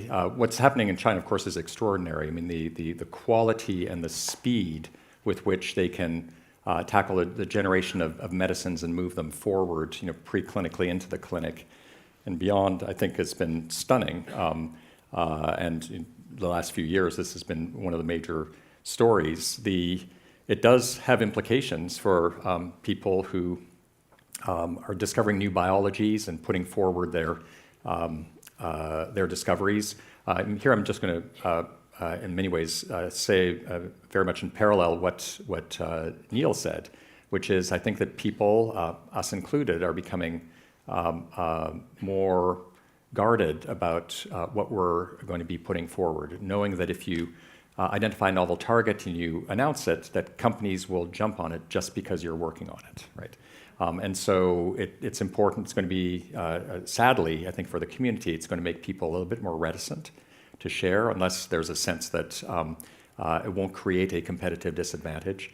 It will leads to lots of strategies. Neil outlined some of them for what you do with intellectual property around composition of matter. It's now, I think he gave the figure of 8 to 10 weeks that patents publish and people are able to bust the patents and rapidly create data and catch up. So if it's taken you 4 or 5 years to get to that point because you had to open up a new area of biology, but people can catch up with you within weeks in terms of the chemical matter, and then of course they still have to catch up preclinically, but your head start is eroded in a process, all told, that takes 13 years on average, right, from choosing a target to making the drug to having it approved by the FDA. Your advantage becomes very limited, and it creates a problem. So people are going to be more reticent to share, and trying to protect themselves in various ways. It's sort of inevitable. We have about 1:40 left, and this is maybe both an AI and a Stanford question. If you could go back to yourself in 2022 and tell yourself anything, what would it be? In 2022? In 2022.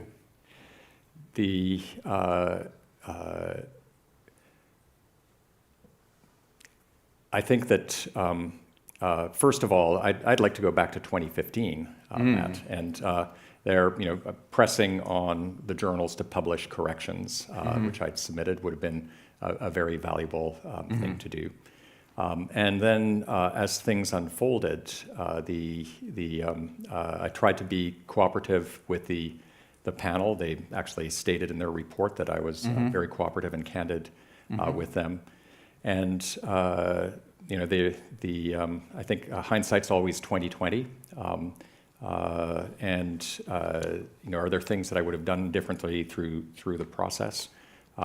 Certainly,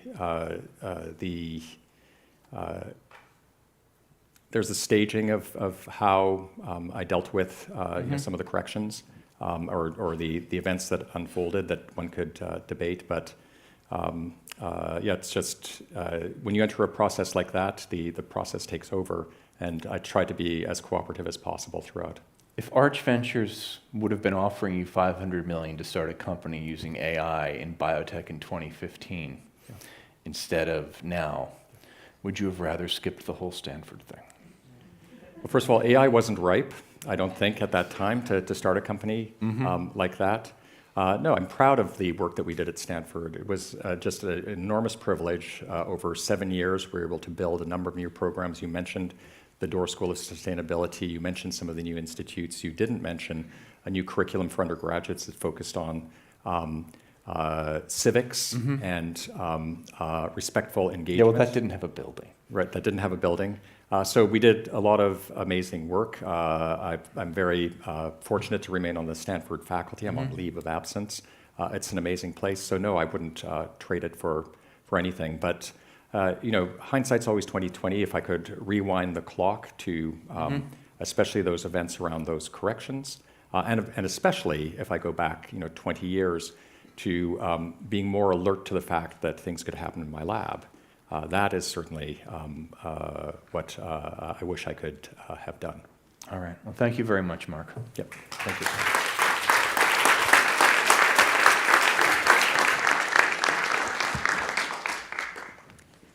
Thank you, Mark and Matt, for that conversation. I think that leaves us with a lot to talk about over lunch, because with that, we are at lunch. We have a buffet-style meal and open seating available on both the first and third floors. You can take the stairs down to the first floor or the elevators up to the third floor.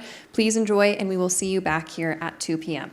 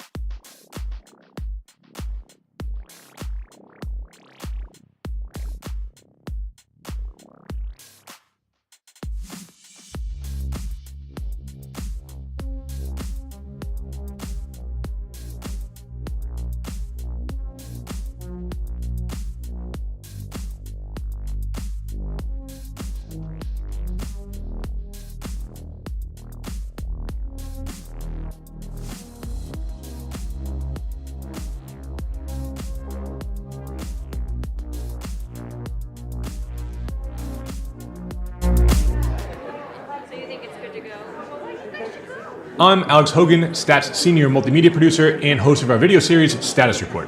Each episode takes viewers inside the biggest stories in health and science, breaking down complex topics, doing dispatches from the most important events in life sciences, and talking with stat reporters and the experts shaping the future of medicine.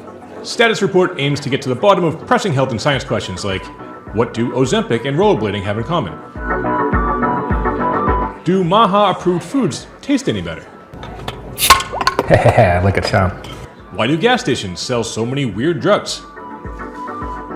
I talk with stat reporters about their impactful stories and investigations. But, how is this a business? It is most distinctly not a business. And feature some of the most influential figures in health and medicine.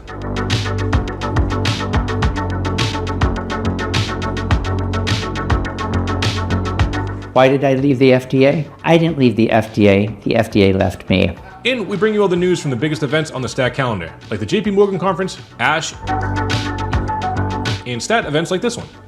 It's a lot of fun. Chest compressions cannot be David Hasselhoff like this. Well, actually, it's not always going to be that fun. Stat covers some pretty heavy stuff. But I do promise it will always be interesting. So check out Status Report on YouTube at youtube.com/@statnews and follow us on Instagram @statusreportig.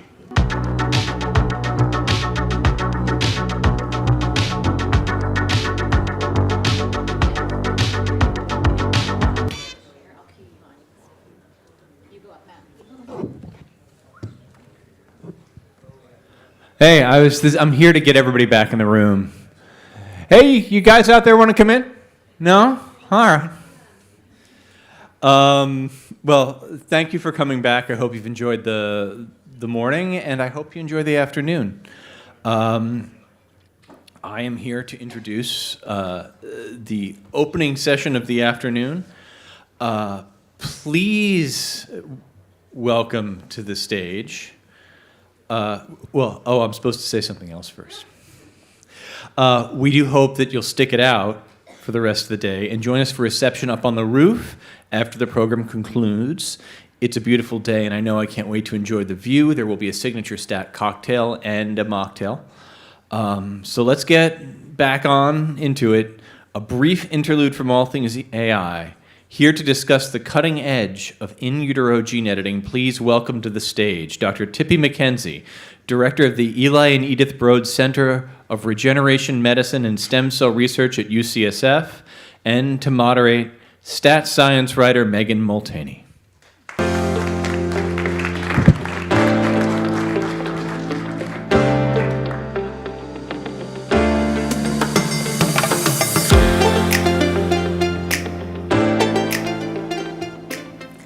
Yeah, I do hope we get more people in the room because this is going to be really, I think, fascinating for a lot of people here.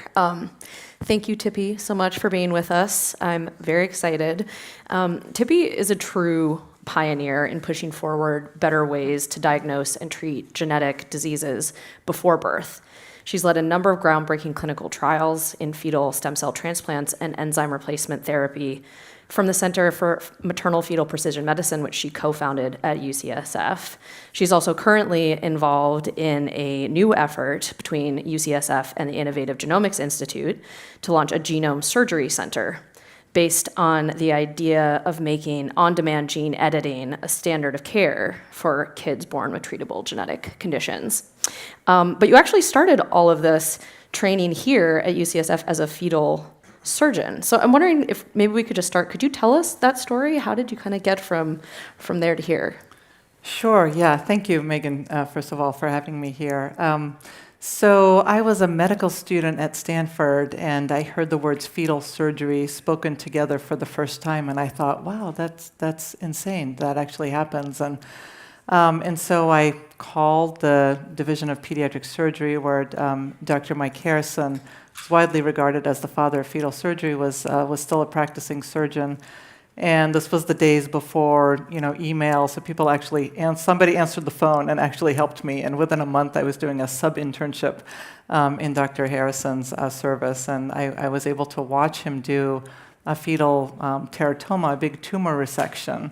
And it was the most exciting, setting that I've ever been in. And in fact, the fetus had a cardiac arrest, and I saw him do this sort of across the room. I'm many meters away, and he got the kid back, and it was the first survivor of that kind of surgery. And so from that, you can imagine, I was like, I want to do that when I grow up. I want to go train in general surgery, pediatric surgery, fetal surgery, and of course all surgery residents do a couple of years of research. So I was lucky to work at the Children's Hospital of Philadelphia, where Dr. Ellen Flake, who's one of the pioneers of the fetal stem cell transplantation field, worked. And so I did all my training, and then I came back to UCSF about 19 years ago, where I've had a lab and a clinical practice ever since. Well, can you tell us about, I'm guessing there are some people in the room who are not familiar with this concept of fetal molecular surgery, where you're actually, delivering these therapies that maybe people are familiar with, but to a patient that is, developing inside of a womb. Can you just talk about how does that procedure work? Sure, yeah. So the very first fetal intervention actually that happened was in the 1960s, where people started giving blood transfusions due to Rh incompatibility between the mother and the fetus. And so that's a very common procedure that's performed all over the world today. It's done just using ultrasound. The umbilical vein, the umbilical cord, as you know, is nice and long, and so that's sort of the lifeline of the fetus, and it ends up being a place where you can actually access with a needle. So my colleague, Dr. Juan Gonzalez, who's one of our interventional maternal fetal medicine doctors, does these interventions, both the in utero transfusions and in the trials that we've started since, such as for stem cell transplantation or enzyme replacement therapy. So in experienced hands, it takes about half an hour, but obviously they have to be experienced hands. So. And so using that same sort of procedure, you're actively exploring how could you deliver other kinds of newer technologies like gene therapy, gene editing. How did those was that a natural sort of dovetailing? How were you following that field? How did that come to be sort of an active area of research for your lab? Yeah, thanks for the question. I guess the way I think about it is I'm a science nerd who ended up going to medical school and training in surgery. So the whole time that we were, doing fetal operations for fetuses who have anatomic abnormalities like holes in the diaphragm, etc.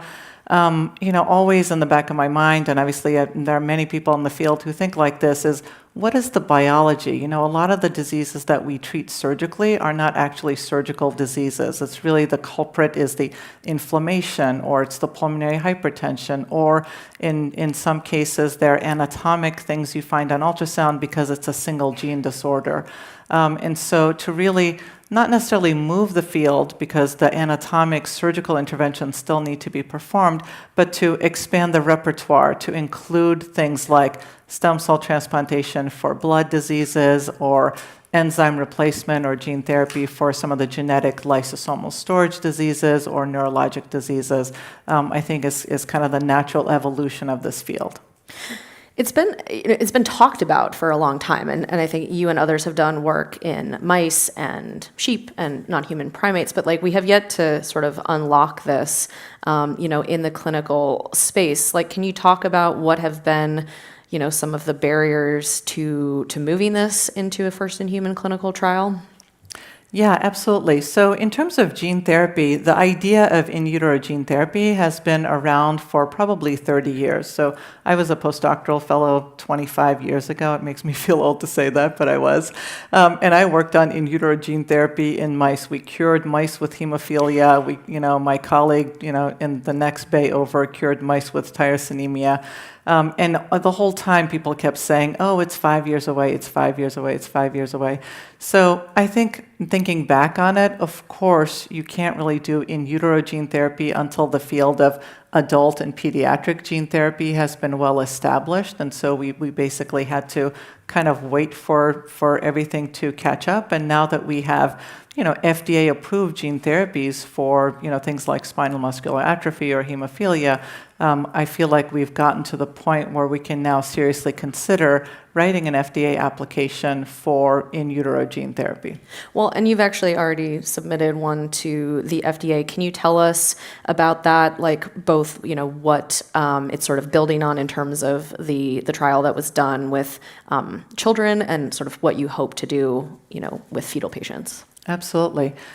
So at ASGCT, which is the American Society for Gene and Cell Therapy, my colleague Grasa Almeida Parada, who has been one of the pioneers in this field, she started a subgroup on prenatal therapies. And at the very first of these meetings that we had at the national meeting, we talked about the history of gene therapy, the rationale for doing in utero gene therapy. And Dr. Cindy Tift, who's an investigator at the NIH, came to the microphone and said, I have just the right disease for you. I have just the right vector for you. I have been waiting 20 years for prenatal gene therapy to mature. So that was just, such an amazing miracle. So, we were in conversations afterwards, and it turns out that she and her colleagues at the University of Massachusetts, Dr. Miguel Sena Estevez and Heather Gray Edwards, had designed and tested this AAV9 vector for children with a rare lysosomal storage disease called GM1 gangliosidosis. And she and her colleagues had dosed then about 12 patients, and they had shown, through an IND after they had done all the, the mouse studies, the cat studies, et cetera, to show that the vector was effective and safe. And so these children, it was definitely seen to be safe for these children, but that disease, the onset is in the fetal period, and we know this from autopsy studies that Dr. Tift has done, among others. And so the benefit was really limited. So what they saw is stabilization, and they just published this in the New England Journal a few months ago. They saw stabilization of the neurologic outcomes, but it really wasn't transformative. So it's logical, right? The earlier you treat, the better hope that you have of treating the CNS disease. So she generously shared all of the materials, her own IND application, et cetera, so that we could write our in utero IND application, really citing her entire CMC section and working together to come up with a clinical protocol.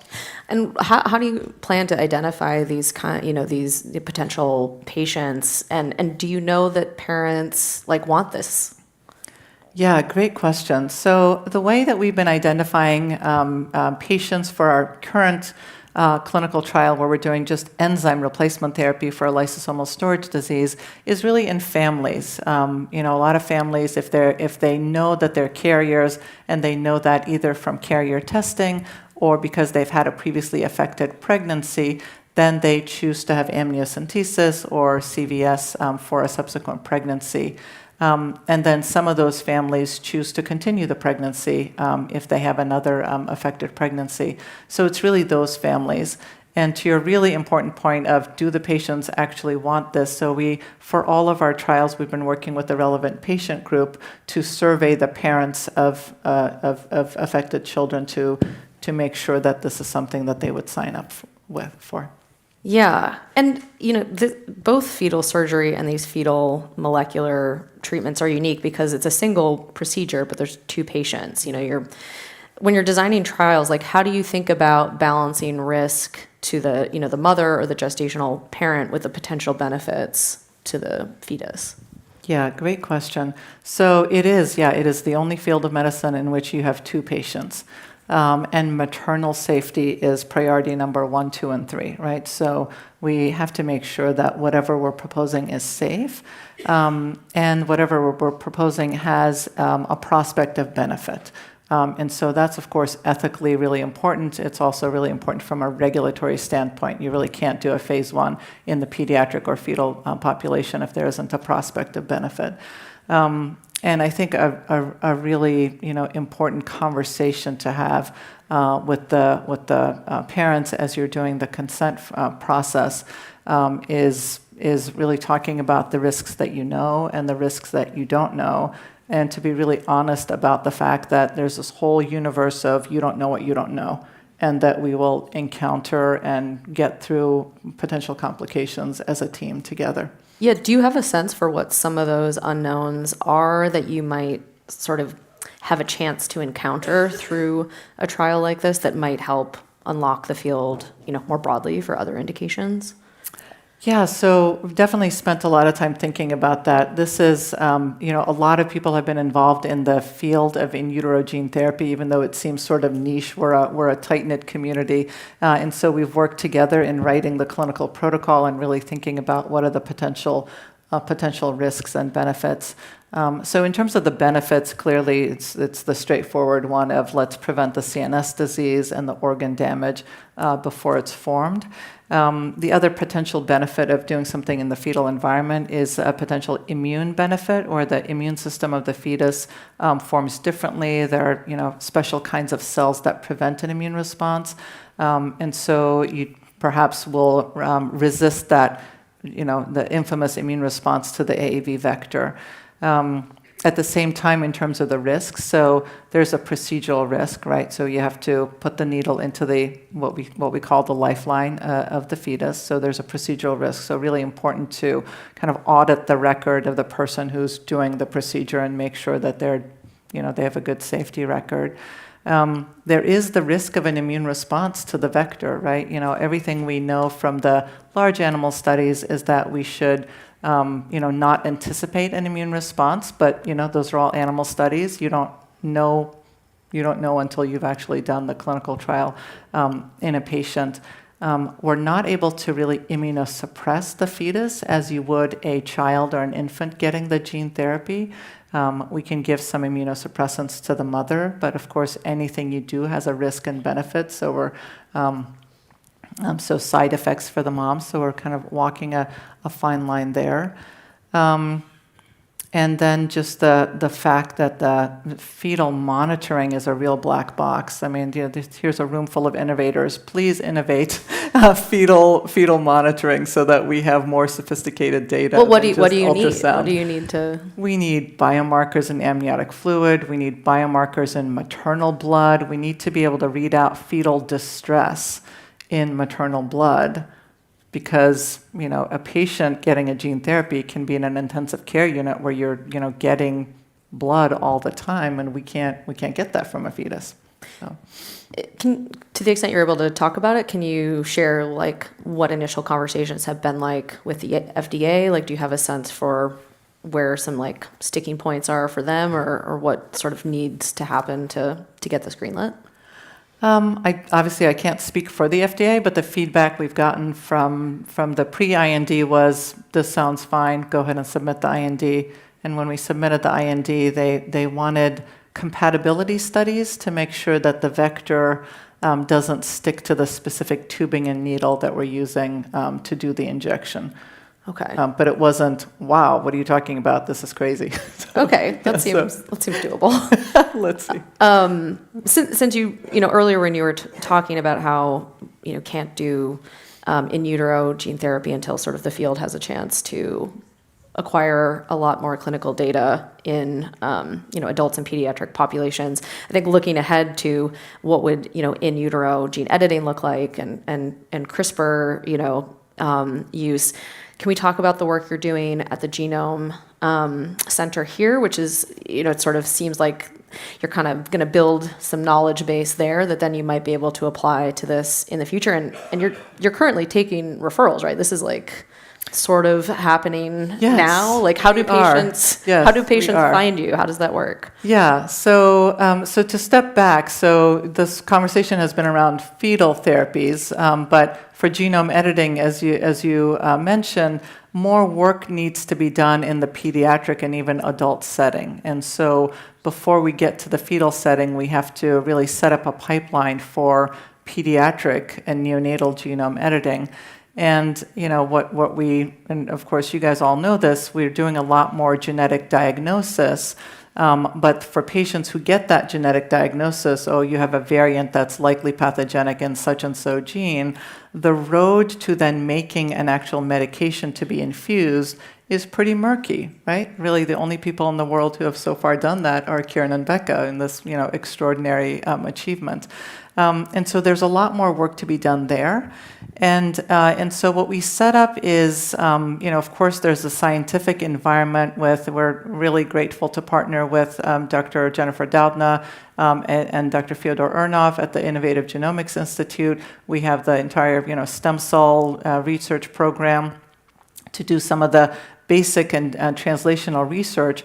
But really what needs to exist is a medical clinic where you can go in with your genetic diagnosis, and some scientist who understands genome editing can look at that variant and say, that's maybe base editable. I could use an ABE, I could use a CBE. Here's the predicted off target.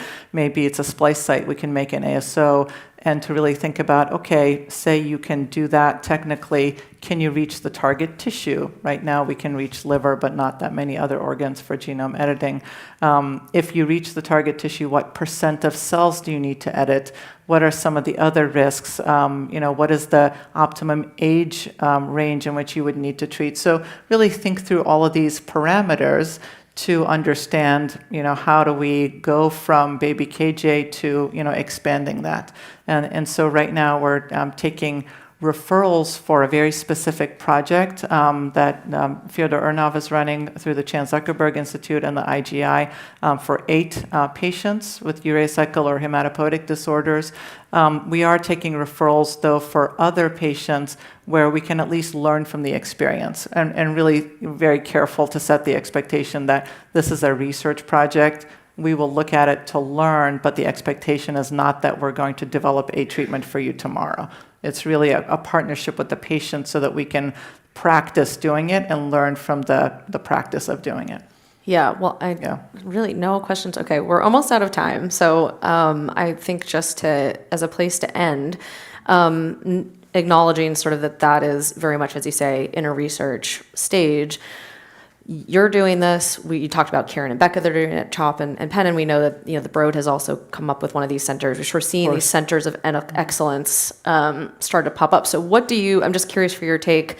What is the moment that we are currently in for this concept of genome surgery? And you refer back to that. It's always 5 years down the road. Where are we going to be 5 years from now? And how do these centers kind of help get us there?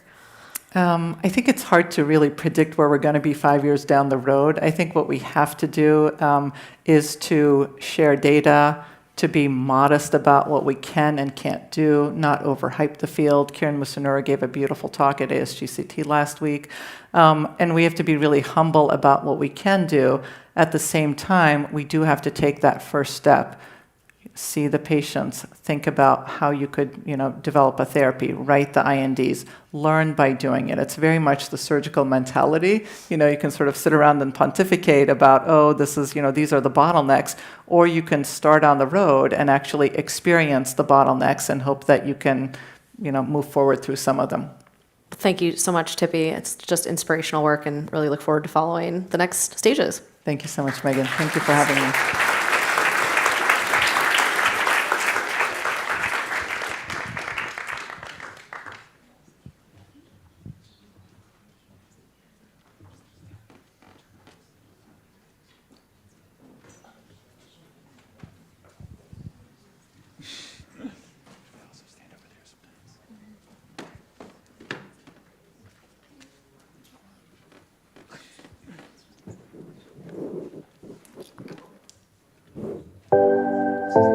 For this sponsored session, please welcome to the stage Dr. Aliza Apple, Vice President of Catalyze 360 AI ML and Global Head of Lilly Tune Lab at Eli Lilly and Company. Dr. Jonah Kuhl, Head of Life Sciences Partnerships and Deployment at Anthropic. Dr. Alexei Garasuto, Senior Vice President of Drug Discovery and Head of Chemistry at Schrödinger. And to moderate, Stat-branded content editor, Jesse McQuarters.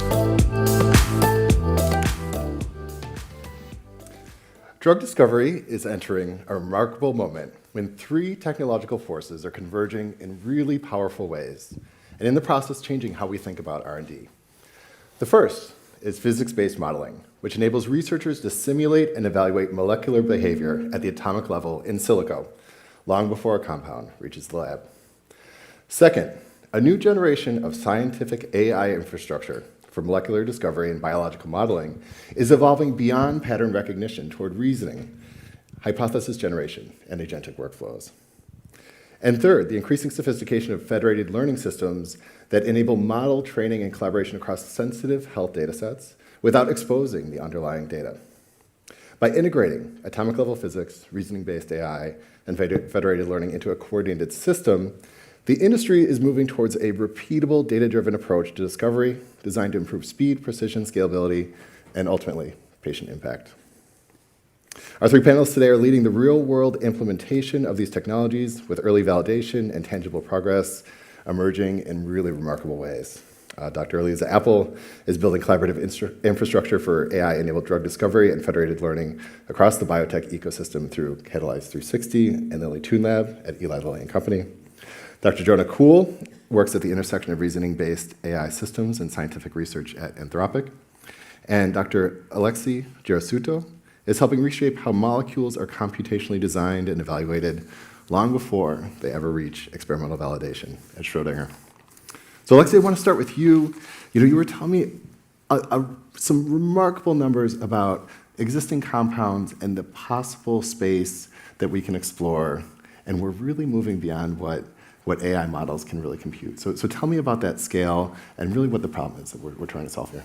Yeah, what really sets the Schrödinger platform apart is how we integrate both AI and physics-based methods to really drive the fundamental shift from make and test mindset to this predict first paradigm in drug discovery. So we essentially evaluate compounds at the atomic level computationally before they ever get made and tested in the lab. We all know that AI is tremendously powerful. We've seen a number of applications, throughout the day to day. The one challenge we're facing in the drug design is the sheer size of the chemical space. And we are talking about at least 10 to the 24th power of potential drug-like molecules. And only a small percent of those compounds have actually been synthesized by industry, somewhere on the order of maybe hundreds of millions of compounds.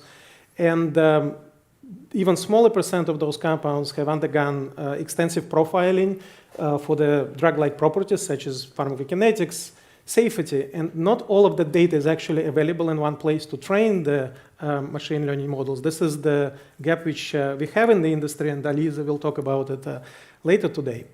So in other words, the data we have at the moment actually represents a small drop in the ocean to train those models. And if somebody would take a drop of the water out of the ocean and analyze it, they might come to the conclusion that there is no fish to catch in that ocean. So if you want to stay within the chemical space which we already discovered, the AI methods are tremendously powerful in interpolating in this chemical space. But if we want to continue inventing the novel medicines, in particular for novel and challenging to drug targets, we need to continue pushing the boundaries and extrapolate into the unknown. And this is where the physics-based methods, which is the main pillar of the Schrödinger computational platform, really come in to close this gap. So by solving the quantum equations in addition to using the historic data, it allows us to really extrapolate into this novel chemical space and find novel solutions. So, and the validation to these methods is really in the clinic.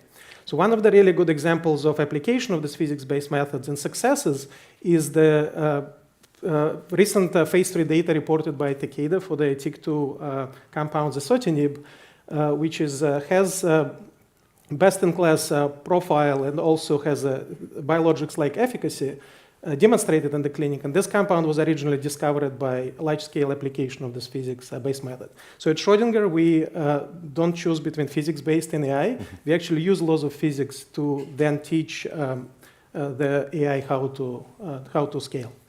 Absolutely. So going from that quantum level of calculation, we just live in a time of this increasing computing power. It's really remarkable. Jonah, I just wanted to hear from you a little bit as AI moves from a tool that we use to a system that can reason and again, agentic workflows.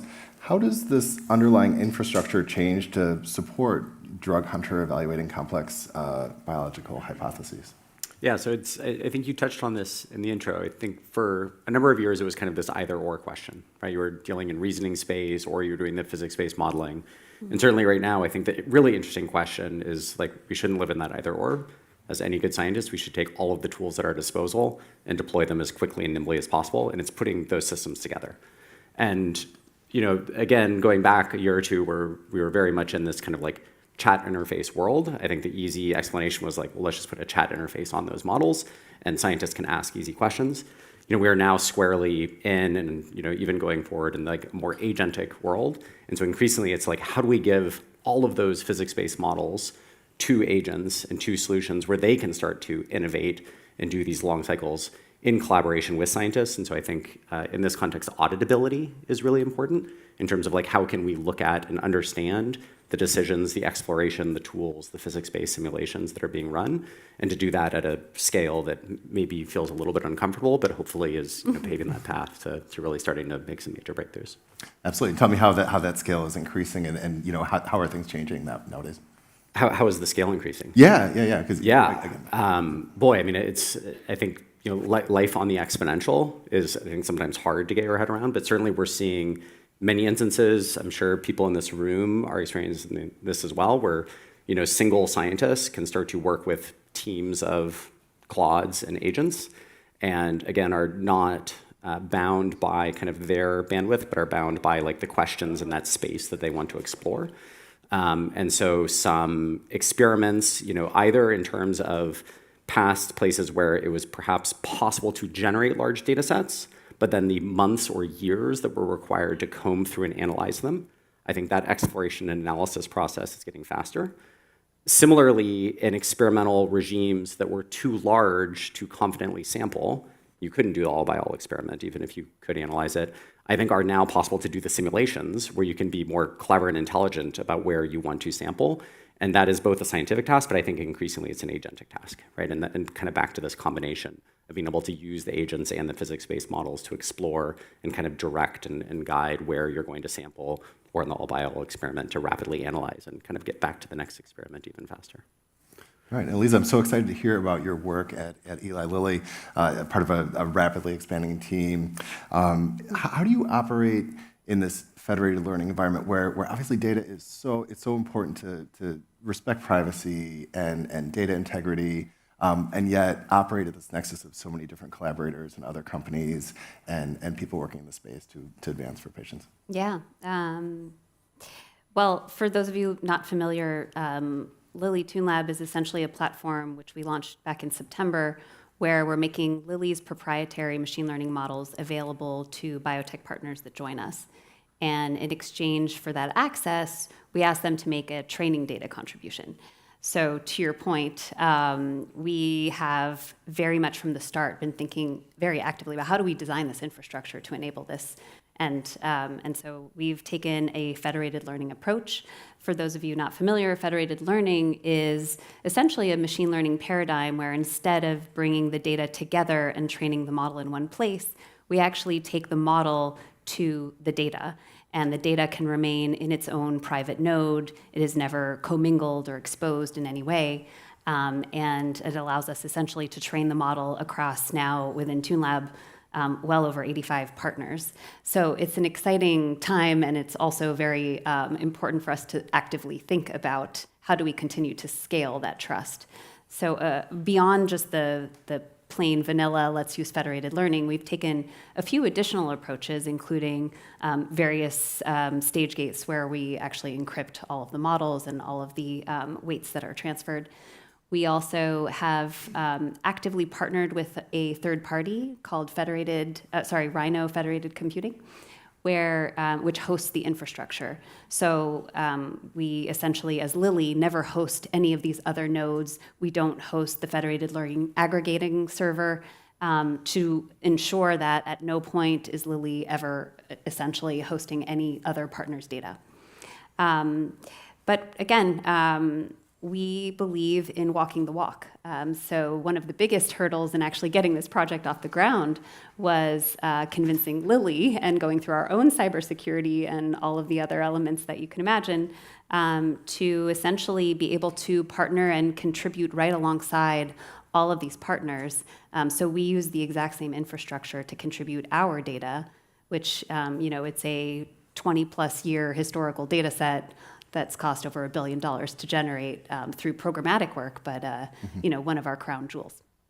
Absolutely, and interestingly, that the data is derived from Lilly's research and not outside model. Correct. This is all proprietary data. So again, there's just nothing else like it commercially available.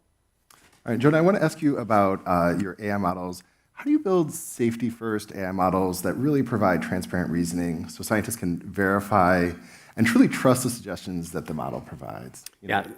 So this is a very much a front of mind question. I am maybe from that last answer, obviously very bullish on the possibilities and the acceleration here. I think the risk that we face here, both with safety but also reproducibility, right? It's increasingly easy to get out what seem to be like very high quality, good hypotheses, maybe even different analytical artifacts. But being able to trust and look at those and like really investigate them, I think it's a huge challenge. Right? Software engineers have been facing this too. I would break it down into two problems, both of which we're thinking a lot about at Anthropic. One, I would clarify, is auditability.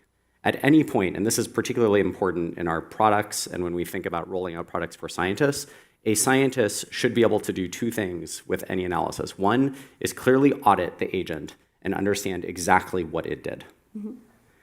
What workflows, what tools it chose, which papers it referenced. This should be explicitly clear. The second is on the reproducibility side, and I think this is actually, I've seen this being used as a really nice training mechanism. You should be able to go and reproduce it outside of Claude. Give me a Python notebook. If you want to use it, run the same analysis in RStudio, fine, should be language agnostic. This is not hard for the models to do. And to be able to go through and do that reproducibility work.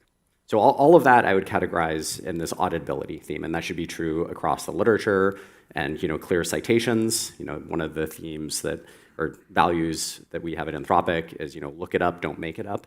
So being able to point to that citation where you can click through and understand, and we work really hard to reduce hallucinations. And if they are there, it's part of these models, but it should be very easy for scientists to handle on. The other side is our work in interpretability. So as distinct from auditability, this is more the discipline and the domain led by Chris Ola of not just being able to see what the model did, but start to study and understand why the model did it. And so here, similarly, a little bit less so in science, but we're looking a lot at essentially doing neuroscience on Claude and understanding how the different model weights and neurons are firing and what decisions. And I think that also has some really interesting implications in terms of Claude's behavior. And when we think about certain behaviors and certain rigor and decisions that are being made in science, and as we go forward and the models become more and more powerful, I think this work is going to be really important, and eventually those two fields will either converge, but certainly be in conversation with each other. So both of those areas are places where we think a lot about in the product layer and also the research layer in advancing the science. Absolutely, and that's sort of on the scientific R&D layer. Definitely want to think about the patient safety impact. And Alexei, I was wondering if you could talk about that a little bit. Sometimes, the safety evaluations get pushed sort of toward the end of the process. It seems like there's really a remarkability to now really move that to the forefront of the process, right? Yeah, absolutely. I think you're absolutely right that in the current paradigm, the safety assessment happens way far too late in the drug discovery process, usually in the lead optimization stage. And the challenge there is that by that time, if you identify safety liability, the chemical scaffold is already optimized for a large number of other good drug-like properties. Hitting the snag that late that late of the stage means that you typically need to take a very expensive U-turn. So as medicinal chemists, we need to go back, redesign the scaffold, and often completely redesign it from scratch to really address that safety liability, which is obviously very costly and time-consuming. So this whole paradigm really needs to change. And to fix this, at Schrödinger, with our predictive toxicology initiative, we're shifting the whole safety assessment upstream in the screening funnel. So we've been developing in silico safety panel, which allows computationally assessing and avoiding avoidom.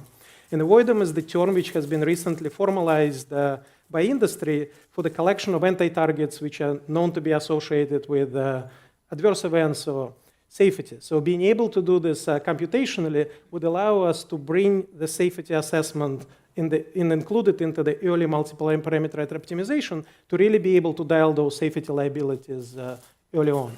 And this shift toward this in silico safety panels really correlates very well with the recent FDA Modernization Act, where they're specifically calling for industry to adapt the computational methods to predict toxicity and therefore rely less on the traditional animal testing.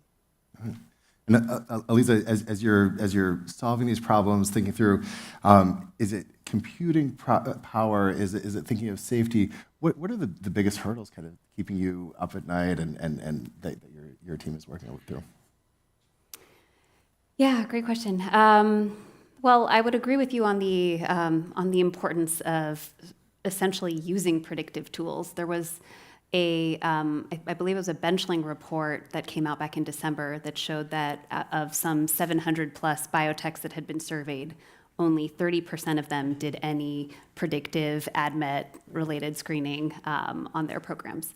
And that hurts my heart a little bit. That is exactly what we are offering at TuneLab. So there are significant hurdles to adoption historically. I would venture a strong guess that between December and where we are now in May, hopefully that 30% has started to move.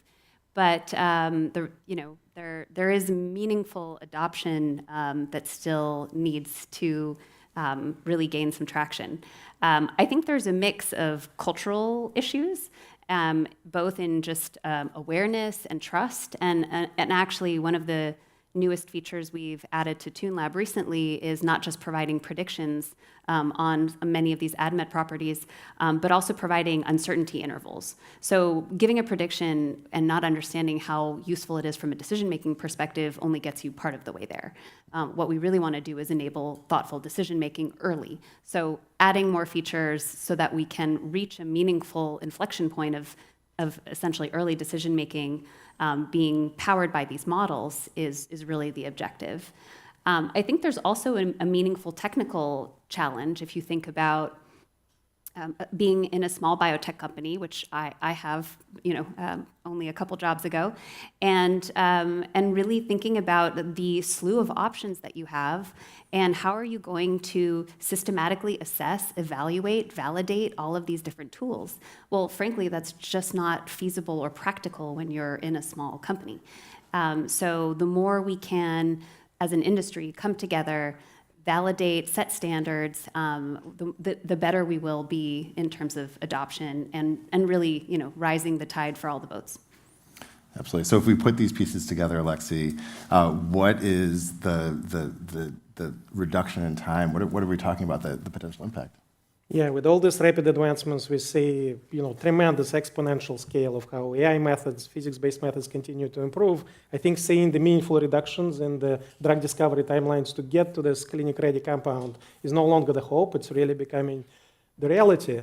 So, and I think there is also now the expectation that we can get to the clinic-ready compound probably within 2 years using the fully enabled targets. And what I mean by that is we need to have a hit molecule and also understand its binding mode to the target, because that's what really supercharges these computational methods to accelerate the programs.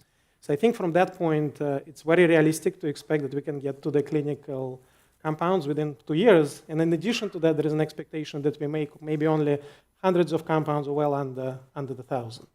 So there is also this North Star vision of our industry that one day maybe we can profile the whole chemical space we talked about, computationally predict every single property with the highest level of accuracy, and then just make single perfect compound in the lab. We, of course, nowhere near landing on that North Star yet, but I think we're making a tremendous progress toward it. And it's really not about taking the human scientists out of this equation. It's really empowering them with the best possible tools, such as the scale of AI, agentic AI tools, and also accuracy and power of physics-based method, was eventually will get us closer to that North Star vision for the industry.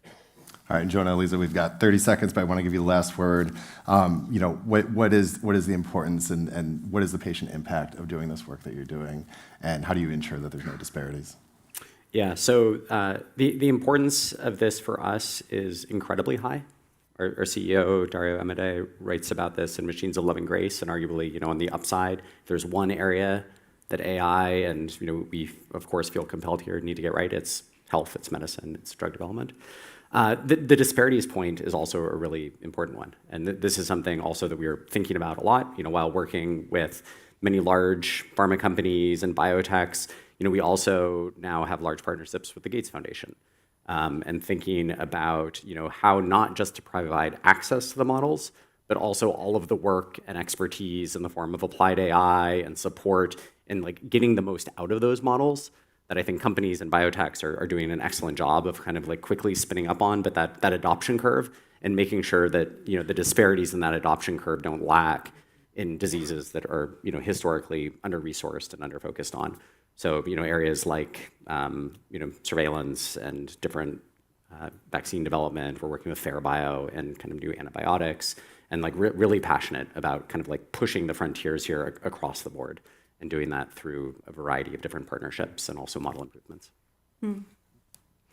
At Lilly, of course, we're a medicines company. So at the end of the day, if it doesn't yield a patient impact, then we have missed the forest and the trees. Where we're focused within Catalyze 360, which is the organization I'm part of, is looking externally for the best science wherever it lives and finding the right ways to nurture it, so that, again, more medicines can come to serve these patients. So we're indexed further upstream at the top of the funnel, but really it is with this absolute objective in mind. Dr. Gasuto, Dr. Apple, Dr. Cool, thank you so much for taking the time and talking about today. Fascinating work. Thank you.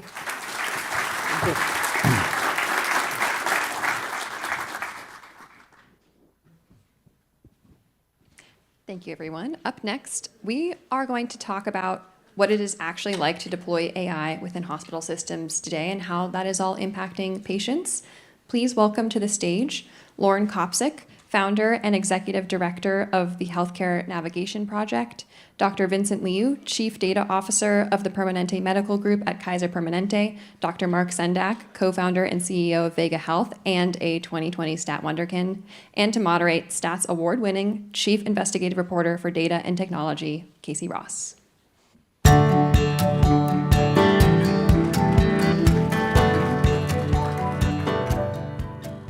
So we've obviously heard a lot about AI today. We've heard about some of the incredible things that it can do, and we've done some level setting about the amount of hype that's out there. And we up on stage are going to talk about how to ensure that the technology, when deployed in clinical care, is centered around patients, can have the kind of impact that we all want to see. Really kind of digging into the evaluation of it, how to implement it, and just how to really center it on patients and outcomes instead of just process measures and some of the sort of more superficial things that I think we see in some of the research. Vinny, I wanted to start with you. You've been involved in implementing, evaluating models at Kaiser for many years now, have done really some kind of leading edge perspective work to evaluate AI tools. What evaluation needs to be done to make sure that AI models used in clinical care help and don't harm patients? Yeah, thank you. I mean, I think that's absolutely on the point. We need to focus on outcomes that drive, and we can use a North Star, like the quintuple aim, improving population health, reducing healthcare costs, improving patient experience, improving healthcare equity, and maintaining the workforce. So we're always looking at those outcomes and what is the role that this AI will play in helping us achieve those. We're not treating AI as a standalone technology, even though it has massive disruptive potential in all domains, but especially in healthcare. But really thinking of it as, not the tail wagging the dog, but, having to be aligned with our overall mission, which is delivering high quality, affordable care and improving the health of our members and the communities they serve. That's kind of our North Star, and then putting AI behind it. I would say we have a staff, like out of our 10,000 physicians in Northern California, we have a staff of about 1,000, what I like to call forward deployed engineers. These are physicians, but they have allocation of their time for technology. And so they really are in there understanding what works for an obstetrics, gynecology doctor, an orthopedic surgeon, a radiologist, an adult and family medicine doctor, and helping their peers deploy that technology. And that's the kind of last mile of implementation that's essential to achieve the outcomes that we want. I'll end by just this opening by saying, this is not new. Our founding physician 55 years ago said that he wrote this in Scientific American, we would have a computer at the center of all our care. For the front door, for care navigation and coordination. It's just that today, that computer center is an agent, and whatever is going to come next, and our capability to leverage that technology is incredible. We just have to pair it with systems that work in a way that helps us achieve those outcomes. And Lauren, you started Healthcare Navigation Project to help people understand, access their benefits, and it just enable them to really use healthcare in more effective ways. Artificial intelligence is now insinuating itself into these processes, into communication. I'm wondering, is that making your work as a navigator harder or easier? Harder. And how so? Like, what do you see going on? I feel like there's an extra layer put in now that as patients or people that become patients, we don't know is happening. So especially in the pre-authorization area, it stops it. the AI will spit it back out to the doctor's office, let's say, and it comes through snail mail. And it used to be, I don't know what it used to be, but now it's not going through. And I kind of feel like the doctor's offices are being left out as well, because they're not understanding that that's happening. In terms of their awareness of the use of the AI model Yes. in like prior authorization. Yes, I don't believe they understand what's going on and the length of time it will take now to get the pre-authorizations. Used to be, if you have something scheduled for surgery the following week, it just kind of happened. But now with AI in the mix, it's not, because it has its own rules. And from what I understand, a human being is not seeing that until it gets through the pre-auth. Mhm. So the machine is deciding whether or not it's going through. And So the frictionless sort of care that we all hear about happening as a result of AI actually maybe is not, there's some friction still there, for sure. Yeah. Mark, you were involved in implementing AI models at Duke for many years, and you saw something there, encountered something there that you wanted to address rather urgently. You started a company to do that. Tell us about what you're up to now and why. Ooh. So I kind of describe my career now in 3 chapters, where I spent 11 years at an internal innovation team, the Duke Institute for Health Innovation. And in that work was inspired by folks like Vinny, who within health systems were building and implementing emerging technologies to solve clinical and operational problems.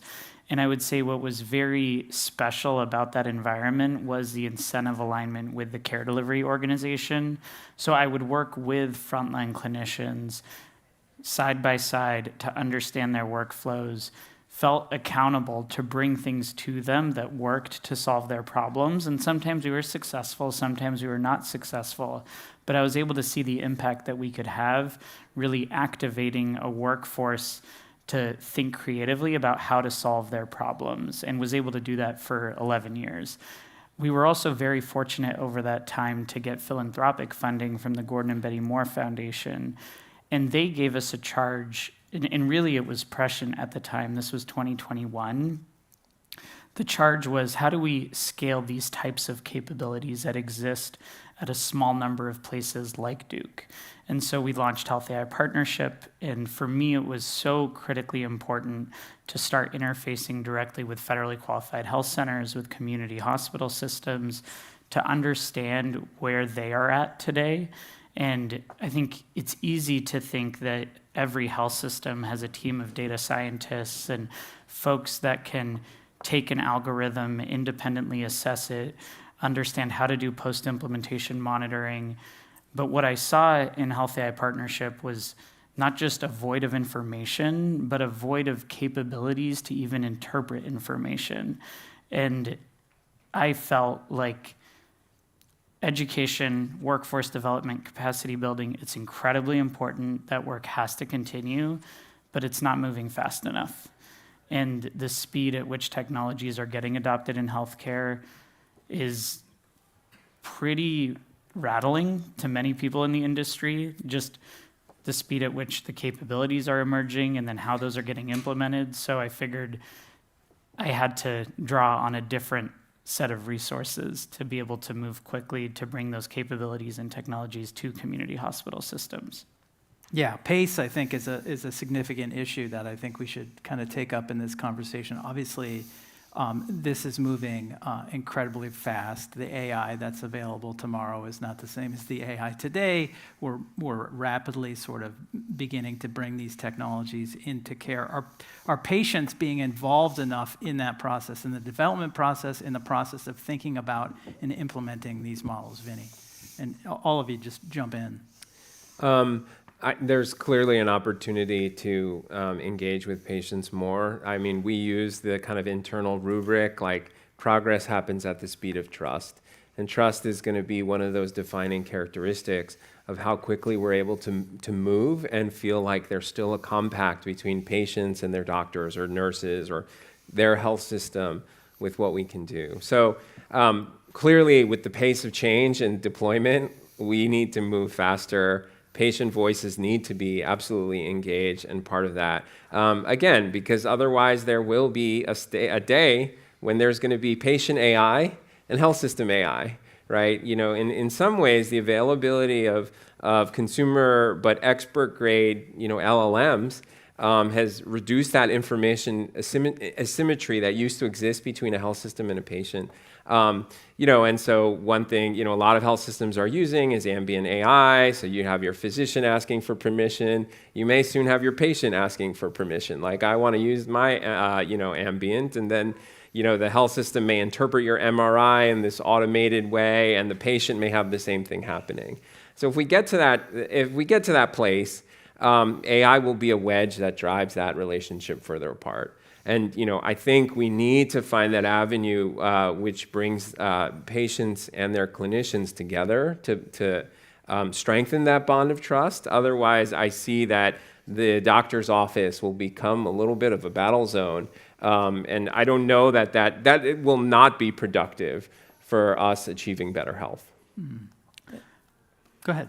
So something I did not know until I was doing the work with federally qualified health centers, and to me, this is kind of a lighthouse example. So HRSA, which is the federal agency that provides funding into the safety net, they actually mandate that the board representation on FQHCs has to be majority patients or community members.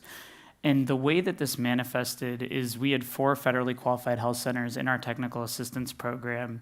And as they were identifying AI technologies to implement within their clinics, each of those organizations was asking us in the Health AI Partnership team what type of patient-facing education material exists and has been developed for patients to build buy-in within patients, because ultimately they had to go to their board and get approval for implementing these use cases. And I want to emphasize that, once again, coming from a place like Duke, that is a very different operating model than most large health systems, where you actually have board representation and board approval for AI technologies that are implemented in clinical care, and I think is an area that we all can learn a lot from. And Lauren, Yeah. It feels like from the comments you made at the beginning that, especially in the insurance realm, it feels more like AI is like happening to patients and around patients, but not with their permission and maybe not with much disclosure. What are you seeing happen there? What are some of the challenges that you see, and what needs to be done about them? Well, if you don't mind, I'd like to comment on what you guys were just talking about, the doctors' end of things. They're very frustrated with all of this. I'm sure you've probably heard. So if they're trying to get a medication for a patient, they're very frustrated. They're not able to do the process that they thought that they knew how to do, if that makes sense. So it's breaking down because of the AI, you mean? Yeah, it's breaking down, and it's very frustrating to the doctors as well as to the patients and their families, obviously. But yeah, it's the physicians just as much as the patients. I'm pretty active on LinkedIn, and there's a lot of doctors on there now. I don't know if you're aware of it, but they're talking. It used to be that they really didn't say anything, but now they're very vocal about the issues that they're having. And I think I love AI. I was telling you guys earlier, I love AI. I just believe that the people that need to be trained in it also need to be the doctor's offices, the back office staff, and the patients, as well as probably the HR personnel in benefits at a corporation, because I just don't know how much they know about what's going on or understand it. Yeah, maybe break We have it a down question in the back. between some of the silos. Yeah, go ahead, please. Hi, Lucia Savage, and I'm a patient. And I guess mostly this is for Vinny and Mark, but can you give a concrete example of how you are educating patients about your use of AI? Because in fact, that's required by law in many states, but what's an example of it that's manifest now? So a good example I would use ambient AI scribes, which is one of the use cases that has been taken up extremely quickly. For those of you who aren't familiar with it, generally it's a technology on your smartphone. It records a conversation between a clinician and a patient. It does the transcription, and then it produces a draft summarized note that's clinically oriented, right? So if you're chatting about, I went to the Maldives or I went to, Disneyland, it's probably not going to include that unless it's clinically relevant. And it does that first layer of synthesis. That's been a technology that's been taken up so quickly because it's incredibly reduces documentation burden for clinicians. There's clinicians who are in tears saying, I was going to retire, or I'm going to leave the practice, that now I can stay, because it unlocks them from that keyboard and restores some of that human touch. So when we deployed that, we insisted that on every interaction of that technology, that permission is granted from the patient. So that's both in-person permission describing the technology.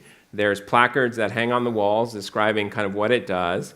And there's very, very low number of patients who ultimately decline, most of them because they say, if it benefits my doctor to be able to use this technology, then I approve, I grant permission, and generally allows them to have a more face-to-face conversation rather than this, your doctor locked behind the computer screen. So that would be one example that has been, I think, quite successful.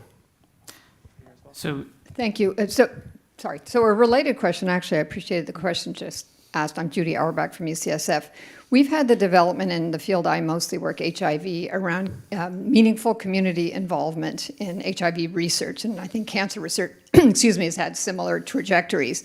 And where we've gone is away from the let's see what the relevant community thinks after we've decided what we're going to study and how we're going to study it, which technology, which technique, which methodology, to what is important to the community that will inform what we even choose to study. Are any of you and anybody else aware of any similar models of meaningful community engagement in the advent of any kind of AI choice or integration in any kind of health system? So rather than waiting and saying, the doctor tells you, this is what I'm going to use, what do you think about it?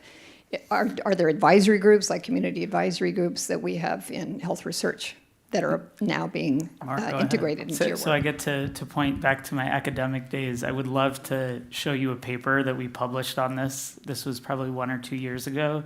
So at Duke, we are partnering with multiple institutions in the state of Louisiana to develop and implement an incident HIV model for PrEP. And I had never collaborated directly with HIV researchers.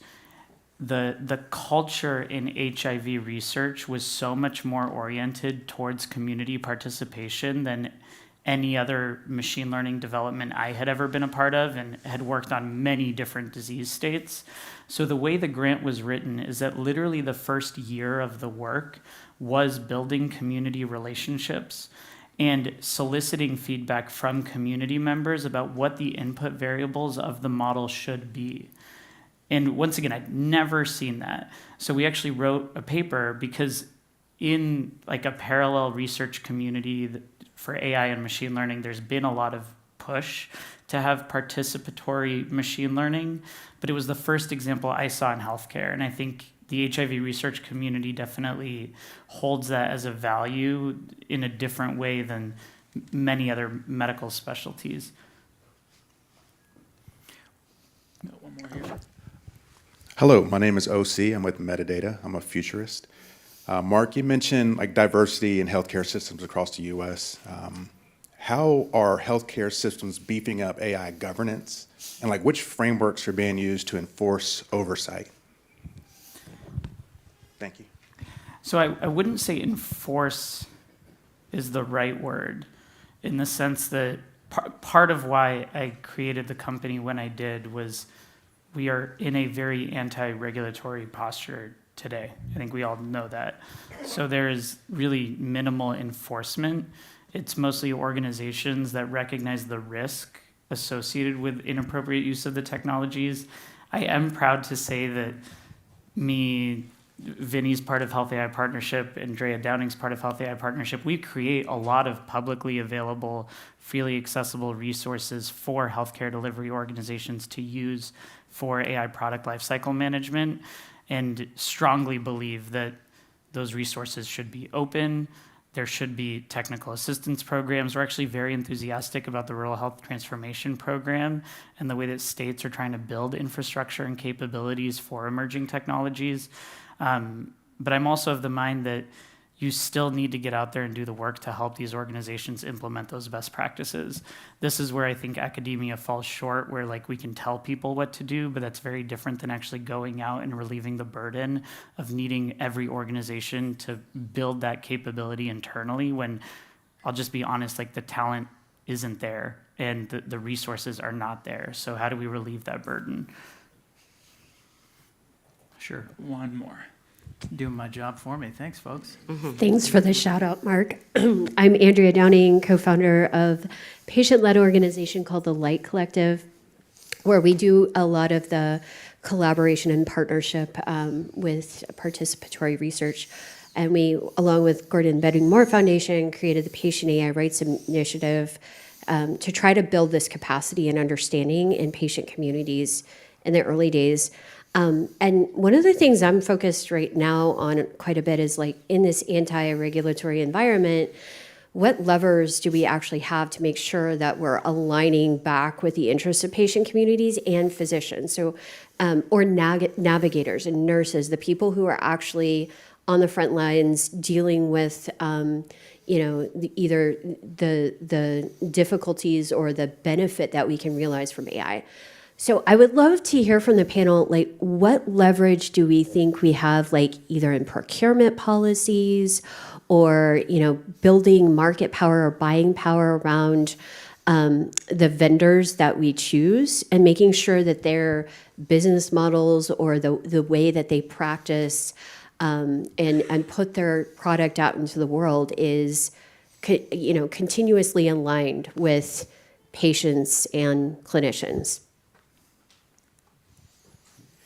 I can take a crack at that. I think that, as crazy as this sounds in healthcare, the customer, like the patients are our customer. And that's the approach that we're taking with our AI, to make the front door more accessible, to get care on demand, not just a chatbot, but a chatbot that can appropriately direct you and then escalate to humans who are prepared, staffed, funded, resourced to be able to take care of your problems, because not everything can be resolved with just, a recommendation from a chatbot.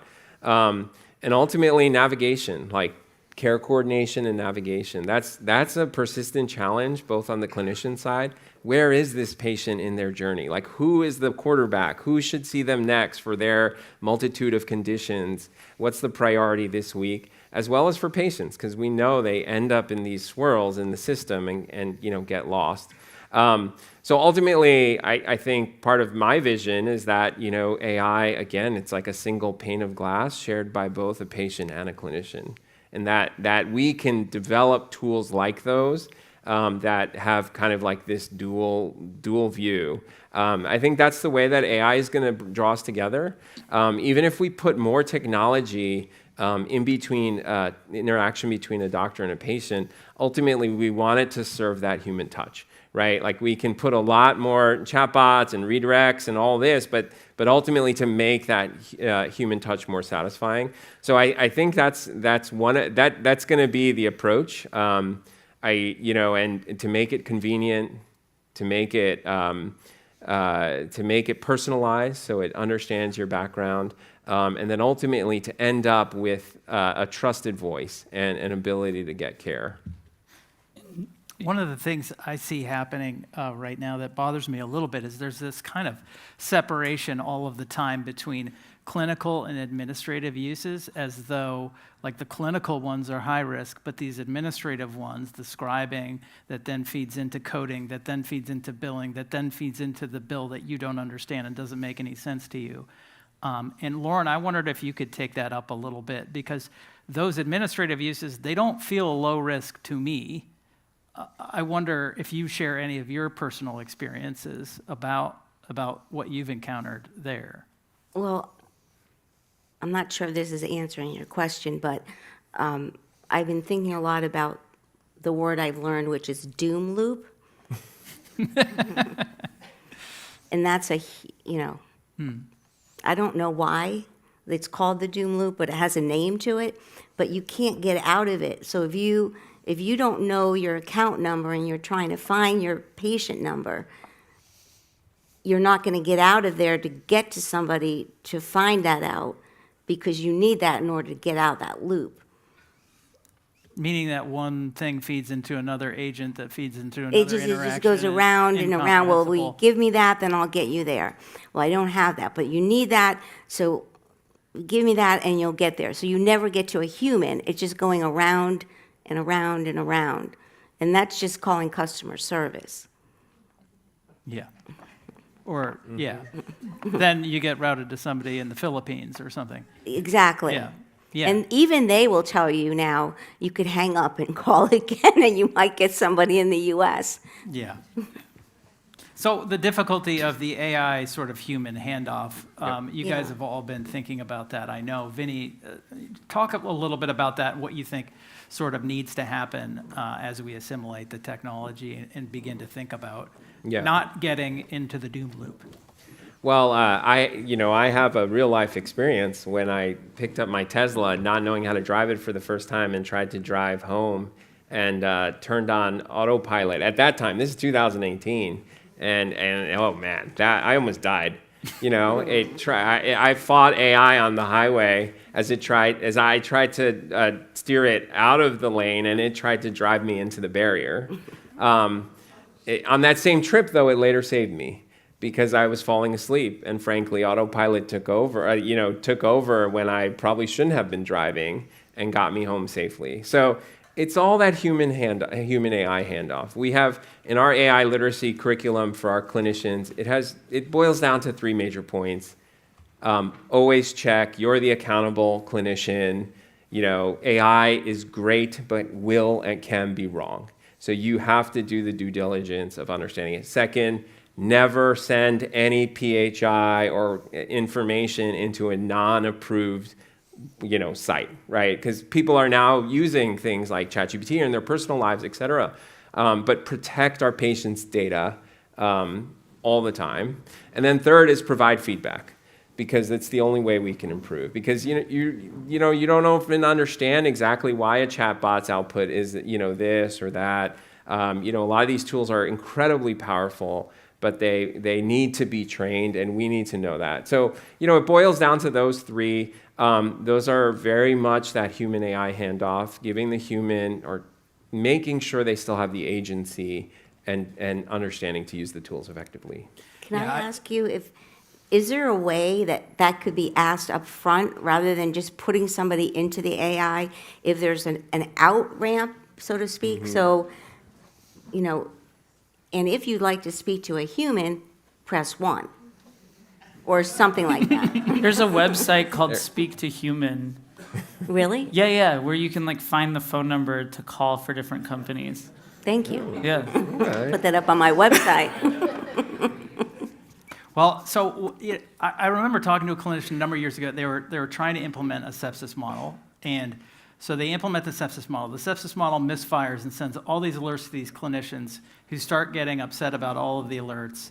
And then they're like, okay, what we're going to do is we're going to combine the alerts with a remote patient monitoring thing, so that we're going to put cameras in the rooms so we can look at the patients when the alert fires, and then but then the nurses got so upset that somebody was putting a camera and looking over their shoulder, that they then started putting coats over the cameras.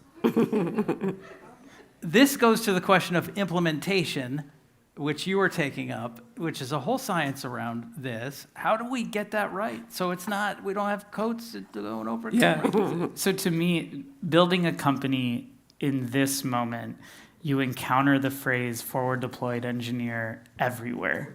And to me, the irony, because I was an internal kind of consultant building technology within Duke, if I was teed up to deploy engineering solutions to every problem I saw, that's exactly what you're describing.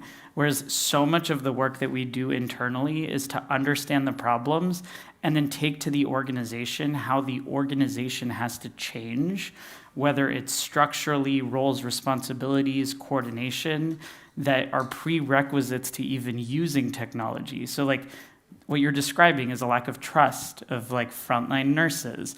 It's a technology that's not working. So there's so many non-technical things related to implementation that with Vega Health, we're trying to reframe this as you need interdisciplinary teams doing that implementation support. I have to give Katie Palmer kudos because she wrote a phenomenal story last year about our failure of trying to implement a technology that worked in community hospitals. A negative story about you that you liked. Because it's a learning. I mean, we have to get out there. We have to do more. So yeah, there are not engineering solutions to all these problems. Well, we're going to have to leave it there because we're on quadruple zeros here. But thank you guys so much for being here and sharing those thoughts. Thank you. All right, that was great.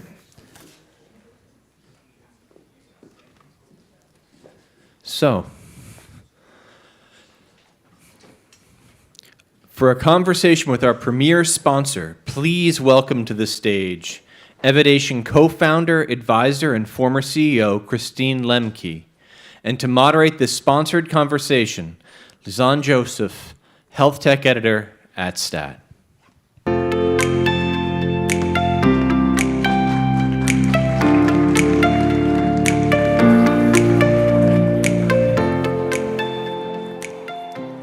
Christine, can you tell us a little bit about what motivated you to start the company back in 2012 when you started Evidation?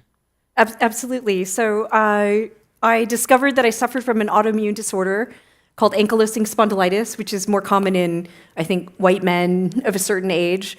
And so it was exceedingly difficult. I suffered for symptoms for over a decade before a plucky doctor, physician in France decided to do a genetic test, put all the puzzle together and diagnosed me. And I realized that the system, our healthcare system, was really good at these snapshots in time when you go from doctor to doctor to doctor, but really terrible at capturing and measuring health in everyday life. And so that became the underpinning thesis of Evidation, is could we create a new type of system where we were measuring health in everyday life, billions of data points from millions of people every single day, to form a moving picture of someone's health instead of just a snapshot.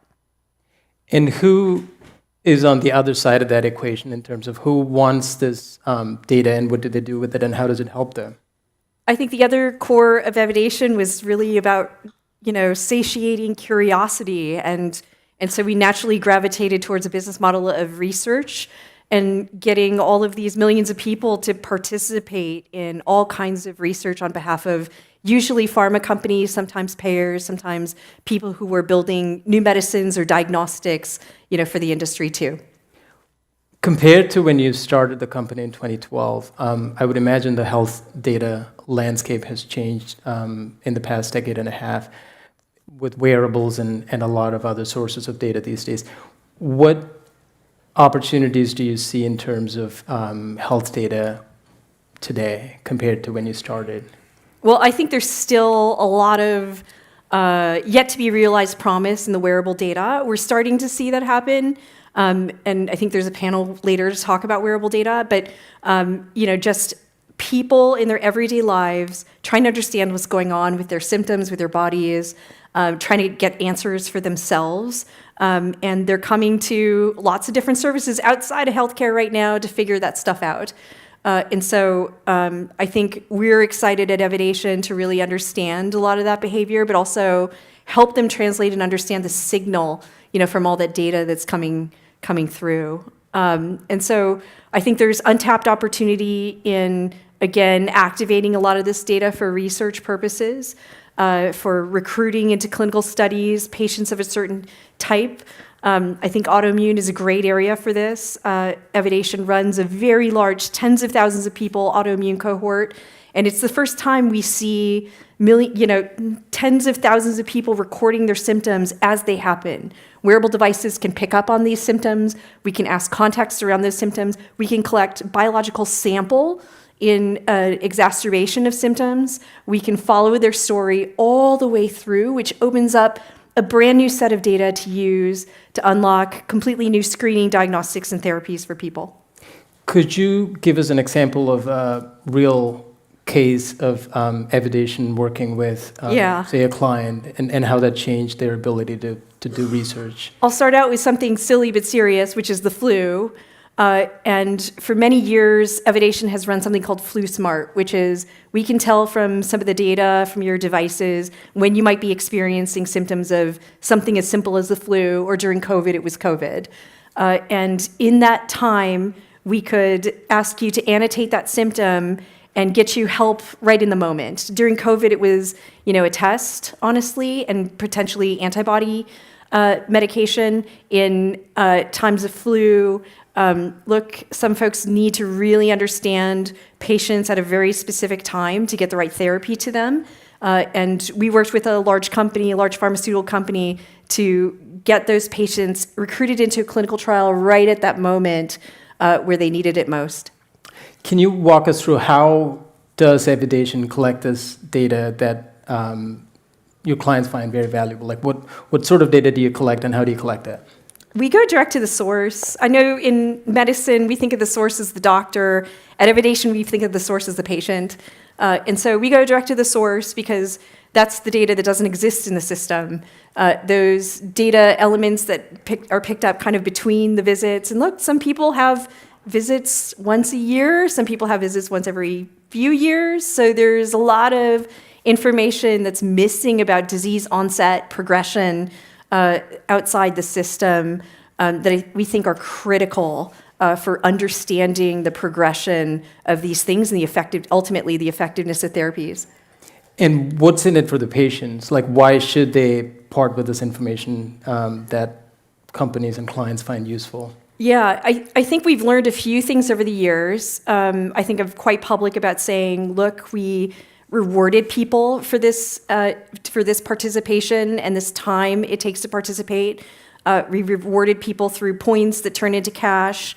But also we've discovered or sort of realized over time that people are actually just more interested in the experience and more interested and intrigued by participating in research they've just never been asked. And if you make it easy for them, a lot of our testing is done at home, a lot of our sample collection is done at home or in their workplace or a comfortable place in the community for them. People very much willingly participate and are very interested in the outcome. So one of my calls to action is like, please share the outcome, directly with these patients.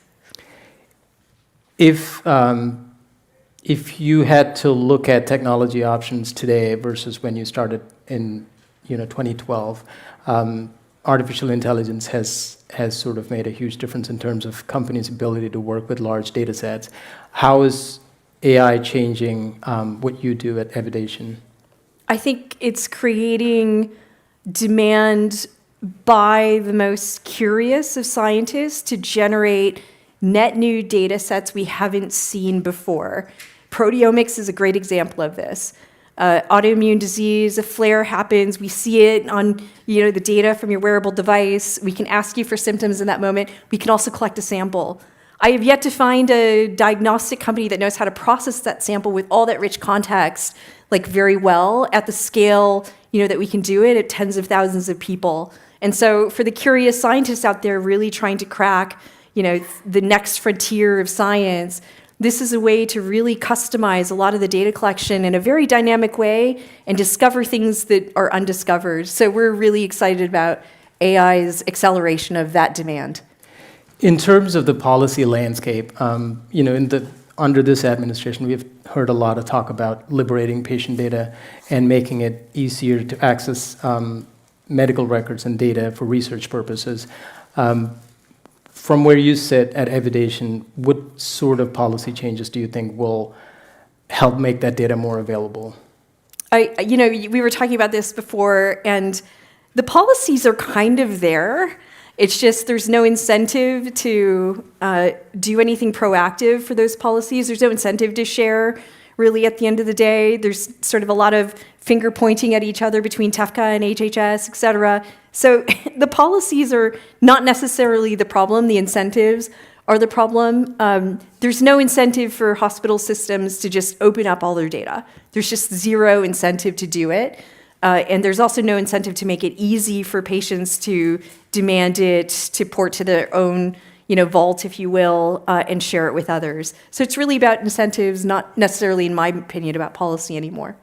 What sort of incentives do you think will get that done to a place where data is a lot more portable and accessible? Maybe there's a little bit of carrot and stick involved. I know there's, fines have been tried, but again, the fines are so small as to be sort of not annoying enough to motivate people. Incentives, could take the shape of, look, your reimbursements are dependent upon this. It could take the shape of, sharing in research, outcomes and things like this. I don't know, but for sure, there's probably some smart people at HHS hopefully thinking about this because I know it's a priority for them. What's the biggest challenge that you see ahead for a company like Evidation? Or what keeps you up at night as a co-founder? So many things. AI has the potential to eat into every layer of a company, and it's very difficult as an entrepreneur to figure out which layer of that layer cake is next. And then also to manage a group of really terrific people where they think AI is coming for their jobs. And I think that's a very tricky thing for any CEO, founder, or leader of an organization to think through, is how to keep people in the game and motivated, despite sort of all the rhetoric in the market around what's going to happen next. And what's the flip side of that coin in terms of opportunity ahead for Evidation? The flip side of that opportunity is, again, just more demand for novel data generation to satisfy the brand new questions we can ask of science now. I think we're at time. Great. Thank you. Thank you.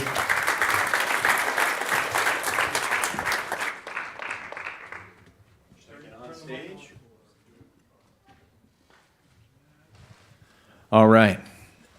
Coming up next, we're going to have Catherine McPhail on a session about the wearables revolution. So if I knew how that meme about Catherine's going to be on stage, and you all better listen when I do that, but maybe not. Anyway, here to talk about the wearables revolution, please welcome to the stage Dr. Ricky Bloomfield, Chief Medical Officer at Aura, Alex Vanoni, Head of Healthcare Product at Whoop, and to moderate, Catherine McPhail, reporter for Live Journalism, STAT.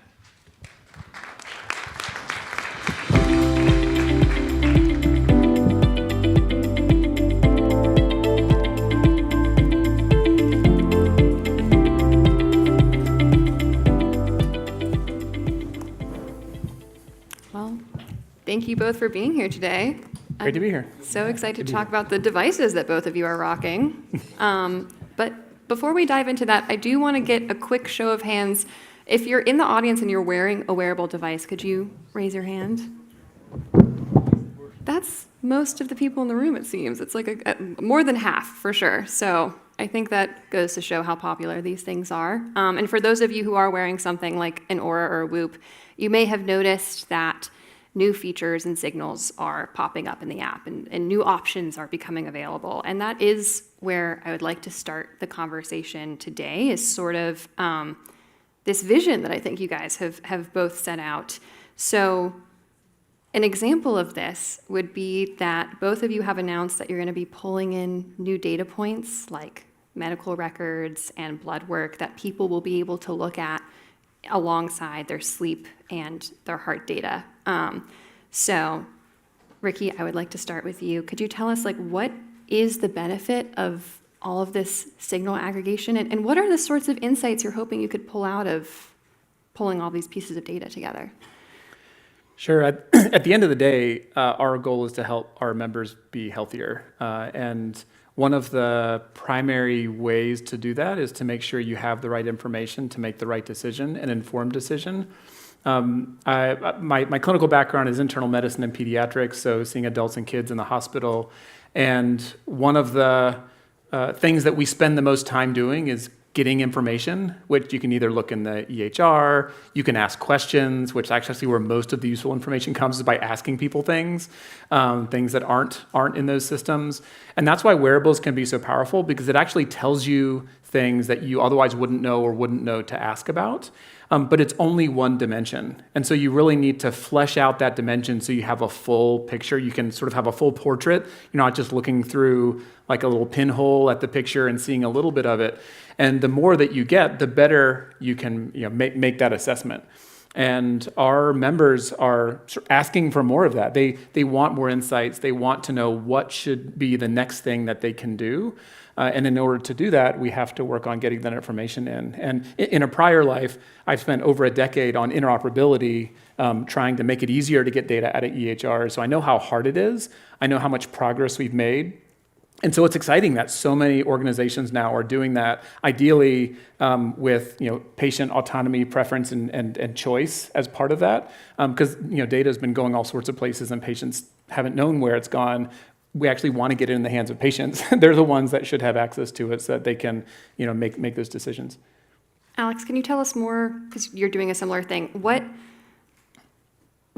is, for patients, do you think the benefit of seeing this in their app as opposed to their EHR? Do you have any examples of how this might actually be beneficial? Is there any evidence that this is helpful? Yeah, I mean, one of the things that we focus on quite a bit is engagement. And so we have 70% of our members who are coming to the app every day. When they're coming in up to 8 times a day on average. So we have that focal relationship with the individual, and so in many ways it makes sense to aggregate a lot of the data there rather than have the individual sort of search for it in different avenues or different places. And so we spend a lot of time similarly listening to our members. They're asking for this data, and it's not just having data for data's sake. It's having data so that they can make the right decisions based on the insights we're able to pull. And Ricky hit on this, but from a signal identification perspective, there's a lot that we can pick up from the wearable device around biometrics. But when you think about that combined with more biological data that we can look at from blood work, we're finding with a ton of our members, everyone that's gotten a blood test done, half of them are learning something about themselves that a physician might act on. So up to 40%, we're seeing elevated lipids. They might get recommended a statin. We're seeing 16% who have early signs of insulin resistance. We're seeing low iron levels, which affect exercise capacity. And so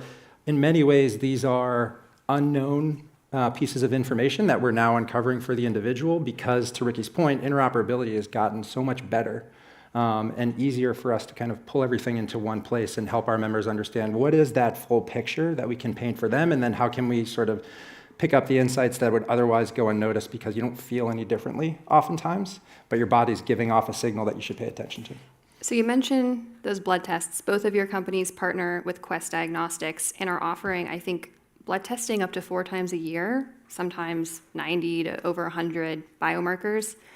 When you're looking at that offering, how do you respond to folks who are worried about some of the risks that could come with that, about medical anxiety, overutilization of care, cascades of tests? Because these are out-of-pocket costs, and they're not always the things you would have recommended to you by a doctor, especially 4 times a year.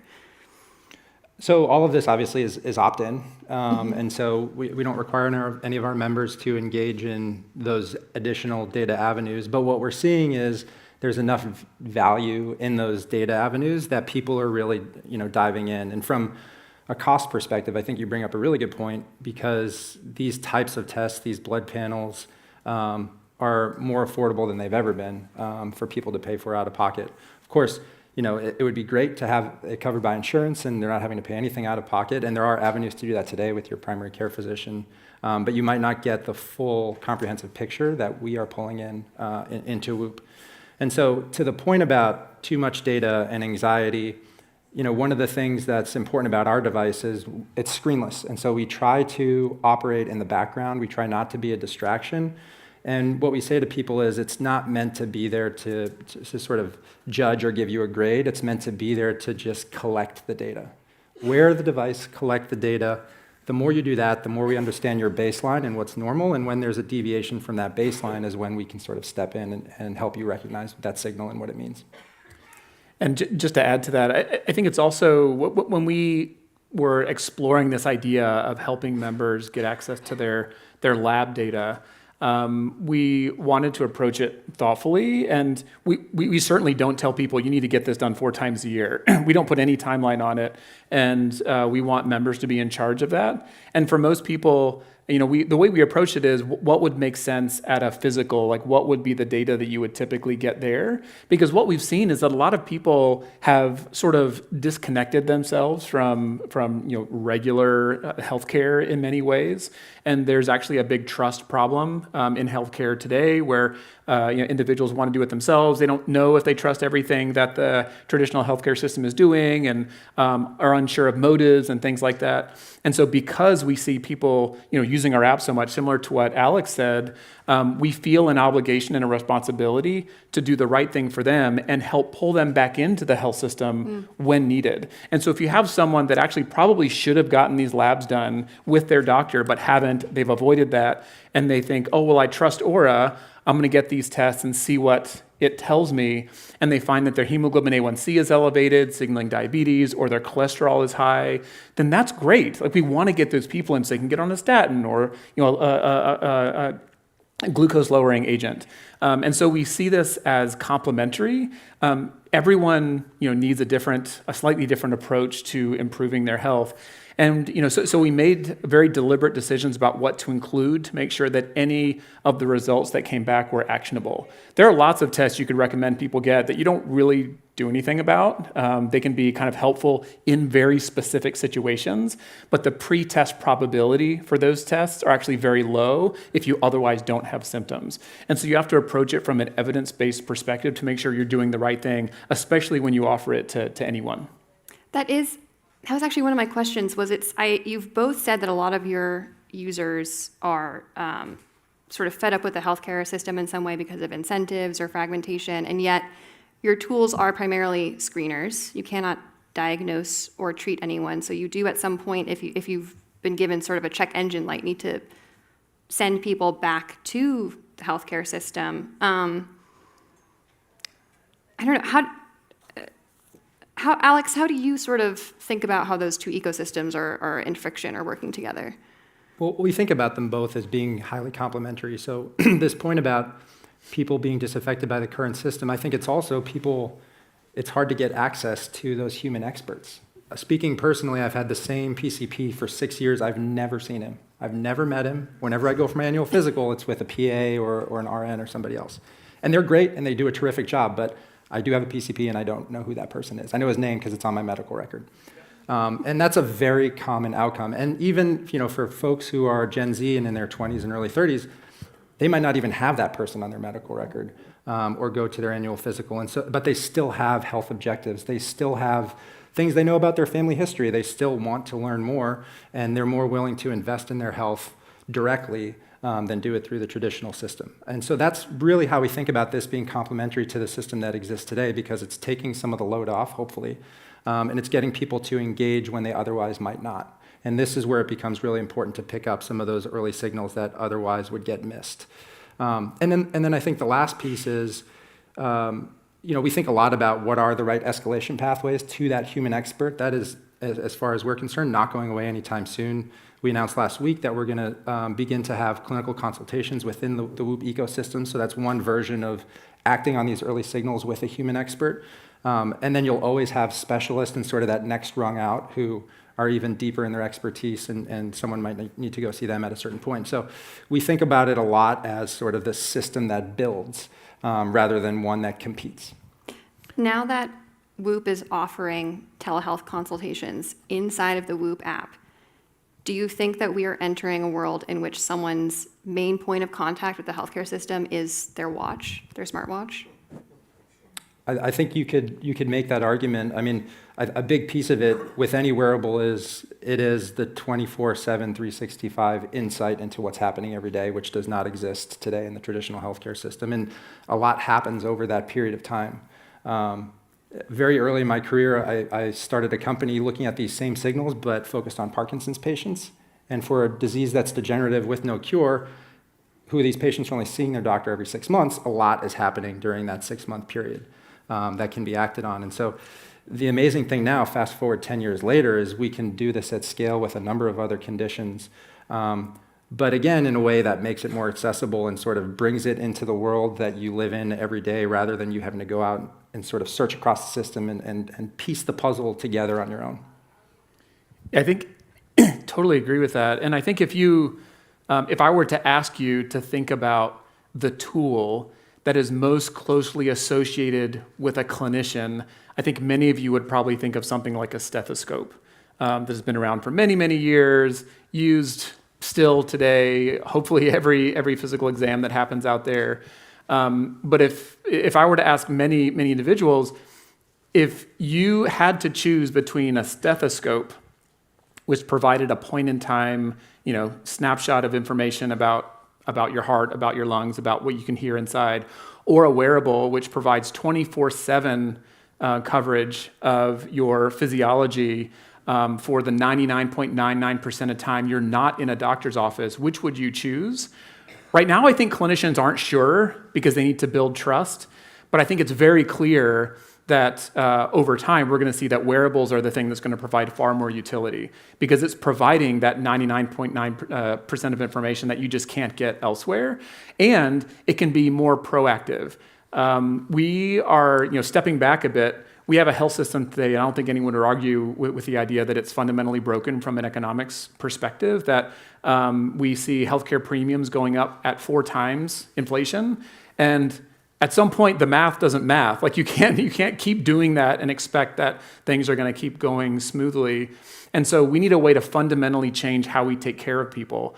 And one of those is by looking at prevention rather than this reactive break-fix system that we have today. We've talked about prevention as the royal we, as a healthcare community for since the dawn of time. Like let's help people stay healthy rather than just get them healthy after they're sick. But I think we now actually have an opportunity to know what's going on soon enough where you can intervene in a way that just wasn't possible with technology that existed 20 years ago. And so that gets me really excited. Like, how do we actually bend the cost curve in a way that makes our entire health system more sustainable and scalable so that we can focus on helping people be healthier rather than just fixing things when they're broken? I think we have an audience question. So I totally agree with everything you just said. You're allowed to disagree too. It's fine. No. But I totally agree. But my question is, so for instance, like these whole body MRIs, right? Like the American College of Radiology has explicitly said that this should not be done. It leads to way more harm than it does good. I'm wondering what sort of outcomes you guys are tracking for, okay, like let's say on some, someone's CMP, they find they have elevated LFTs or something, right? You can get elevated LFTs from just exercising too hard, which probably many of your, users are doing, but this may lead to downstream anxiety, whatever else. I'm curious whether or not you're doing any sort of data collection on how these people are using this data once they get it and whether or not it's actually leading to early detection of things that's not just causing them to go through unnecessary testing, if that makes sense. Yeah, it's such a great question. I'm glad you asked it. And I mean, there's a reason why we're not doing whole body MRI. And I've actually spoken with some folks from some of those companies, and the question I ask them is, where's the data? I am actually open to the idea that some of these screening tests or tools could be beneficial, but we can't do it without the data. We have to actually measure it and find if the benefits outweigh the risks, and the risks in this case are cost as well. Because most of these tests today are self-pay. They are individuals that just want to know. It's not something we would do for the entire population. So the question you ask is a good one, and this is exactly why when I joined Aura, what I told the team is if we're going to be serious about this, if we really want to know how we're improving health, we have to measure it. And so one of the first things I did was start building a team called our Clinical Outcomes Research Team, where that's exactly what we're doing. It's still early because the head of that team, who's actually an orthopedic surgeon, just joined last summer. So we're putting studies together to measure exactly that. But we hope within the next year or two, we'll start to see some of the fruit of that. And my perspective is, no matter what you learn, whether you learn that it helps or whether you learn that it doesn't, either way, that's useful information to help you either double down on the things that work and stop doing the things that don't work. Because there's actually harm in continuing to do something that you don't know is useful and people think that it might be, but it's actually not, and they could be spending their energy doing something else. So it's so important to know that, and it's exactly why we're working to measure that now. And we have early partnerships like with Essence, a Medicare Advantage plan in the Midwest US. They actually provide the ring as a covered benefit for their 65 and up beneficiaries. And we're doing some really interesting work and analytics with them to understand how it's being used. Can we look at, for example, breathing disturbances at night and how that's impacted, them? Sleep apnea in the 65 up population is like, 70% or something. The incidence is huge, largely undiagnosed and largely untreated. And we just announced a partnership with ResMed today looking at that same exact thing to help people with this sort of undiagnosed problem. And I think we're going to be seeing more and more of that. But to your point, we have to measure it. I think I see some more audience questions. I was just going to add one quick thing. The point you brought up about having sort of unnecessary anxiety based on information that you're getting, one of the nice things when you start to piece the different puzzle together, we know if you've exercised the day before or overexerted yourself, and so we have that context to give you when you get an elevated level that on its own might cause a flag. And so that's another piece of the puzzle where hopefully we're doing it the right way and sort of decreasing that anxiety, then we are sort of giving you independent pieces of information and saying, good luck with it. Hi, question over here. This is Dick from Stanford. I work on global cell and gene therapy access. I used to have a Whoop back when I was more athletic in college. But I'll give you the product review later. I have two things though. So one thing which I noticed, guys, chill. One thing which I noticed in South Africa with their insurance model as a way to encourage physical fitness was through the use of wearables. So you use wearables and it tracks your data activity and uploads that to the insurer. It's able to lower your premiums and you can get benefits, et cetera, et cetera. Is that a model of sorts similar which, wearables like yours are exploring? And second, and I want to believe this was probably an idea I may have picked up throughout the day, is as a frontier in data collection and the work which you do, have you also explored what this might look like in, say, clinical trials, for example? And if so, what would it look like in perhaps a pediatric population? And then I'll get back to my Whoop later on. Yeah, come find me after for your product feedback. We'd love to hear it. Maybe to start, so similarly to what Ricky described, we spend a lot of time on evidence generation. The most recent version of that is we were accepted into the first cohort of the Medicare Access Program, which is a new program that you only get reimbursed if you are showing health outcomes, and CMS, Medicare, has defined what those conditions are and what outcomes need to be.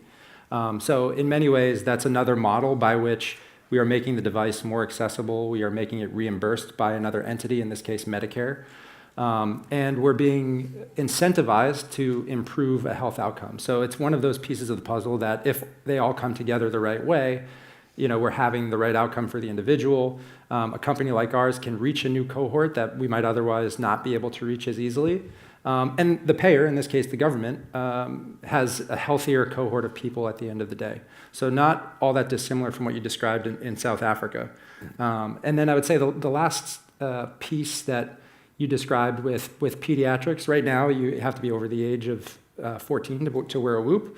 But there are plenty of examples where we're not necessarily sort of working in the world of pediatrics, but we're working in the world of sort of remote patient monitoring more generally. And so, again, this is another opportunity where, we are picking up these signals in cohorts of people that are much closer to the clinical space than we did, 2 years ago, 3 years ago, 4 years ago.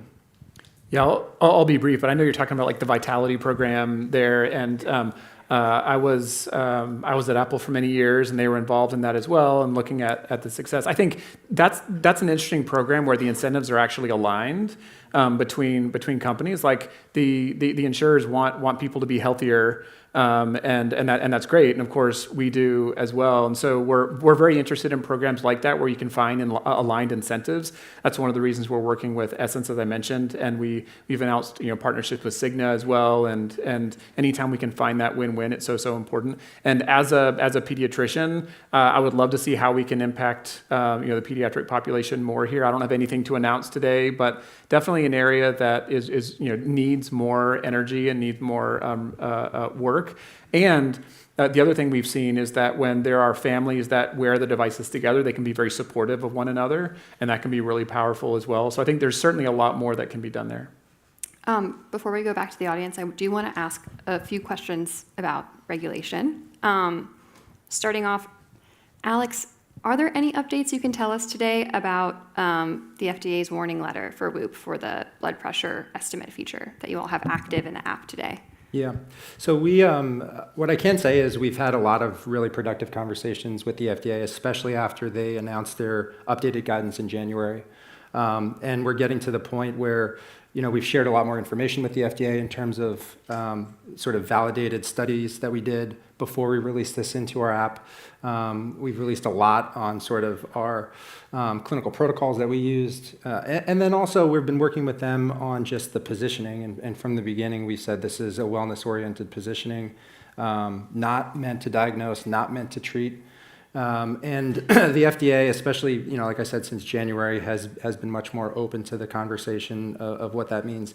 The other thing I'd say about not just the FDA, but regulation overall, because we are not opposed to regulation. We have regulated features in our app today. You can take an ECG from the wrist that's approved by the FDA. Internationally with other bodies, we have the ability to passively detect AFib.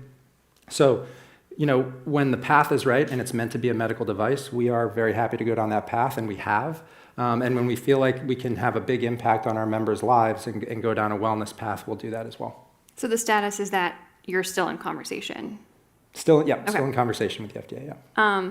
When it comes to this feature, it looks like Apple has a blood pressure feature that just alerts you if they think that you could be at risk for hypertension. Mm-hmm. Meanwhile, yours is providing estimates that are not highly accurate, that do need to be calibrated with a traditional cuff.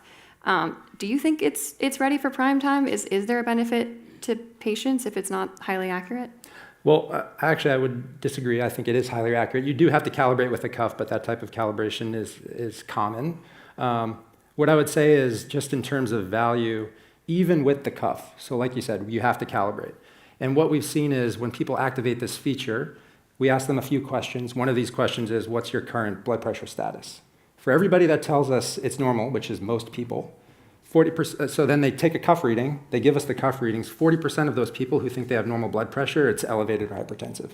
That's not us, that's the cuff, which is an FDA-approved device. And so in many ways, if nothing else, there's a public health benefit here because people are learning that, one, more about blood pressure itself and what it means, but it's dubbed the silent killer for a reason. It's because oftentimes it's asymptomatic and it leads to an adverse outcome unexpectedly. And so just with the calibration itself, we're giving people insight that they might otherwise not have, and then they get a daily reading, a daily estimate, where they can continue to monitor sort of how their blood pressure changes are affecting their sleep and their exercise and their recovery.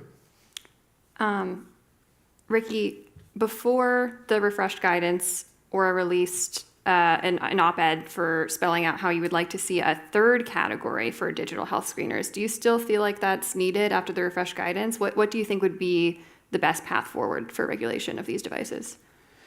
Yeah, I do think there's still room for a third path. And the reason is because the updated guidance that the FDA released in January was a huge step forward. And it was the first time they'd updated their guidance since 2019. So it had been 7 years. And a lot happens in 7 years from a technology perspective. And so there was a need, for a new look at that because technology has changed so much. And what that guidance says is that there are certain things that they've clarified that it's okay to do. One of those is that you can provide a notification if you have have, detected something that, for example, high blood pressure. But what you can't do is tell the individual that it's high blood pressure, which might sound a little bit strange. There's still value in notifying someone that something has been found that warrants a conversation with the doctor. I believe that will help from a public health perspective. A lot of people find out something about themselves, and ultimately the device isn't the one that's doing the diagnosis. It's screening and raising awareness, and then hopefully connecting that person with a clinician where they can then use a typical sphygmomanometer to verify that over multiple days.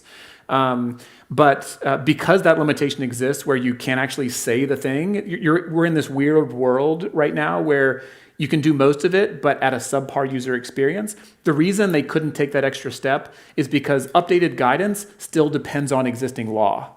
And so it means you actually need to change the law to do that. And my sense is they would probably want to do that, but the laws would need to change in some way. And so we would be supportive of a path that allows that type of flexibility to provide the best user experience to maximize the public health benefit for as many people as possible. Well, we could keep talking, but unfortunately we are at time. Thank you both so much for joining us today. Thank you. Thanks, Catherine.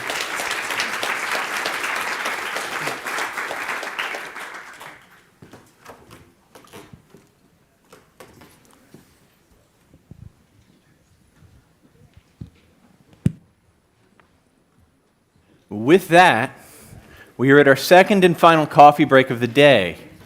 Right outside this room here, you'll find our sponsor booth, some afternoon snacks, coffee, and tea. Check them out. We'll resume programming here at 4:20 p.m. Enjoy. You've all earned some caffeine.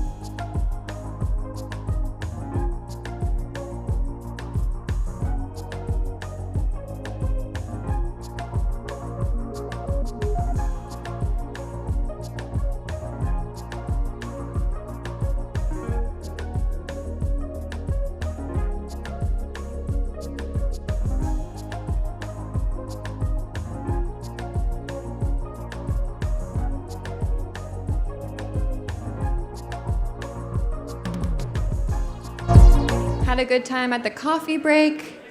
I'd ask you all to now filter back into the room. You can take your trail mix to go on this journey. We have a really, really exciting session coming up. You won't want to miss it. We have Ann Wojcicki from 23andMe and Matt Herper coming up soon. I'm curious, who in the audience has used 23andMe? Can I get a show of hands? Oh, yeah, there you go. That's a lot of people. All right. And with that, I think we have everyone. Thanks so much.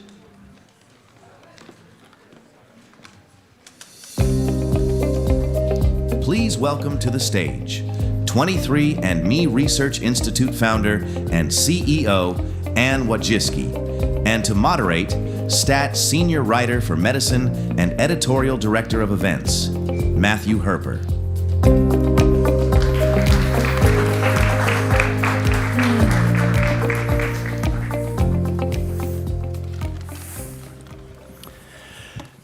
Well, welcome, Ann. Thank you for having me.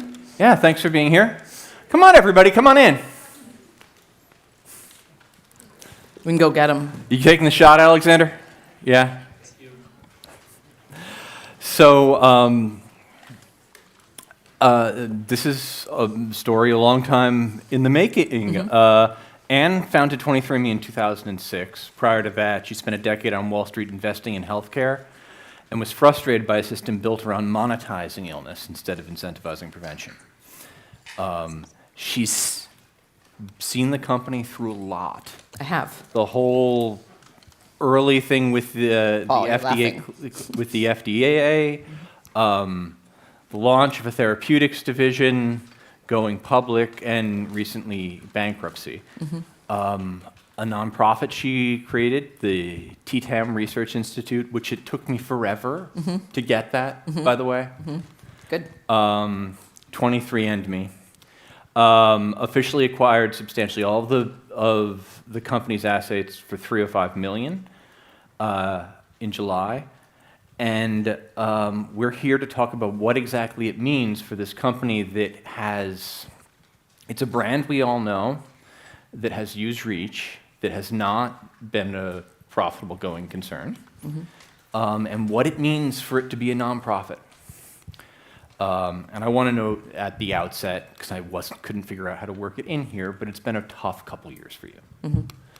You've lost your father and nephew and your sister, Susan Wojcicki. The Susan Wojcicki Foundation is focused on developing technologies for early detection of lung cancer. So, welcome. So anyway, we have some news to start off with after all that, which is that you're making an announcement today that you're adding the capacity to import personal health records into 23andMe in partnership with HealthX. So Correct. Explain what that means. What does it mean to be able to upload my medical record into 23andMe? Well, I think, let's see a show of hands. How many people have done 23andMe? Okay, great. What a great crowd. So what's clearly, like one of the things... And how many of those people are also stat subscribers? Also, great job. We applaud you. So what was always clear to me, like 23andMe started 20 years ago as a direct-to-consumer company because we thought, and actually we knew, the only way for people to get access to genetic information was to be direct-to-consumer. That there were just so many blockers to actually get access to your DNA. And even today, you just think about how many hurdles somebody has to go through to get access to their genetic information through a doctor, through the traditional system to get it paid. It's just remarkable how difficult we make it for the system for people to get this information. So 23andMe was always a direct-to-consumer company, and there's real limitations as well. And I think one of that is that we are an ecosystem that's totally separate from your medical records. And I remember seeing Judy once at Epic, and I was like, Judy, like, what do you think about Judy Faulkner. Judy Faulkner. And I remember... Incredibly wealthy owner. The woman who founded it, yes.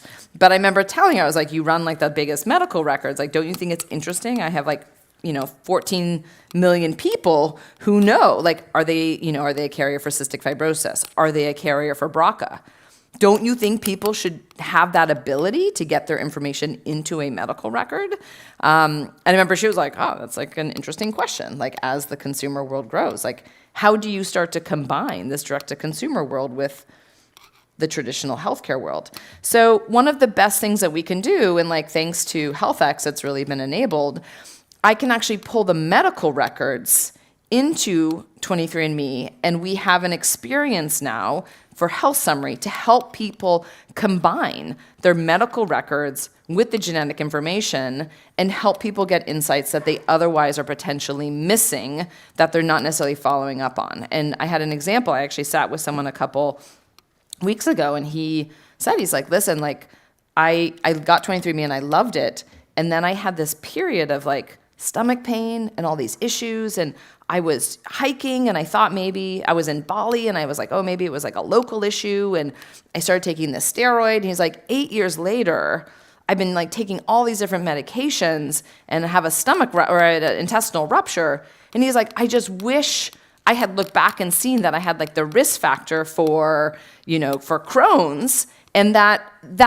would have been an insight, like just to even get a scope and like test for that.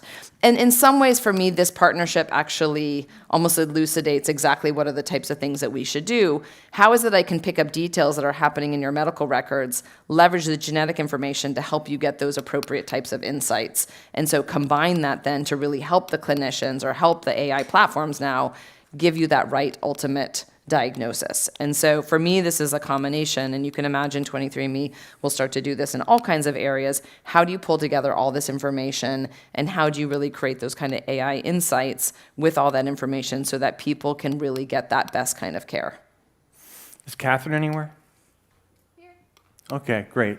Come over this way to the front. But so does this mean that you'll have access to those data for research purposes also? Yes. So you are potentially getting one of the problems with your data in a lot of people's minds. You do not agree, and nor does your chief scientific officer.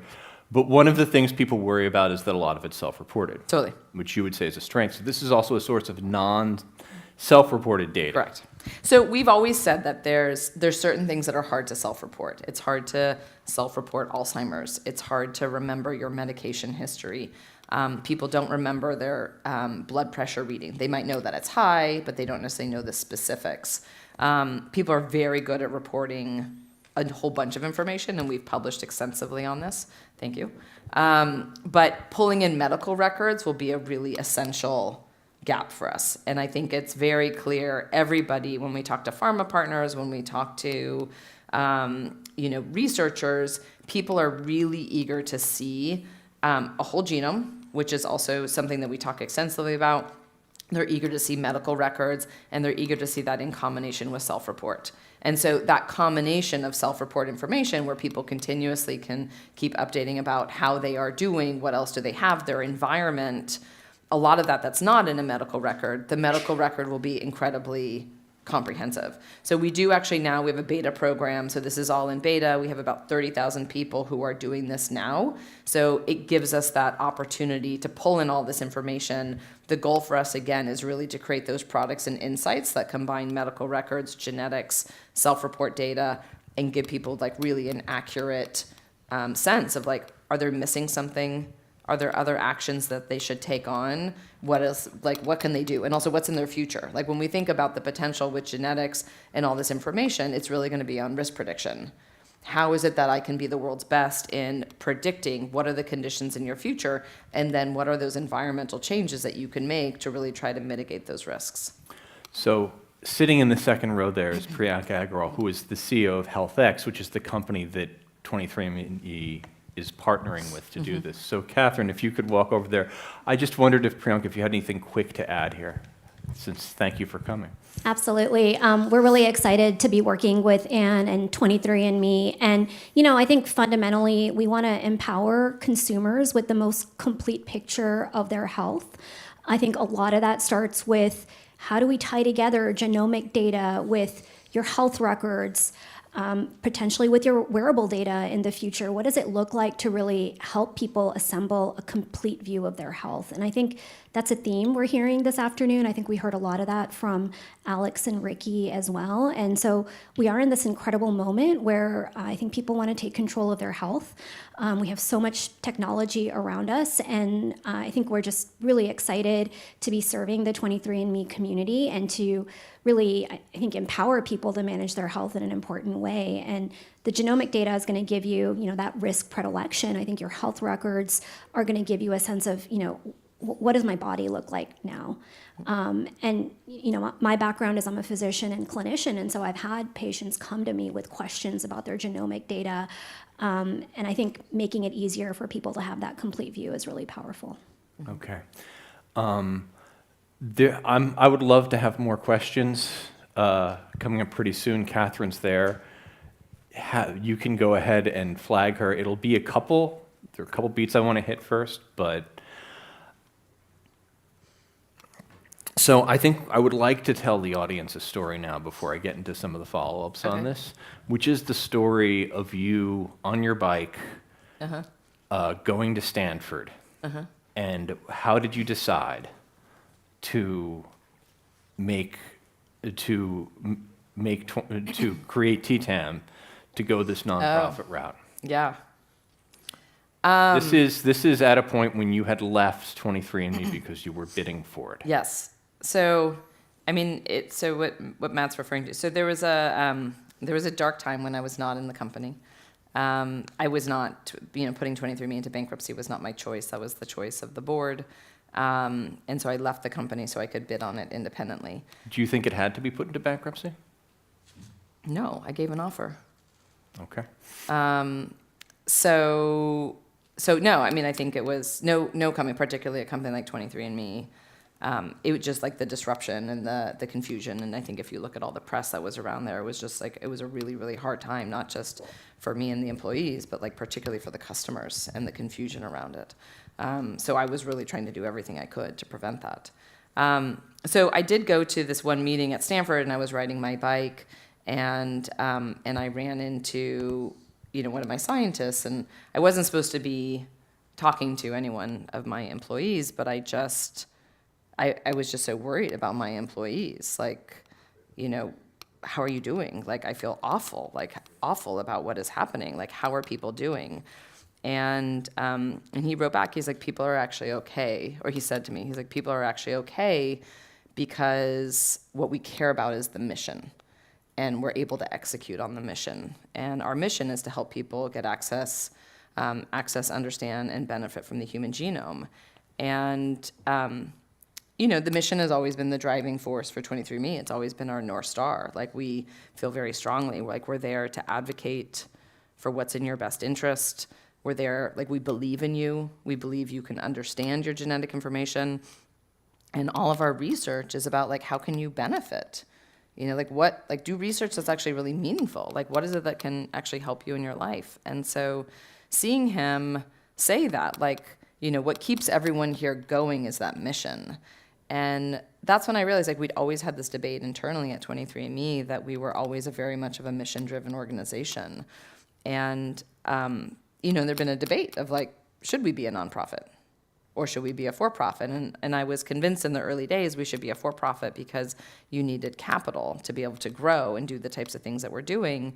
And, when I saw this employee, it gave me that idea. Is like, if the only thing that really matters to my employees, to me, is the mission, I should be 100% in on the mission. And I called my team on my bike ride home, and I was like, what if we buy 23andMe with my foundation? And we repositioned my foundation to be solely dedicated to understanding the human genome. And my team was like, well, like, that's a last minute pivot, and we'll have to see what's feasible. And, obviously that happened. And TTAM stands for 23andMe. And we bid, and it was a long, drawn out battle with many highlights that should hopefully be a movie one day. But we won. And ultimately, like, the only thing, when people always ask, like, why have so many employees stayed? Like, I have a huge number of employees, more than 30-40% of employees who've been there for 10 plus years. And it's because every single day we have meaning. Like, we do things that are fundamentally, like, really meaningful for our customers and research. And so that's why people have stayed. And that's why when people would ask me, like, why don't you just, like, retire? Like, you could go, like, golf. And I was like, I'd rather do 23andMe. Well, you told me that you tried golfing and it didn't work. I did. I tried golf. It was actually, it was such a disaster, because the first thing, the day I, like, stopped working, I was like, oh, well, what do unemployed people do? Well, you golf. And so I didn't know. It's not like, She didn't know you had a direction that the golf course had to go, that you had to be dressed. Well, I didn't know that you had to wear, I was wearing shorts. I was on my phone the whole time. I was like this. We drove the wrong way down the golf course. And I think the nail in the coffin was, like, I didn't know you had to pay for the snacks. There was no price tag on it, and, like, no one to pay. So I just was like, oh, there's, like, tuna sandwiches. There's, like, all this food. I was, like, hoarding stuff on the golf cart. And then the woman asked me, she's like, I was like, oh, was it the guy behind me who complained? And she's like, Anne, everyone at the club, except the guy behind you, complained. So I have not. I'm not an active golfer. So in October 2023, you acknowledged that there had been data breach at 23andMe. Mm-hmm. People also responded to the bankruptcy with a lot of fear as you kind of noted. There were, who's going to own my data? Who's going to own my genetic data? There were a lot of articles that made it sound like a drug company buying 23andMe would be basically the worst thing ever. And there have been arguments that even your foundation buying 23andMe removes protections. I don't want to use up all our time getting into the minutia of those, but I want to ask, how do you think you can build trust, and what do you think your responsibility is there? Because it does seem to me to be one of the big risks for what you're doing, is that people are scared, and maybe they don't want to use your tests and help you build a bigger database that can be used for research. Yep. I think a couple things. So first, it's worth sort of highlighting what happened with the breach in October of 23. Was actually, it was a credential stuffing incident. So meaning like it was other companies that get breached. You know, the username and the passwords are online. This threat actor, the person who did it, like found on 23andMe that there was roughly, let's say, 10,000 usernames and passwords online that worked. And so was able to get into 23andMe by using the passwords, and we had not mandated two-factor authentication. And so it was about 10,000. But we made a decision, and I think people could argue, was this right or wrong?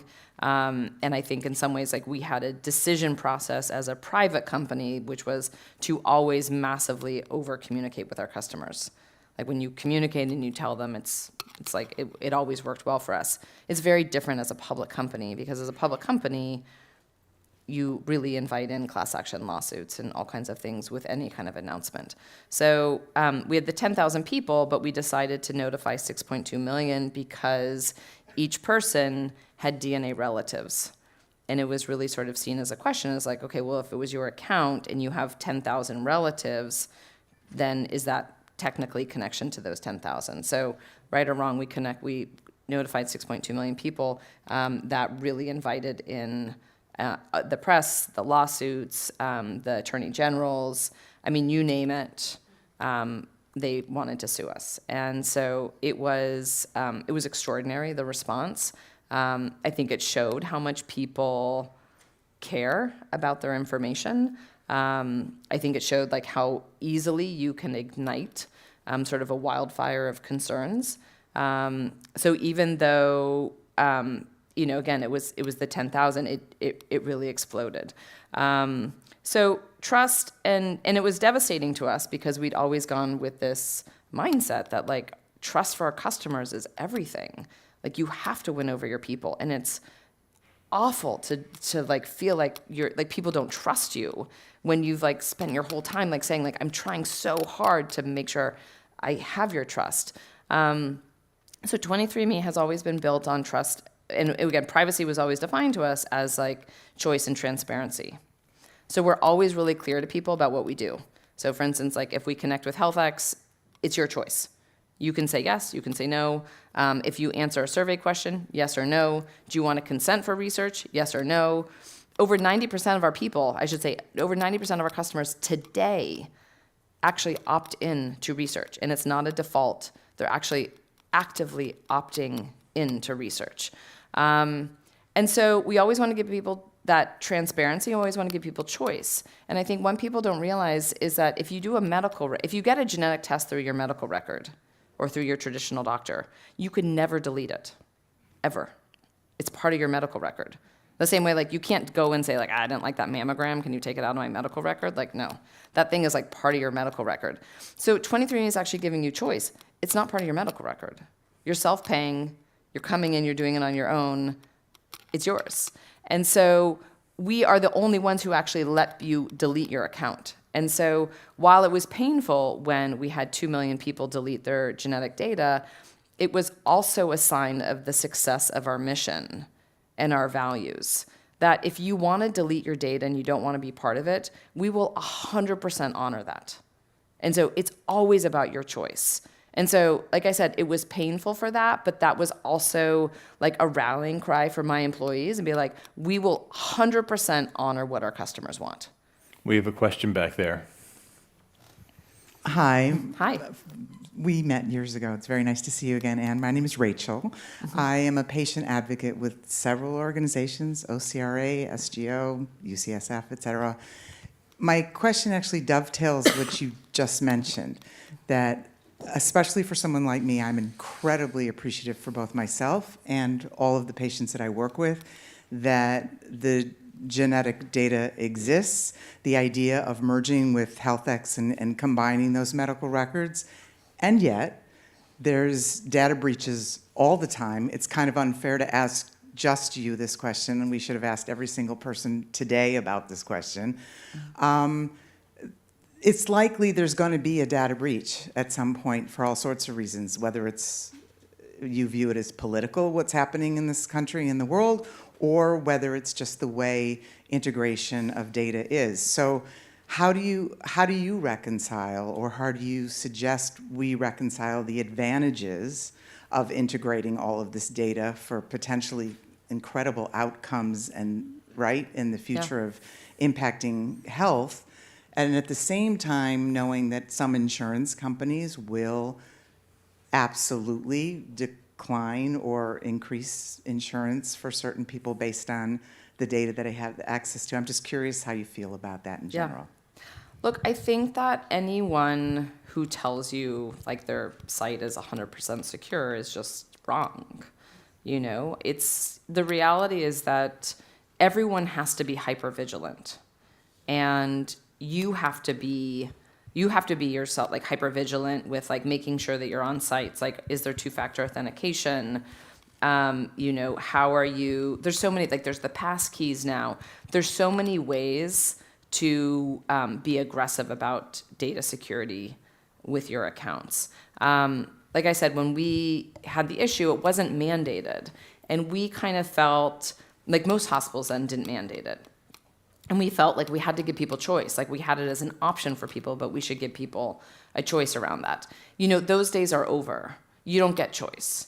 Like you have to hit a standard that is like my security team approves.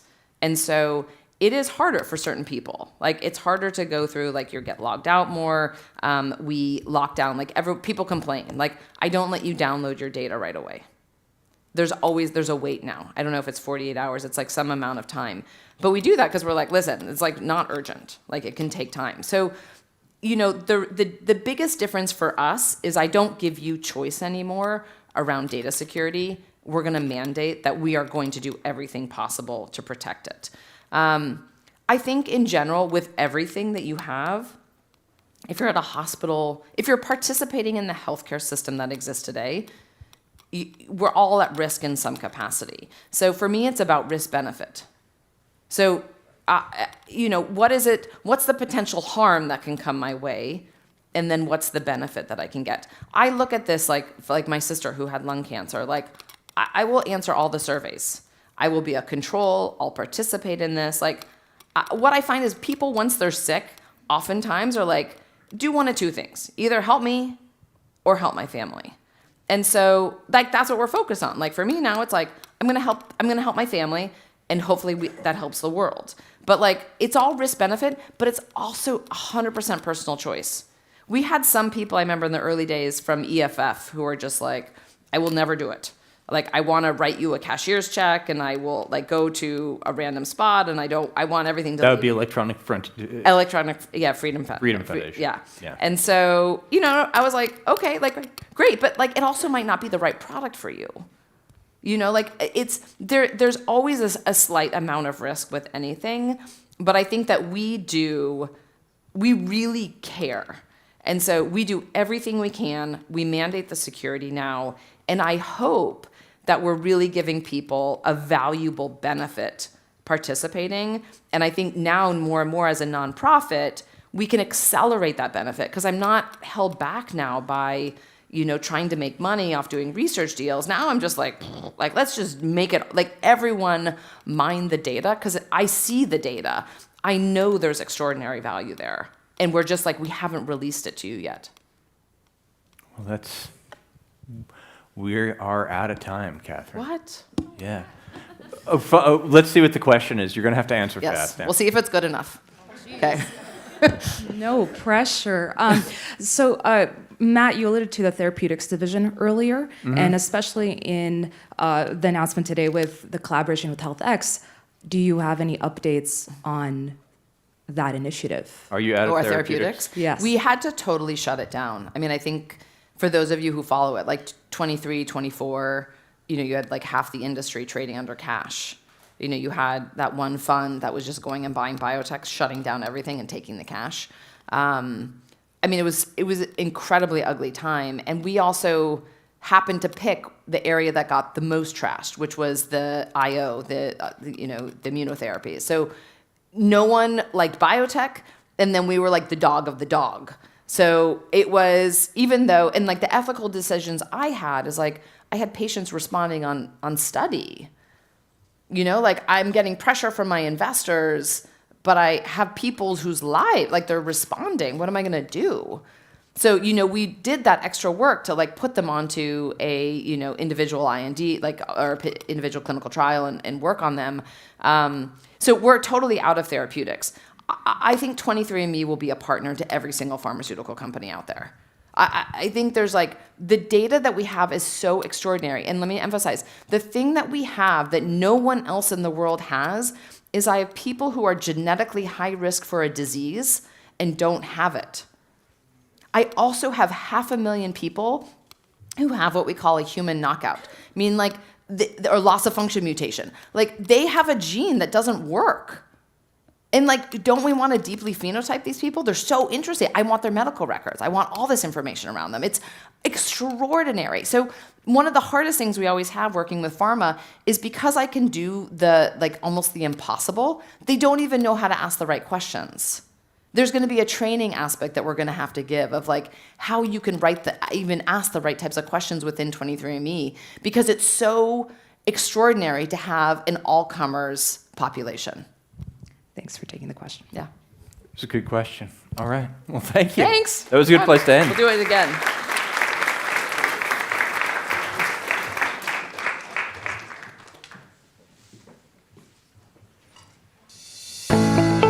For this sponsored session, please welcome to the stage BioMarin Chief Digital and Information Officer rb.gy and Stat co-founder and executive editor Rick Burke.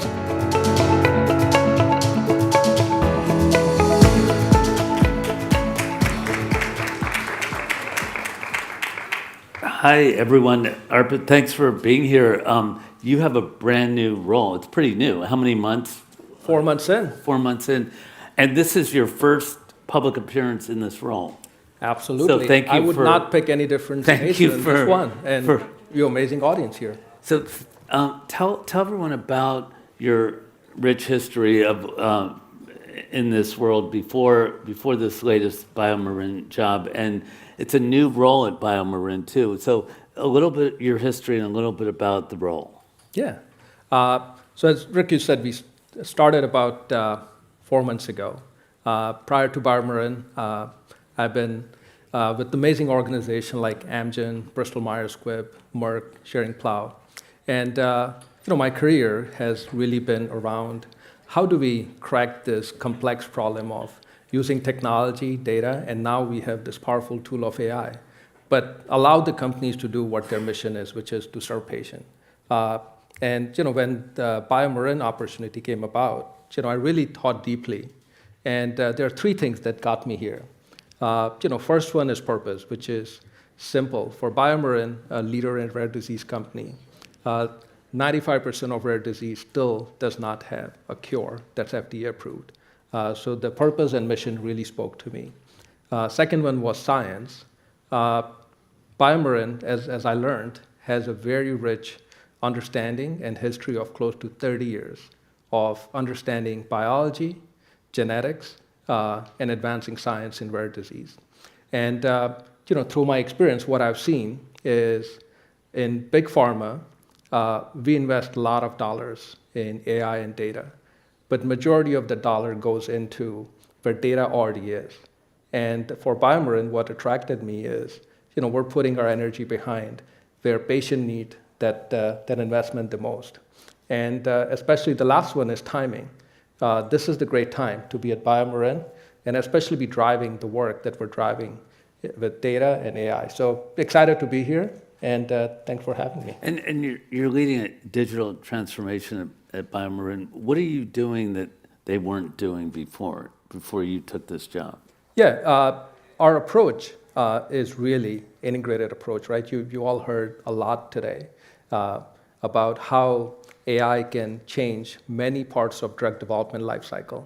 And one thing we're really excited about, and what we as a team are working on, is how do we keep the North Star, which is to bring therapies to the patient who need the most, and how do we then work backward on driving impact for the patients? So how do we pick the right area, but not just many pilots, where you experiment and then you figure out if there is a value. So for us, the biggest contribution is we have an integrated AI strategy. And what the entire team is working on and making sure that that strategy is well executed. But number one, it drives the impact for the patients and bringing our amazing therapies for them. Can you talk more specifically about AI and rare disease? And one thing we chatted before about sort of patient-finding capabilities, which I think is really interesting. Can you talk a little about that? So within rare disease, it's a paradox. Patients who need the breakthrough therapy the most are actually the hardest to study, just because of smaller patient population, fragmented data, data being really with a small set of specialists. And in past, those are the kind of things that really slowed down the drug development, as well as finding the right insights. And what we're finding is AI is almost inversing that equation. What I worked in past are, familiar math. You have large population, you find signals, and you take action. And what we're finding within rare disease is, how do we integrate this data, and how do we serve the patient? One real example is, there are two skeletal conditions, achondroplasia and hypochondroplasia. They have very different genetic reasons for the disease. But if you look at our healthcare system, our ICD-10 code, they share the same ICD code. So if you look at the healthcare data, it would be impossible to understand how to give the right therapy to patient. So there are about 7,000 rare disease and only 500 ICD codes. So you can imagine how this used to be a very complex problem to solve. And this is where tools like AI are really good. AI, the latest advancement, is actually about large language model. These models are really good at understanding human language and not just rely on the structured data that we have done in past. So, that's one real example where how in rare disease, now we can use this technology to drive impact. How does it work with BioMarin is not a huge company. It's smaller than some of the behemoths you worked for before. How do you use AI to leverage the most sort of traction for your company? A few things come to mind. First and foremost, when you work in a really small biotech, you can move things faster, but the amount of resources and horsepower one can apply is limited. And as you said, I've worked in a lot of large organizations, a lot of resources, but the time to implement and time to experiment is also very long. So what I'm finding in BioMarin is, it's a right sweet spot for emerging technology like AI, for us to then put into hands of our amazing scientists and make sure that, yes, in future, it will do a lot of complicated stuff. But today, can scientists who might be spending 40% of their time in just doing data entry, can that be automated? So, our approach is also very practical. While we have huge ambition, when we apply this technology of today, we're also making sure there's making impact in life of our scientists. It's making impact in life for general employees. And more importantly, all of this is linking to how we serve patients. Now, when you talk about the life of your employees, I'm curious about your life and your use of AI, and how has that evolved, and how much do you use AI in your own life, day to day? A lot. For personally me, it's been a great partner. Starting a new role, we all have done that in our career. It's a stressful time. And for me to just make sure that, as I come into the organization, use these tools to just understand the history, the information. For me, there's probably no task that I do that doesn't have assistance through some sort of AI. And that's sort of one of the things we're actually actively working in BioMarin, that not limiting this powerful tool just in the hand of few select people, but how do we make sure that, number one, we're inspiring the whole organization to adopt this. Having a tool is one thing, but adopting it and using it is a different thing.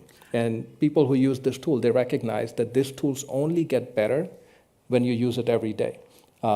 It starts to understand your context a bit more. So that's something I do personally, as well as, more importantly, our team across BioMarin, they're fully embracing it. When you're trying to change the culture there or have people embrace it, you got to tell people about your internal competition that you told me about. Yeah, inspiration is a big part of adoption. And across the whole management chain, we're fully embracing these tools. But in addition to that, what I would also call out is there's a general adoption, and there's also adoption in the area where we see the immediate value and impact to patient. One example is related to how are we using these tools to accelerate our regulatory filing. One of the really critical milestones that are in our industry is very important to make sure that our therapy gets to patient. So how are we ensuring that these tools are actually used in regulatory filing, like clinical safety report, with the premise that these tools are assistant to our regulatory writers and scientists, but human in the loop is the big component. So to your point, what we're doing is we're providing an ecosystem within the company where tools are adopted, but more importantly, everyday reminder that human in the loop is important. We want you to use the tool, but you're end of day the one responsible for the work. So make sure that you're QCing the work and make sure you're responsibly using these tools. Could you tell everyone about the king and queen of AI you're crowning? Incentives are really important, as I said. So, making sure that across the organization there is a pull-through is the key thing. And driving management and support is also critical. So if I'm at BioMarin and want to be the king of AI, how do I get that crown? The way you get that crown is by making sure that the work you do in AI is impacting positively to the patients that we want to serve. So end of day, all the work we do, making sure that that work tracks to results for patient is how we value the use of AI in our environment. In our final moments, what do you want people, is there any final message for people about BioMarin that you want to leave them with? Yeah, BioMarin's leader in rare disease was close to 30 years of history. And what we're really excited about is now building on that rich history in the era of AI and making sure that we're accelerating our impact to the patients we serve. Great. Thank you. I really appreciate it. Glad to be here. Thank you.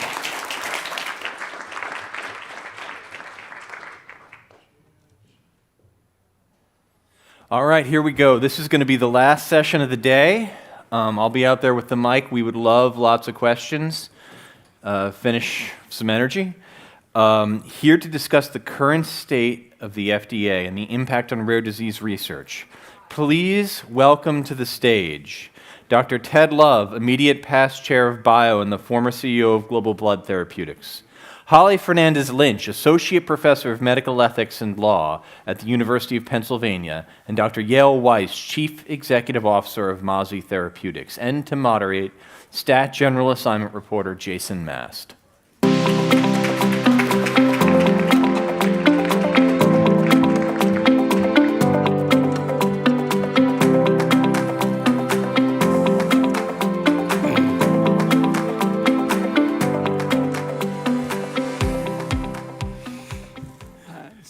Thank you all for being here, and thank you all for staying for this whole day. We started with the FDA because it's been an interesting, let's say, year and a half for the FDA, and we're going to close with the FDA. And I can't really think of, three better people, especially on the topic of rare diseases and drug development and regulatory standards.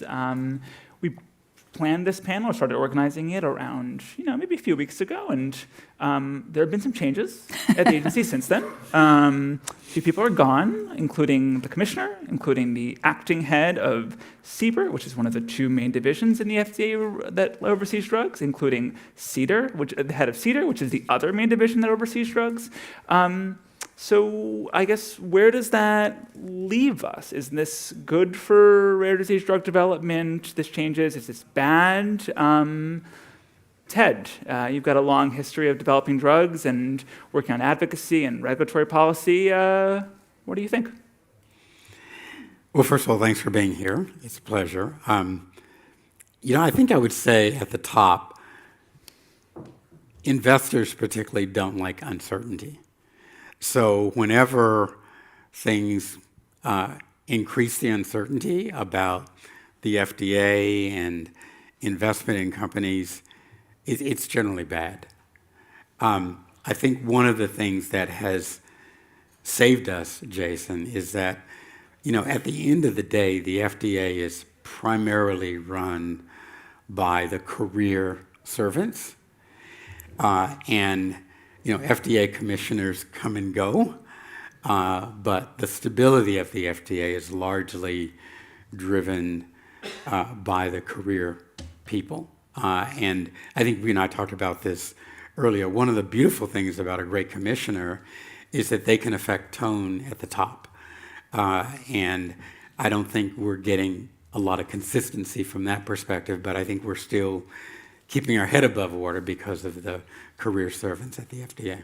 So is the departure of all these people, is that now less stability, or is that because of, over the past year, all these sort of possible changes in where the FDA sat on certain, gene therapies and rare disease drugs, because of the hollowing out of all of these divisions that I think really panicked industry and panicked in patient groups, is the fact that they're leaving now something that's comforting for advocacy groups and for executives and investors? Are people now, feeling better?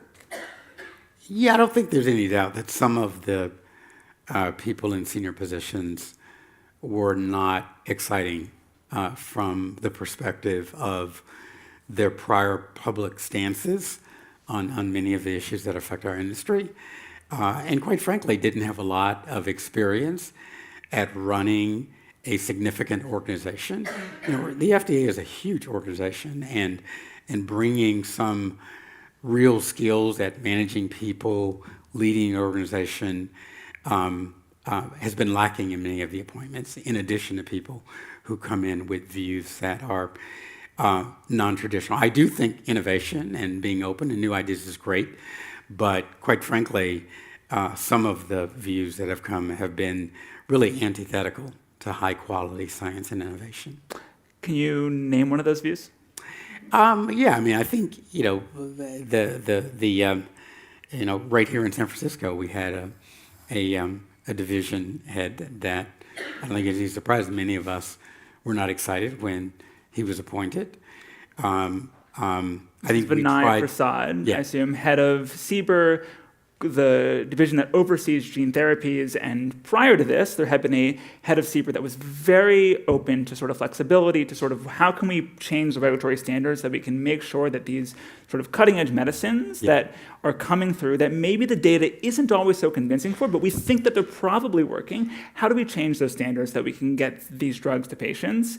And Vinay comes in, and he's sort of, it's hard to know in every case, but at least in several examples, for several serious diseases, seem to shift the bar. Yeah, I think that was part of the inconsistency, because I think he came in with some views that weren't shared by career people. They also weren't even shared by necessarily his boss, and that created a lot of tension and a lot of confusion. I think Yo can probably speak to this even better than I can, but clearly in areas like gene therapy, we do have to be willing to innovate. We're literally dealing with innovative therapies for populations with diseases which are terribly severe, which often manifest in very unique ways, and we're trying to have a cookie-cutter drug development akin to what we do for hypercholesterolemia or we do for heart disease, and it just doesn't work. So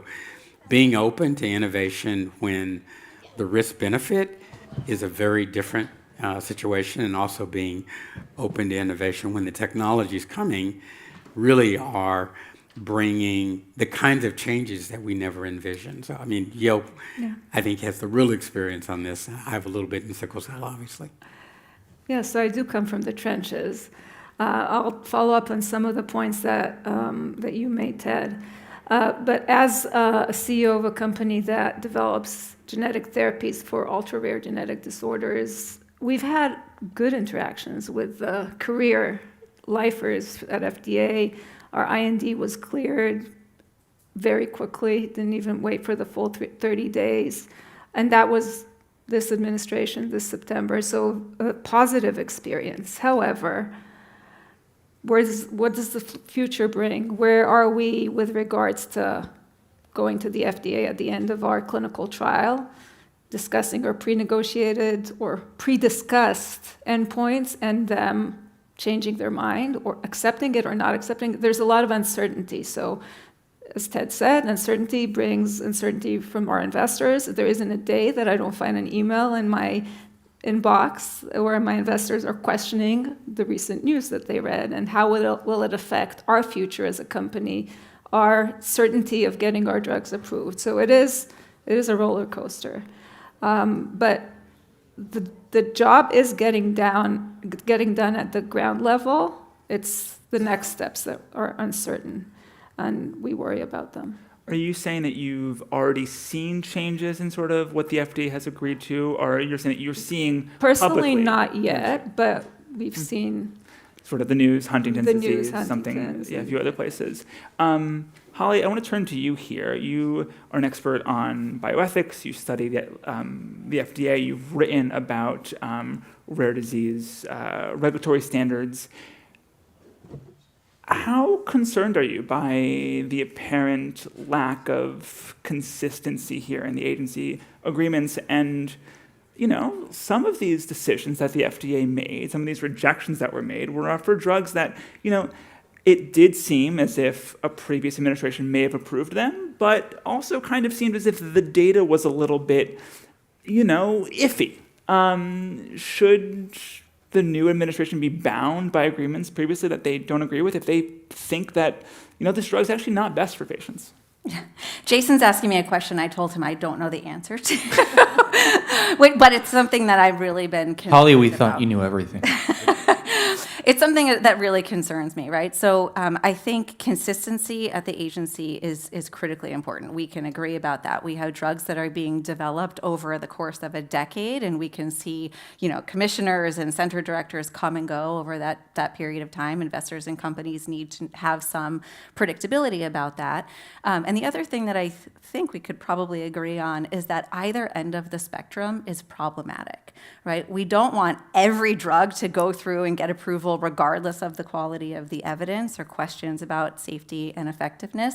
And we also don't want, good drugs to get rejected, with quibbles about, study design or, pushing for studies that would be impossible to conduct, right? Somewhere in the middle is where we should be aiming.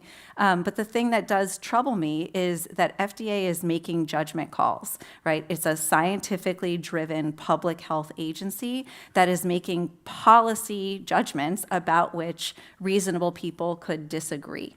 Now, one read on that is, okay, well, if reasonable people could disagree about it, then let's at least keep it consistent from administration to administration, such that if you got this advice before, we're going to be committed to upholding that advice.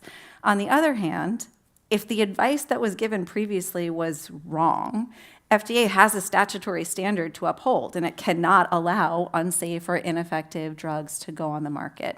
So I'm trained as a lawyer. We think about this in judicial decisions all the time, right? When is it appropriate for a judge to overturn a previous precedent? The bar for overturning a precedent should be high. It hasn't been held as high, in our judicial system as it should be. So I'm not ready to say that FDA should always and forever be beholden to its previous advice, but the defaults. talk a lot about default standards now at FDA these days. Like the default should be you stick with the advice that was given unless there is a very, very good reason for changing your tune.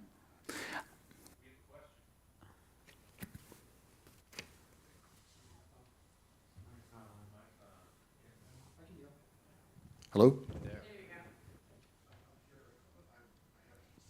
Hello, Mike. Hi, Mike. So I'm Fyodor Ernov. I work with Jennifer Doudna. I develop CRISPR gene editors for single children. And both my grandfathers were members of the Communist Party of the USSR, and so they're high-fiving me when I'm asking the question I'm about to ask from the grave. Do we think that developing curative medicines for dying children or dying adults using the plethora of extraordinary genetic medicine tools that we now have, we have RNAi, ASOs, AAV, Lenti, and CRISPR in 20 different flavors, do we think that the American healthcare economic marketplace as it exists today is the right venue to put these medicines into people? Or has the time come for some flavor of socialized medicine, which I know will never happen in this country, but I'm wondering if the audience and the speakers could comment. Like, we CRISPR people can edit a ton of things. And then, you listened to a talk earlier today where the CEO of Insmed, whose company is worth $24 billion and whose stock doubled in value, is gravely concerned that his investors are unhappy. CRISPR cures for kids will never be a $24 billion business, but it's still a legitimate healthcare target in the public interest. So, socialized medicine, anyone? You don't have to ask me twice. What does that mean, Fyodor? What is socialized medicine? Can you break it down? Well, if you calculate how much if you calculate the lifetime costs of treating a child with a urea cycle condition such as Rebecca Arns-Nicholas treated to the healthcare system to keep that kiddo alive, or to keep a kiddo alive with X-linked gamma globulinemia and a lifetime supply of IVIG, that's an incredibly expensive thing, keeping these kids alive. And let's talk about lysosomal storage diseases. What's the lifetime cost of enzyme? Let's talk about the lifetime cost of Spinraza, which works beautifully. I don't disagree with you, but what do you mean by socialized medicine? I mean that there is a calculation whereby you can pay for medicines, even if they're relatively expensive, if they're one-and-done cures. And that payment is not driven by the size of the patient population. That we do not have plain vanilla street-based thinking about what makes sense in the healthcare space and what does not. It's interesting because in the rare disease space, we actually count on the fact that there are not a lot of patients that could get the treatment and that the payers would actually be more receptive because they don't have a lot of patients. So in some way, we play our cards both ways, right? On one hand, we say, we don't have a lot of patients, so please pay for it. The price that we're asking for is X, Y, Z. On the other hand, we're saying, oh, these are really expensive drugs and we want to make a lot of money on them. So we as an industry, I think, have a responsibility of pricing these drugs for a way that will make it sustainable, but not outprice and overprice, right? So that's our responsibility as an industry, bio, pharma, whoever. And I think, and also getting drugs approved, to your point, that coming into the agency with good packages that will convince the agency that the drug works. If it's gray zone, if it's ambiguous, we're putting ourselves in a place that we will be scrutinized for what we bring in, and we'll never get approvals or reimbursement. So it's our responsibility as industry to start this. Yeah, I think I was thrown off by the term socialized medicine because I don't want to see socialized medicine in the U.S., at least how most people who throw that term out use it. I mean, I do agree that being rational about the cost and the benefit of something is something that we perhaps are going to have to do. I would say traditionally the U.S. has actually been the country that doesn't do that. We pay for dialysis for people that many countries would simply let die because they project the life expectancy to be such that it's not worth paying for it. And I think we know many European countries have used the monopolistic power of being the only purchaser of product to, quite frankly, not at all pay for innovation. And I think that's led in part to where we are in the United States talking about MFN, because in reality, the US has kind of been left alone paying for innovation. So I think all these wonderful things that you're referring to, like CRISPR, I think they wouldn't exist but for the US, quite frankly. And if the US goes away as an opportunity to pay for this, I think those innovations are going to come to a screeching halt. And I think it'd be very sad, at least in the US. China may continue to make these, and we can maybe get to that topic at some point. But China is really trying to very aggressively say, we're going to take over this industry and we're going to be the providers of innovative therapies in the future. And I think that if that happens, I'm not sure what you call it, medicine, imported might be the term, and we won't have a lot of control over the price or access. I want to ask about one particular homegrown medicine, although I guess actually it has some European roots as well. I think the most marked debate last year was over, and this year as well, was over Huntington's disease treatment developed by Unicure. And Unicure says basically that they had this agreement with the FDA. We can do a 3-year natural history study. It's a devastating neurological disease. We have a gene therapy. It goes into the brain. We can't do a sham control or a placebo-controlled trial because that would require, which they did briefly, do a fake surgery on these patients where they are under for 8 to 10 hours. We drill into their brain, and so we need to rely on this natural history study. FDA seemed to kind of say, or at least Vinay, it's not clear who in the agency seemed to kind of say, actually you can do this, and you kind of need to have that data to prove that this works. You're not harming patients by, having this drug on the market if it isn't working.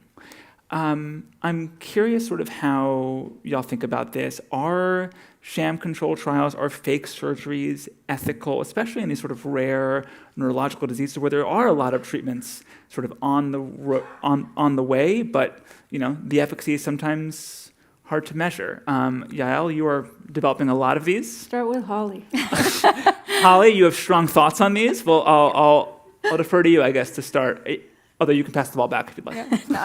I'll catch it. Okay, so I will get to Unicure, but speaking generally about the ethics of sham surgery trials, I think the most important thing to recognize is that if they are the only way to answer the research question, they are how you protect patients from being given sham surgeries in the course of clinical care if we haven't figured out whether the intervention works, right? So if they are necessary to answer the research question, then they are potentially even ethically obligatory.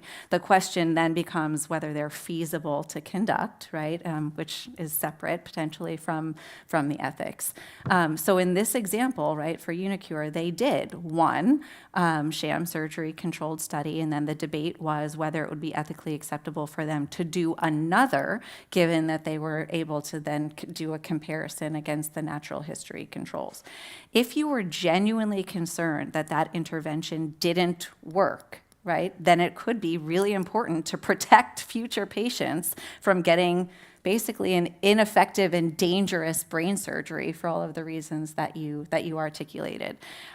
So I'll just very briefly say I think the Unicure example was handled terribly on all sides. I think the company could have done a much better job, for example, publishing their data rather than just, expressing through press release the positive findings. I think, Prasad could have done much better going on the record directly. These are things that should be worked out appropriately. They're things about which reasonable people can disagree. I agree that in a previous FDA, that drug probably would have been approved. So I have a lot of concerns about it, but the ethics of the sham surgery, I think, could have been worked out. So we're in a very interesting world where Future can treat one patient without any controls, and hopefully the drug works or not. We won't know. It will take time until we know, right, Future? So on one hand, we have N of ones, no sham controls, no randomized control studies, and the FDA lets that happen. Mm-hmm. On the other hand, we have That's not true. There's a difference between a research IND and the full Yeah, but eventually you do want to get it to many patients, right? And We are not doing research INDs anymore. We're doing proper clinical trials at UCSF, at Penn. okay, but up till now it was single patients, and there is a guidance from the FDA that allows single patients, right? The CRISPR field is doing real clinical trials with real INDs. Okay. Sorry, my mistake. I know of N of 1 studies in different fields. The FDA allows that. No controls, no shams. On the other hand, there are populations of 300, 400, 500 known patients that are waiting for therapies. Whether it's feasible or not, it's probably feasible. Ethical, I don't know where the line between feasible and ethical crosses, right? Because ethical can be translated into many levels. But I don't think that we can draw the line and say 1 is fine, 10 you need to sham. So I think there's a lack of clarity on the guidance that comes from FDA on where do we stop, where do we have to sham, where do we need the placebo control, and where don't we need it. If I have to bring a family that has a very, very sick child, 15-year-old, still in diapers, cannot feed itself, has to drive 5 hours to a clinical site, get a hole drilled in their brain, and be on steroids for 2 months and maybe additional immunosuppressants, I don't know where the feasibility stops and the ethical starts. I see them together as one thing. And this is why I, as a drug developer, would argue that it's on a case-by-case basis, depending on who the patients are, what the disorder is, and how we can prove that the drug is working. And a previous head of CBER told me, if the drug works, we'll know it, right? And that's where it starts. But that's not true, that if the drug works, we'll know it. We'll know it if we do a well-designed trial, the if you had best a child designed that trial couldn't that we speak could. before and now speaks 20 words. Sure. A child so you don't that couldn't right, walk now walks. You know it, right? Right, but not every intervention has those types of outcomes. But that's why I'm saying it's on a case-by-case basis. We need to evaluate it and say, this is our case for not recommending to do it. You can accept it or not, but this is why this is our proposal. Yeah, I mean, I think this comes back to the plausible mechanism framework, right? In the sense that there's a lack of clarity right now about how broadly that framework is going to apply. I think it's a fabulous framework for the N of 1 and a few examples where you couldn't do a traditional prospective trial. But it shouldn't be used to reduce the standard of evidence that we otherwise would be able to produce, right? We want the best evidence before products are allowed on the market, because the shared goal is to make sure that these drugs work. And so the concern, right, I hear the concern, I share it, right? You have desperately ill patients with no good treatment options who are rationally willing to accept greater risk and greater uncertainty about efficacy, but we can't have a regulatory approval standard that maintains those products with uncertainty on the market in perpetuity, right? Eventually, we have to figure out what works in order to advance I agree. medicine. The body of evidence needs to prove that the drug works, but you need to tailor it based on what your endpoint is. Yeah, I do think there's a lot of ambiguity. Sorry, we have a question yeah, from the audience, if we could, and I think it's going to be a good question based on the answer. Hi, Mimi Lee, former ARPA-H, former employee at Global Blood, and an external colleague with Yale. In 2019, I was at BioMarin. I joined in 2016, 10 years ago, when Roctavian was just about to dose phase 1 patients. And we did the HEOR studies. A hemophilia patient can cost up to $80 million for a lifetime. And we did payer ad boards. And we realized big payers will absorb the cost because they don't want to be on the front of the LA Times. And the smaller payers would be crushed because they had 2 patients that they knew of in their system. And in the US, we change payers every 2.5 years or so. So that was broken. I worked at Avexis after GBT, and I took on 2 of the gene therapy programs for neurodegenerative diseases following Zolgensma.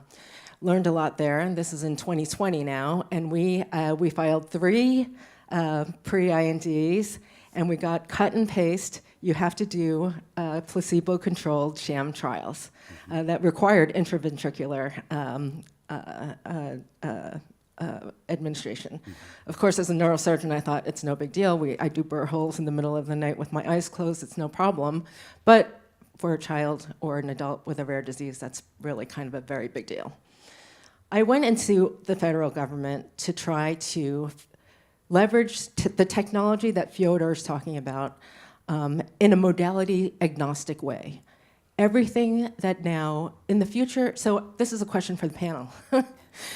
In the future, this is very ARPA thinking, if you can imagine, we're going to have the modalities that Fyodor talked about, where we will have multiple different ways to address conditions that can be characterized at the genomic level. And we will have, Dr. McKenzie talked about this, and I talked to the guys at the Broad, and I know, we're going to have multiple, and this was in the ARPA RFP, precision genetic surgery centers. Interventional genetics will be a new field of medicine. In this future, should we be thinking of not regulating each drug for each disease at a time? Should we really be thinking of, we now have many modular components that can be put together to treat diseases in an agnostic way, not for a specific organ, because all our organs actually are in one system. We will be able to, accelerated with, of course, AI and massive data compute, we will be able to understand functional genomics and holistic systems biology at a level that we haven't yet now. In that future, can you imagine a different business model than the one that is now, which is develop a drug, pray for a blockbuster, and develop more drugs and reinvest that money for more blockbusters?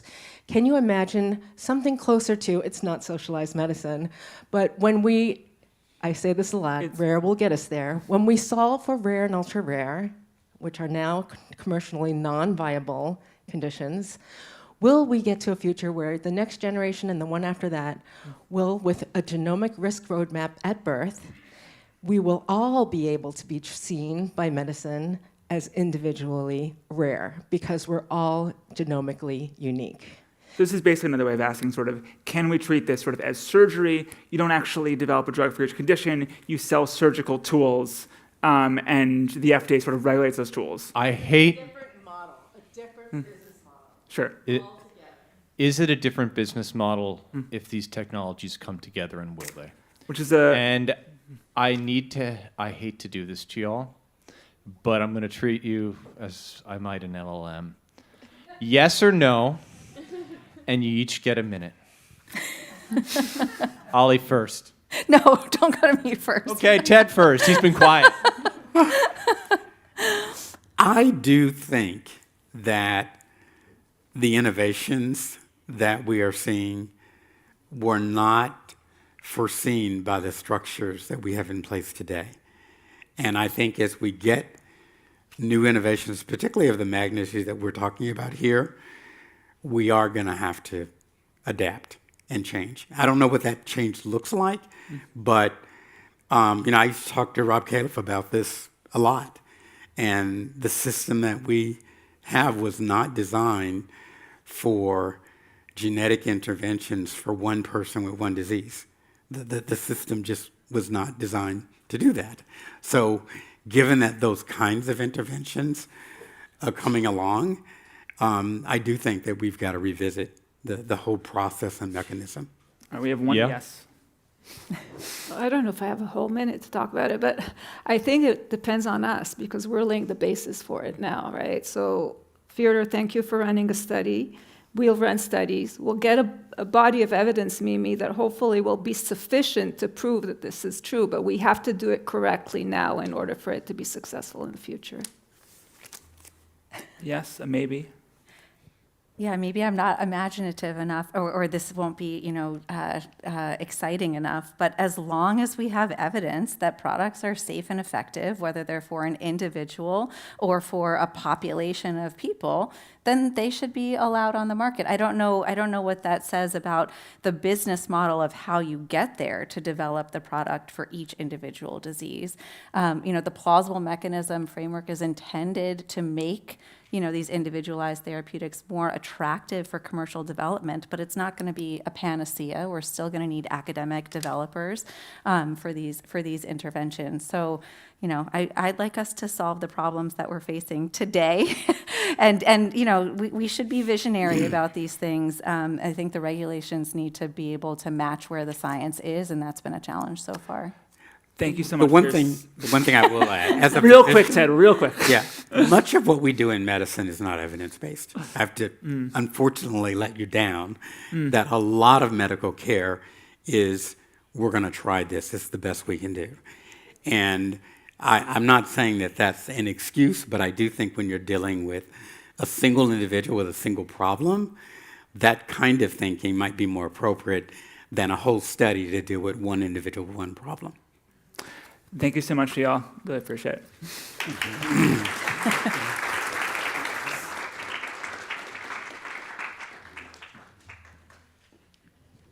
Well, I think For that closing last remarks from our presenting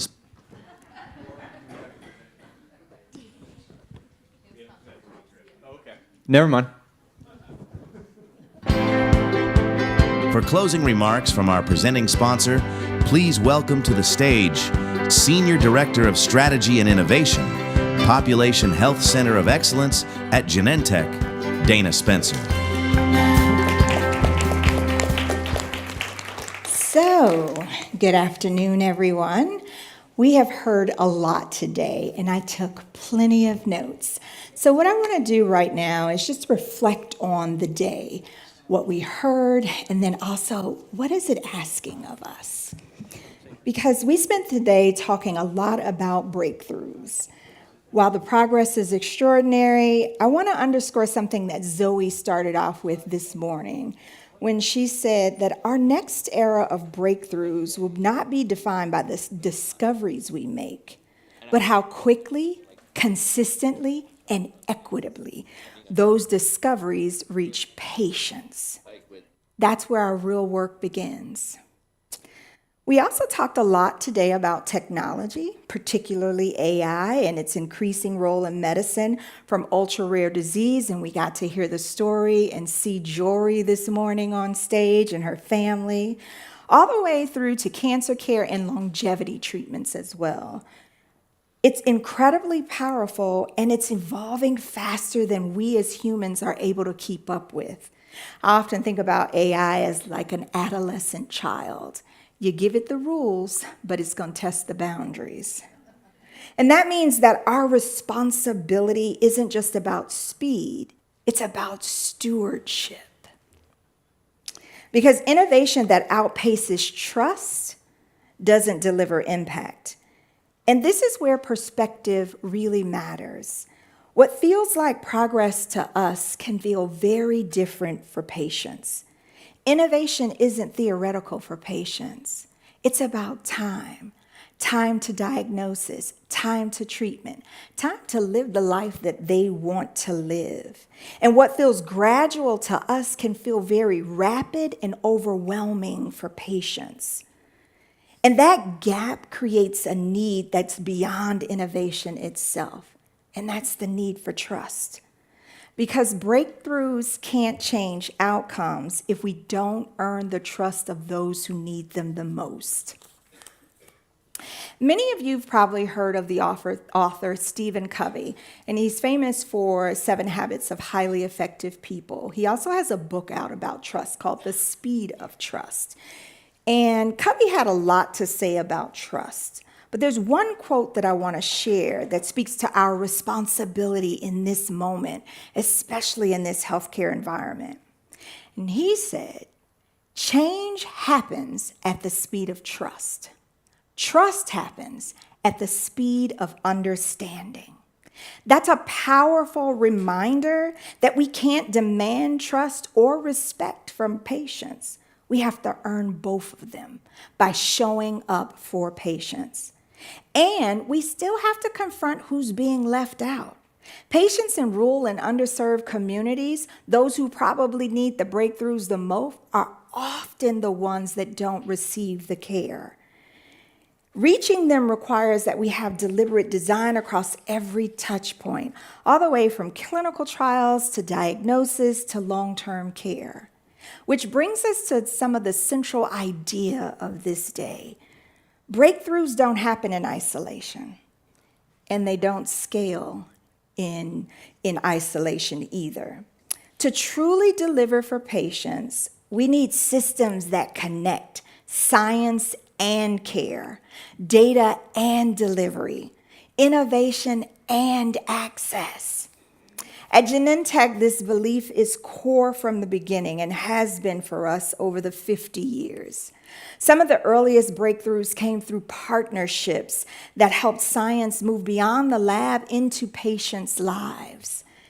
Change isn't just about discovery, it's about making it real. Today, we have tools we've never had before, allowing us the ability to see where care gaps are.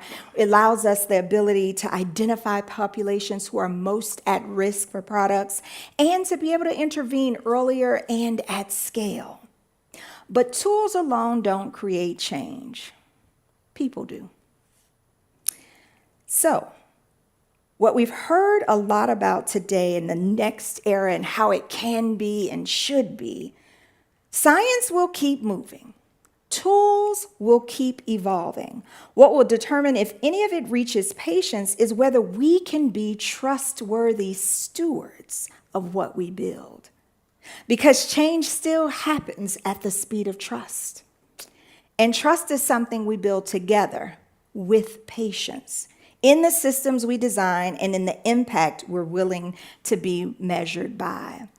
A few years ago, I heard a patient say that whenever there was a breakthrough therapy announced, they always felt like it was hope, but hope with an asterisk. And that asterisk represented a but.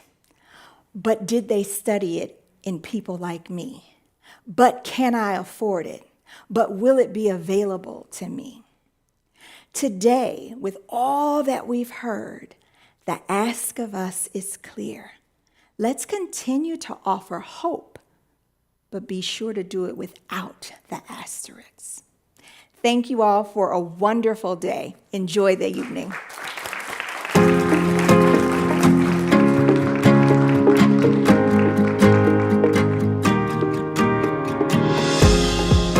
All right, now I get to say everybody can go get drinks. But first, if you're going to ASCO, anybody?